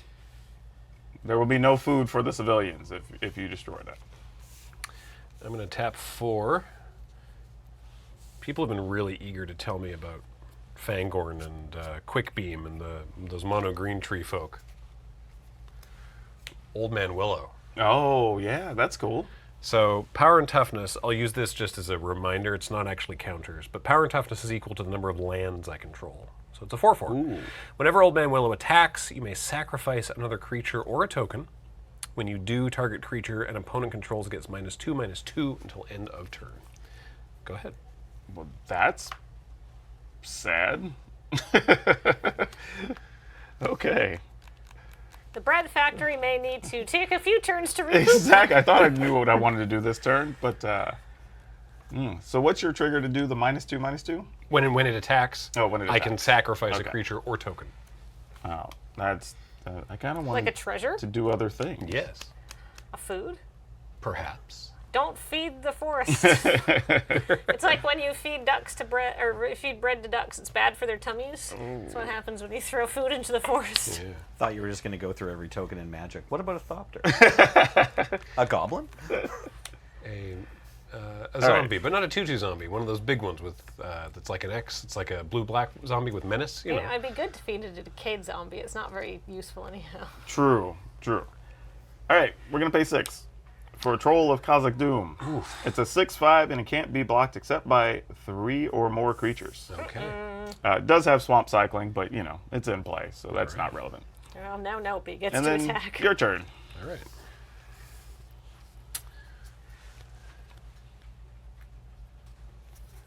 Let's see here.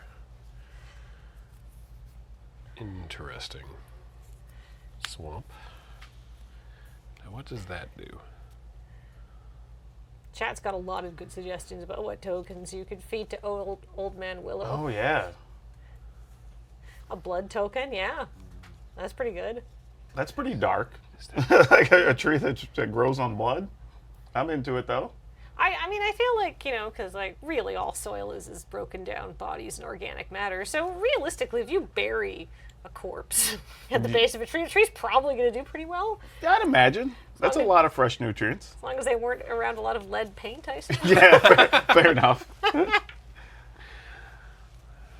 I spent the first decade of my life in a house that was Oh, being good idea. constantly renovated with Feed them lots Stang's twin. Oh. Stang's twin's a good suggestion. There was lots of lead paint dust around there, and I'm flying. All right, I'm gonna play something before combat, Graham. Yes, I'm gonna play the War Beast of Gorgoroth. All right, so it's a 5/4, and whenever it or another creature you control with power 4 or greater dies, amass orcs 2. Oh. And then I would like to go to combat. Yeah, you will get to do so. All right. Yeah, this is fine. I'm going to attack with Old Man Willow, and I am going to sacrifice a treasure to give. Oh, gosh, the halfling is so annoying, but I think I am good. You talked him up, so I'm going to take. I'm going to give Mariotic Brandybuck -2/-2. We didn't even get to generate a single food. Great. Just ruining all the fun. Bakery's closed. It's dead. And then I still have to take 5. It's like insult to injury. Okay, we will take the 5. I don't think I want to block with the troll. Fair enough. Okay, so takes 5, and go ahead. Okay. Let's see what trouble we can get ourselves into here.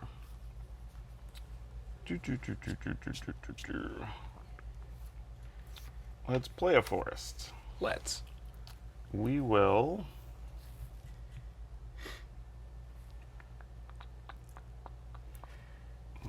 It's not going to be enough.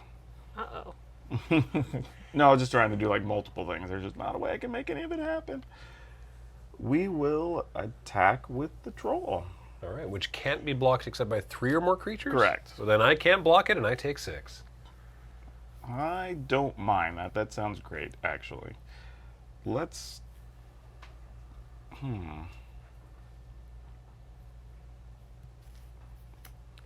go ahead and play our Lady Dwarf again.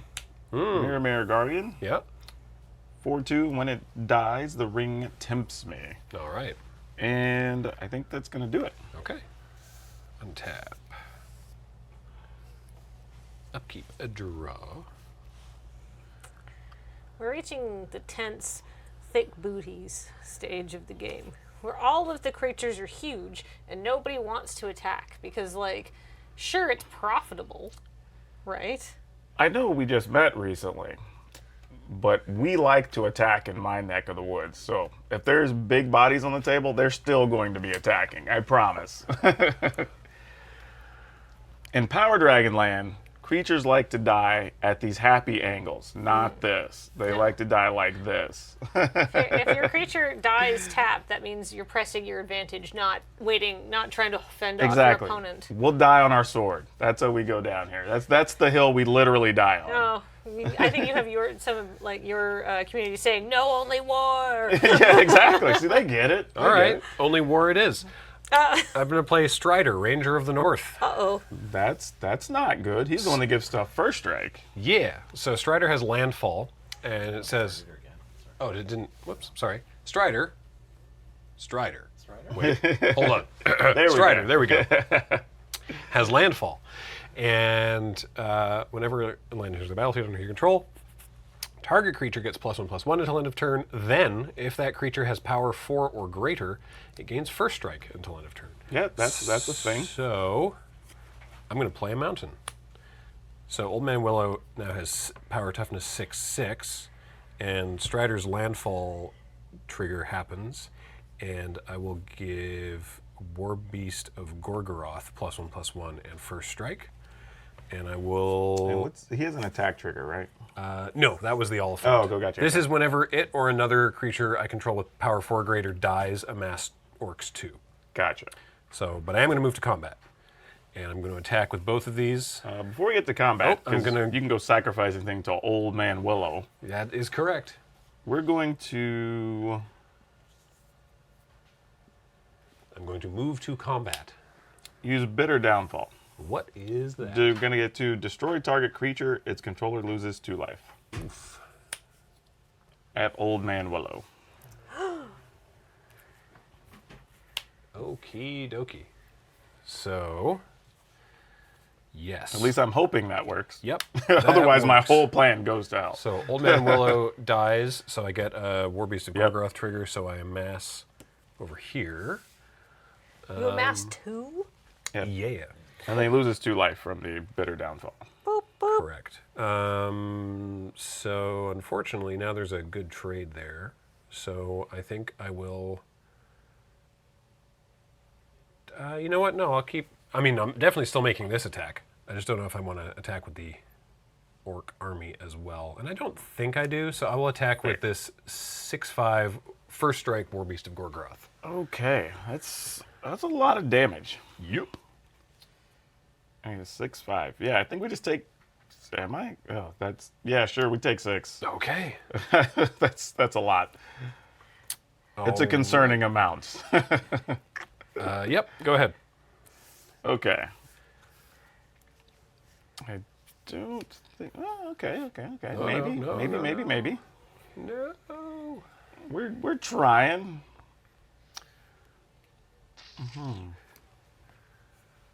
Oh, and this is every time you have a creature that gets in there. Ugh. That's not fun. So yeah, if any of these creatures die because of the War Beast of Gorgoroth, if any of the current creatures I have die, then I amass 2. Yeah. All right, we're gonna, since you still have to block this with 3 things, we will attack you for 6. So I cannot block that, and I take 6. The big silly troll. And I think... Man, I'm only at 9. All right. I think I'm going to pass. Okay. I don't think it's worth playing those. Interesting. Yeah, we're thinking. We're suspicious. plotting.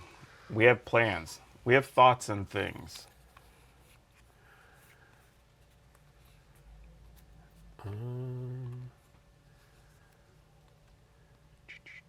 We're the undersized underdogs right now. We're gonna see if we can make this happen.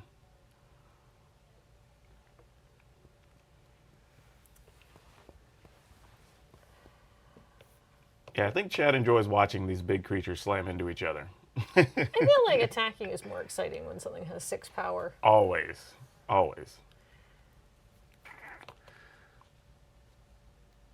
What do I want to do? I have no clue. I mean, if I was you, Uh-huh. I would kill the troll. That's a good start, actually. That's a very relevant thought. It's high on my list, I won't lie. I think what I will do first is move to combat. Yep. Yeah. I assumed that part was coming. Yeah, I'm going to move to combat. Sounds good. All right, I will attack with the Warbeast of Gorgoroth and the Orc Army. Oh my. You still have 2 cards behind, huh? I have 3. 3 cards. This is stressful. A little bit. Well, it's Dragons are used to war. It's fine. We're used to battle. I'm soft and of a nervous disposition. Okay, let's try this. Uh-oh. We're going to try to stew the conies again. Oh. And we're going to try to shoot down 6 on this guy. Actually, wait. Yep. Yeah, that's fine. We'll do 6 there, I think. And we get to also create a food. Okay, so, right, so this dies, so then I amass. That happens. Okay. So this is still choosing. No trample or anything, so I think we're just going to block that guy. Okay. And I'm going to play Nasty End. Oh, very nice. So sacrifice this and get to draw 2 cards. And get tempted. We'll also get to move my ring at counter up 1. Very cool. And we will choose...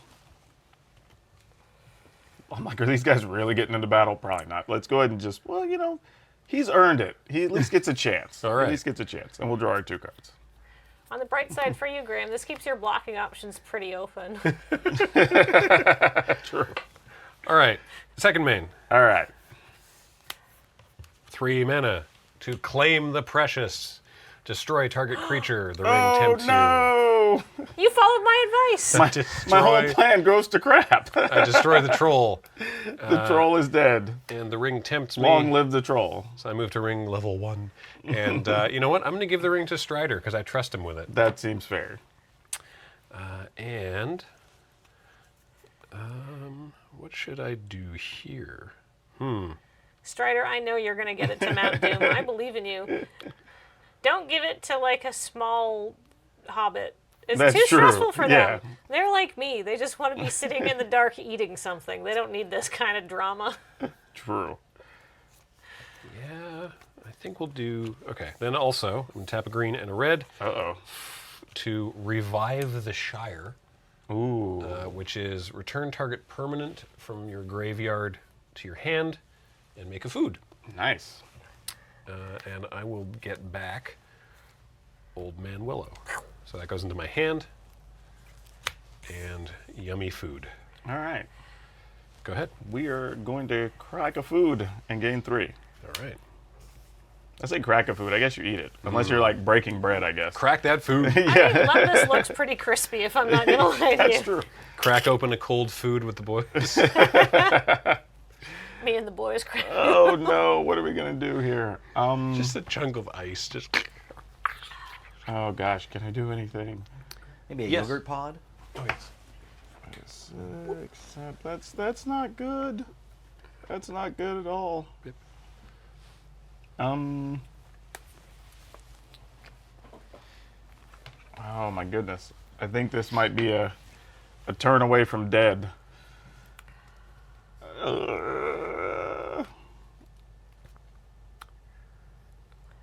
Yeah, I think it just might be. We'll play a forest, and we'll play mini partings. Okay. to go search up. I'm guessing. another land. I'm guessing a plains. I'm Yeah, guessing. Just because I The don't basic know you if don't it's ever have. gonna be an issue. It's true. We do get some food, so it's not like the end of the world. But it's still really scary. And That's good, probably because Woze Pathfinder is going to be jumping at some point. very likely. Very likely. Go ahead. All right. All right. Let's see how bad this is going to be. We're bracing for impact. Swamp. Landfall. True. We'll do that to Strider. So it's a 6/6 and a 5/5. Was that good? No, that's probably fine. Well, no, but if I do that, I can't do the other thing. This is fine. Combat. Yeah. He's got two things to Yeah, do. exactly. That's choo-choo. That's just going to be a thing. And unfortunately, Strider has first strike. Yep. This halfling just bounces off his dome as he's striding, as he's going past, like, pachow. Yeah. I'm going to take 11. Whoa! Yep. All right. Fair enough. You go to one. You can eat your food. Exactly. I'm like, there's an option maybe to not die. All right. After combat, I will replay Old Man Willow. Yeah. Who is currently gigantic. 7/7. He got the big dice. Okay, Go we ahead. will go ahead and gain 3 from that food. Yep. And hopefully draw something worthwhile. One is not 0. Ooh, that's not nearly good enough. Oh. It was the ooh could have gone either direction. Nope, it is. But it the is not statement good. that followed it was fairly definitive. Yep, it is not good. Wow. Yeah, I think we're just dead. I mean, I guess technically we could block for another turn. Why not? We'll go ahead and play that Plains, and we'll just play Labella again, who does nothing really other than just be a 2/3 here because no creatures went to the graveyard. All right. And yeah, I think that's it. Go ahead. All right. Untap. I think your big monsters are going to run me down here.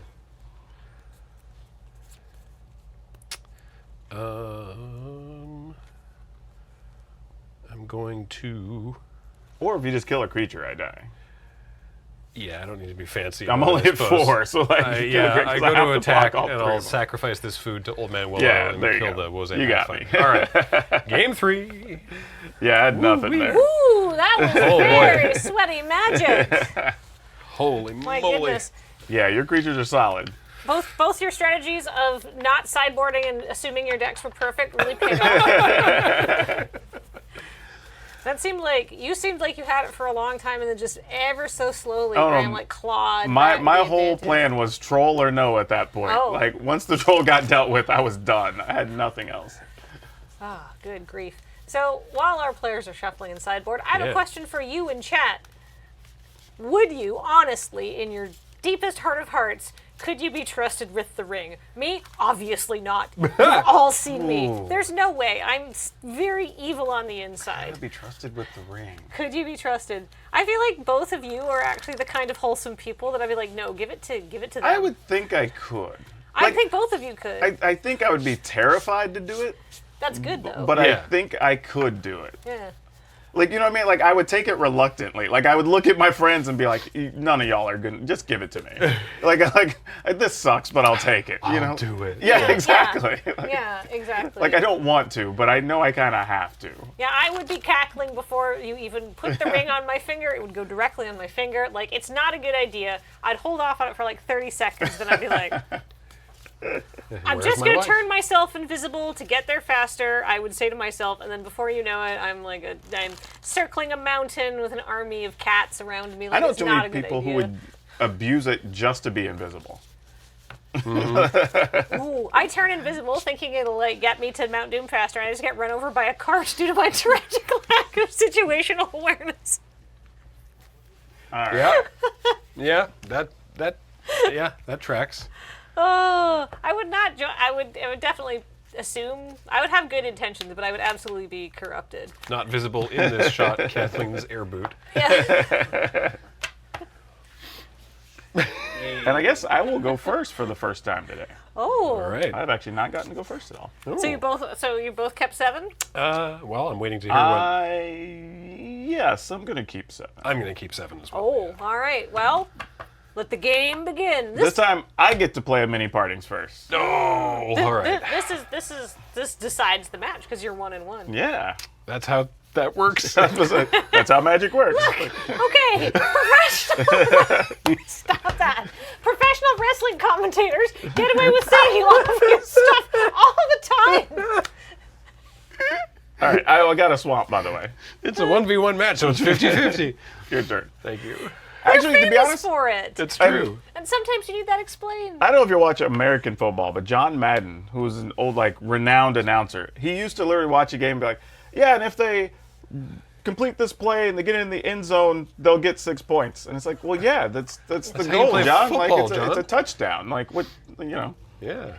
Yeah, If PowrDragn reduces Graham's life total to 0, Yeah, he may well win this match. That's exactly it. Like, all he's trying to do is get those last 2 points and get the win. Like, yeah, obviously. Somebody watching might not understand the rules, though. That's they true. might be a child. He I could is, be talking he is to a child. well renowned for being a good announcer. They could be a cat. Contrary to my last game, we do not have the explosive boom starts. So your turn. All right. PowrDragn's cat watching, just happy to hear his voice, but then also Exactly. happy to have the rules explained. Gollum. Gollum is back. plotter. All right. Gollum might actually get to do some work. Well, wait, maybe. It was good. Nope. I lied. I'm a liar. I was going to say Gollum might get to do some real work. I was but briefly very excited. I kind of want to kill him before he gets started. So we're going to play Gollum's Bite on Gollum, which I guess he's crazy enough to bite his own leg, which Sure. is fair. He tripped. And he gets -2/-2. All right. I do get tempted by the ring, though. You so- do. And then it's your turn. All right. I could see overeager Gollum fishing and accidentally bites his own hand, and it's -2/-2. All right. So Gollum disappears, but then Gollum reappears? this completely unrelated creature named Smeagol shows up, and everything's fine.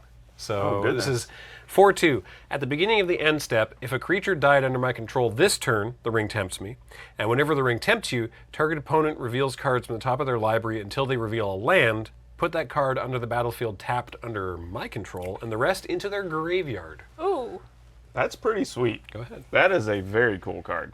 I think hangs it's out neat. well with Old Man Willow in the Caring About Lands. Wow. Gosh, That's a thing. it's like professional, cool people design Okay. these cards that all work together. Yeah, like you don't say. Draw. And not that I have much to do with it, but I do have some bats. Ooh, the bats. So Mirkwood bats. Nice. 2/3 flying, and when I create a token or sacrifice a token, target opponent, or just opponent loses 1 life. Okay. Go ahead. Do-do-do-do-do. Let's see here.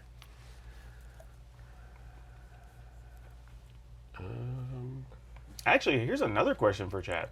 What is the most interesting card you saw today? Because we saw a lot of stuff. We've seen a lot. Oh, yeah. There was a lot. Play Swamp. A lot that I want to put into some commander decks Yeah. already. I don't know. How much are you relying on those bats? I guess let's find out. I'm going to attack with Smeagol. Smeagol, you do your business, friend. I'm not blocking that. That's just a trap. Like, we're not... Fair enough.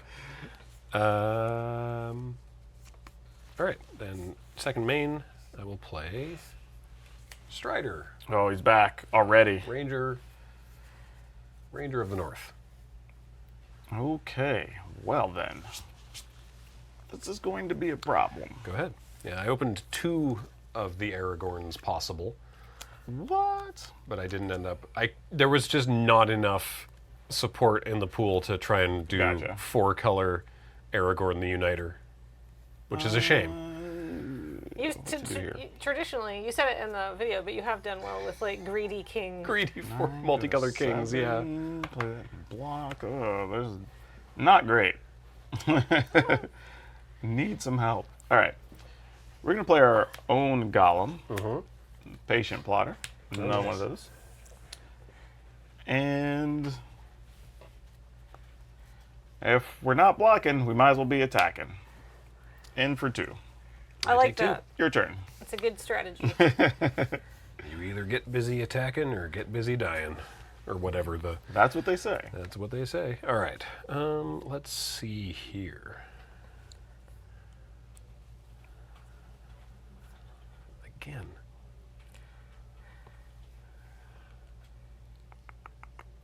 Sure. Oh, yeah, I guess we do have Gollum and Smeagol out against each other. I didn't even think about that. Good catch. The 4-color Aragorn. They do trade. 4-color humans. That's cool. One's not stronger than the other because they trade. But they both have higher power than toughness. Which felt a little weird. Like, that was the design choice? Well, yeah. They're Weedly things, though. Fair. And they are creepy, kind of scary, so that is bad for some characters. Yeah, maybe some of those power points are just psychological damage. Yeah, maybe. That might be accurate. That's a good call. All right, I'm going to play a mountain. I get a landfall trigger. I'm going to give it to Smeagol. Reasonable. Then I'm going to tap like that to claim the precious on Gollum. No. Oh, no. You get tempted. I do. I at least get that benefit.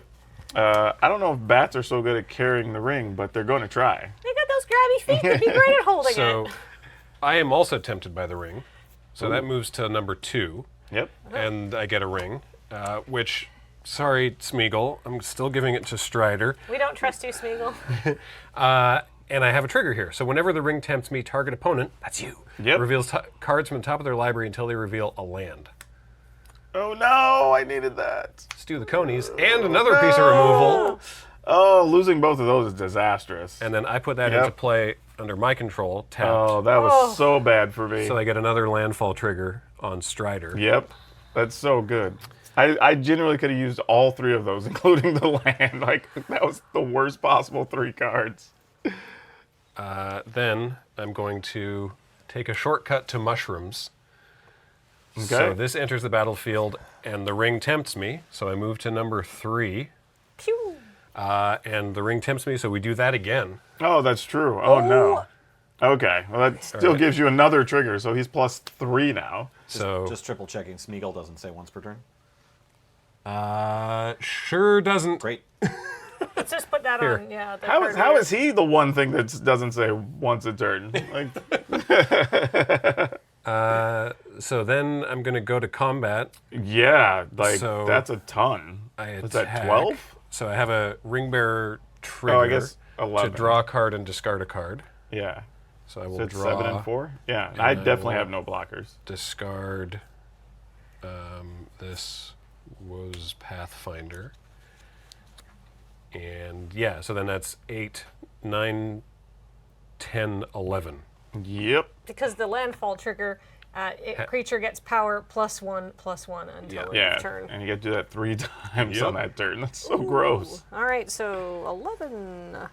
Yeah, I'm gonna go ahead and crack some food. Like a desperate attempt to not die. And I lose a life from the bats. That's true. You do lose 1. Yep. The bats are trying real hard. Bats are doing their best. Shortcut to mushrooms doesn't do anything on my end step because it is if a permanent you controlled left the battlefield this turn, which hasn't happened. So. You gained a lot, though. That's true. That happened. That's true. This is with a Golgari and Gruul legendary. This is very serious junding out occurring here. Yeah, I needed that land so badly. That was, I mean... Oh, those 3 cards that first round of 3 just wrecked me so bad. Yeah, I feel like an all-time disastrous hit, so that was pretty high. Pretty terrible. All right.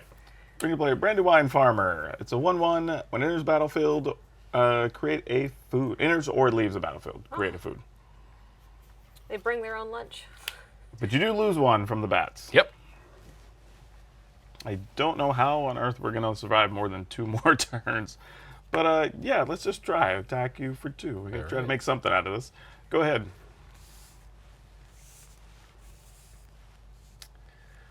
Draw. Though, to be honest, I think if you have a removal card, I'm just dead anyway. Right? Yeah, because that's already 8 just on board. I don't. Okay. But let's see if maybe we can do something fun. So I'm going to play Nazgul. Ooh, okay. So that enters the battlefield, and the ring tempts me. So I'm at maximum ring. The maximum ring. Ring. Oh, no. Ring. Two triggers when the ring tempts me. One is to put a counter on every wraith I control. Yeah, and then I do this. And then we do that again. Yep. There's a halfling and a... Oh, gosh. No. Oh, gosh. The dogs. Okay, there you go. Right. How many cards was that? That was 4 plus that. So that's It's like 5 plus that, actually. Oh my God, it's like you gazed into an orb or something. Exactly. There you go. So that's I can relate. One landfall trigger, so I'll give the pump to Smeagol. Sure. And then I will attack with both of these creatures again. And then some stuff happens. I draw a card and discard a card. And I'll discard this forest. And then... Okay, so if Strider hits you...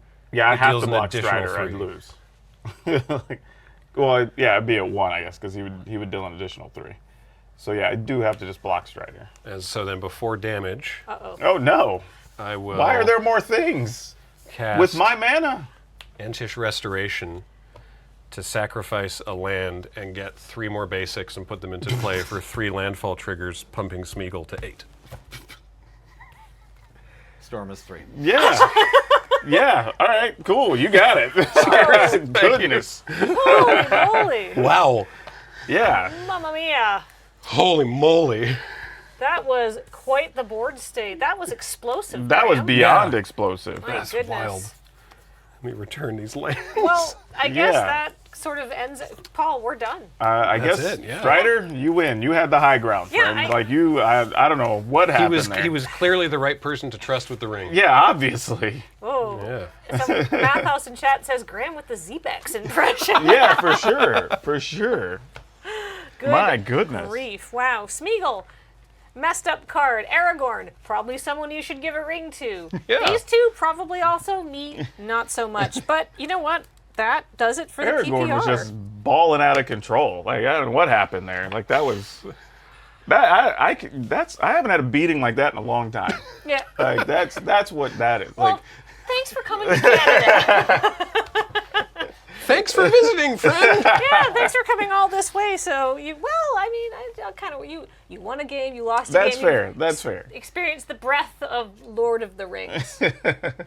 But that was round 6, so that's going to do it for the PPR. So What a great day. that was amazing. It was really fun. Yeah. It was. I had a lot of fun. Everybody saw some spicy cards, had some spicy plays, and played some fun and flavorful Magic. Mm-hmm.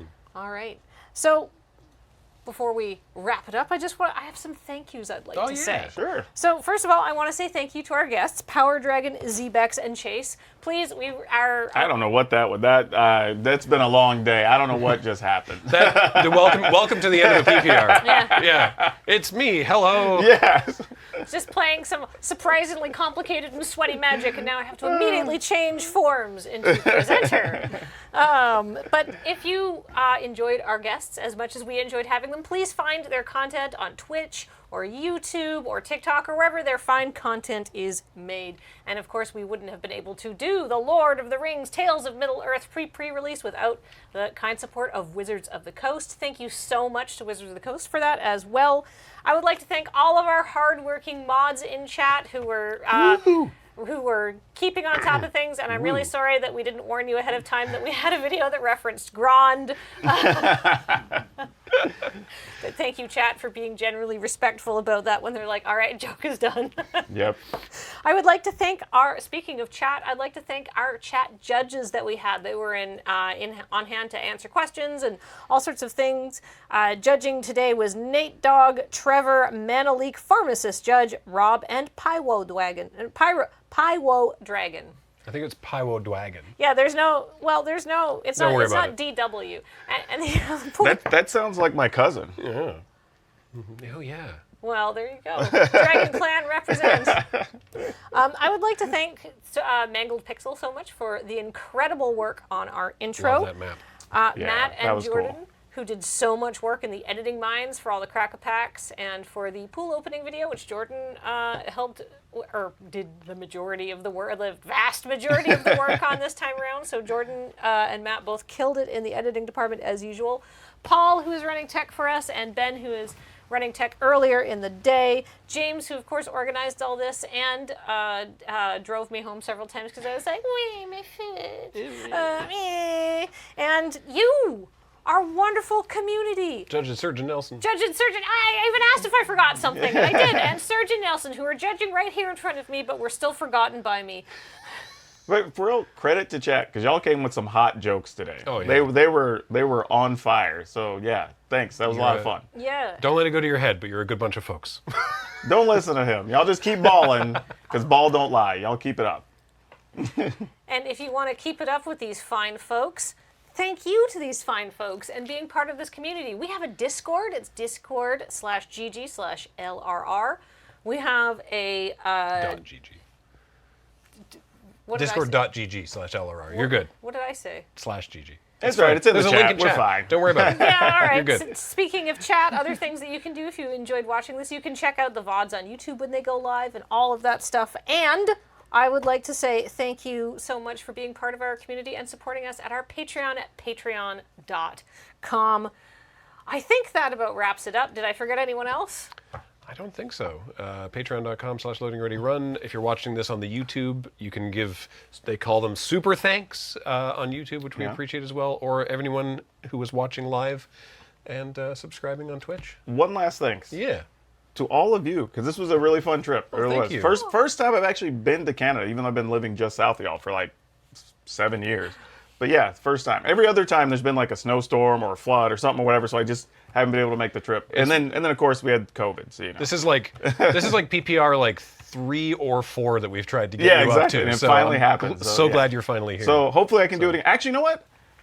I get to take the last beating on a pre-release in the old Moonbase. That's true. That's a good point. Yeah, this is our last one from Moonbase Mark V. So come back in like 6 weeks time for Commander Masters to the new Moonbase. Hopefully we get the studio up to speed. It'll be great. It'll be fine. It'll be fine. Everything's fine. So yeah, no, that's it. All right. We love you. Stay safe. Be kind. Peace.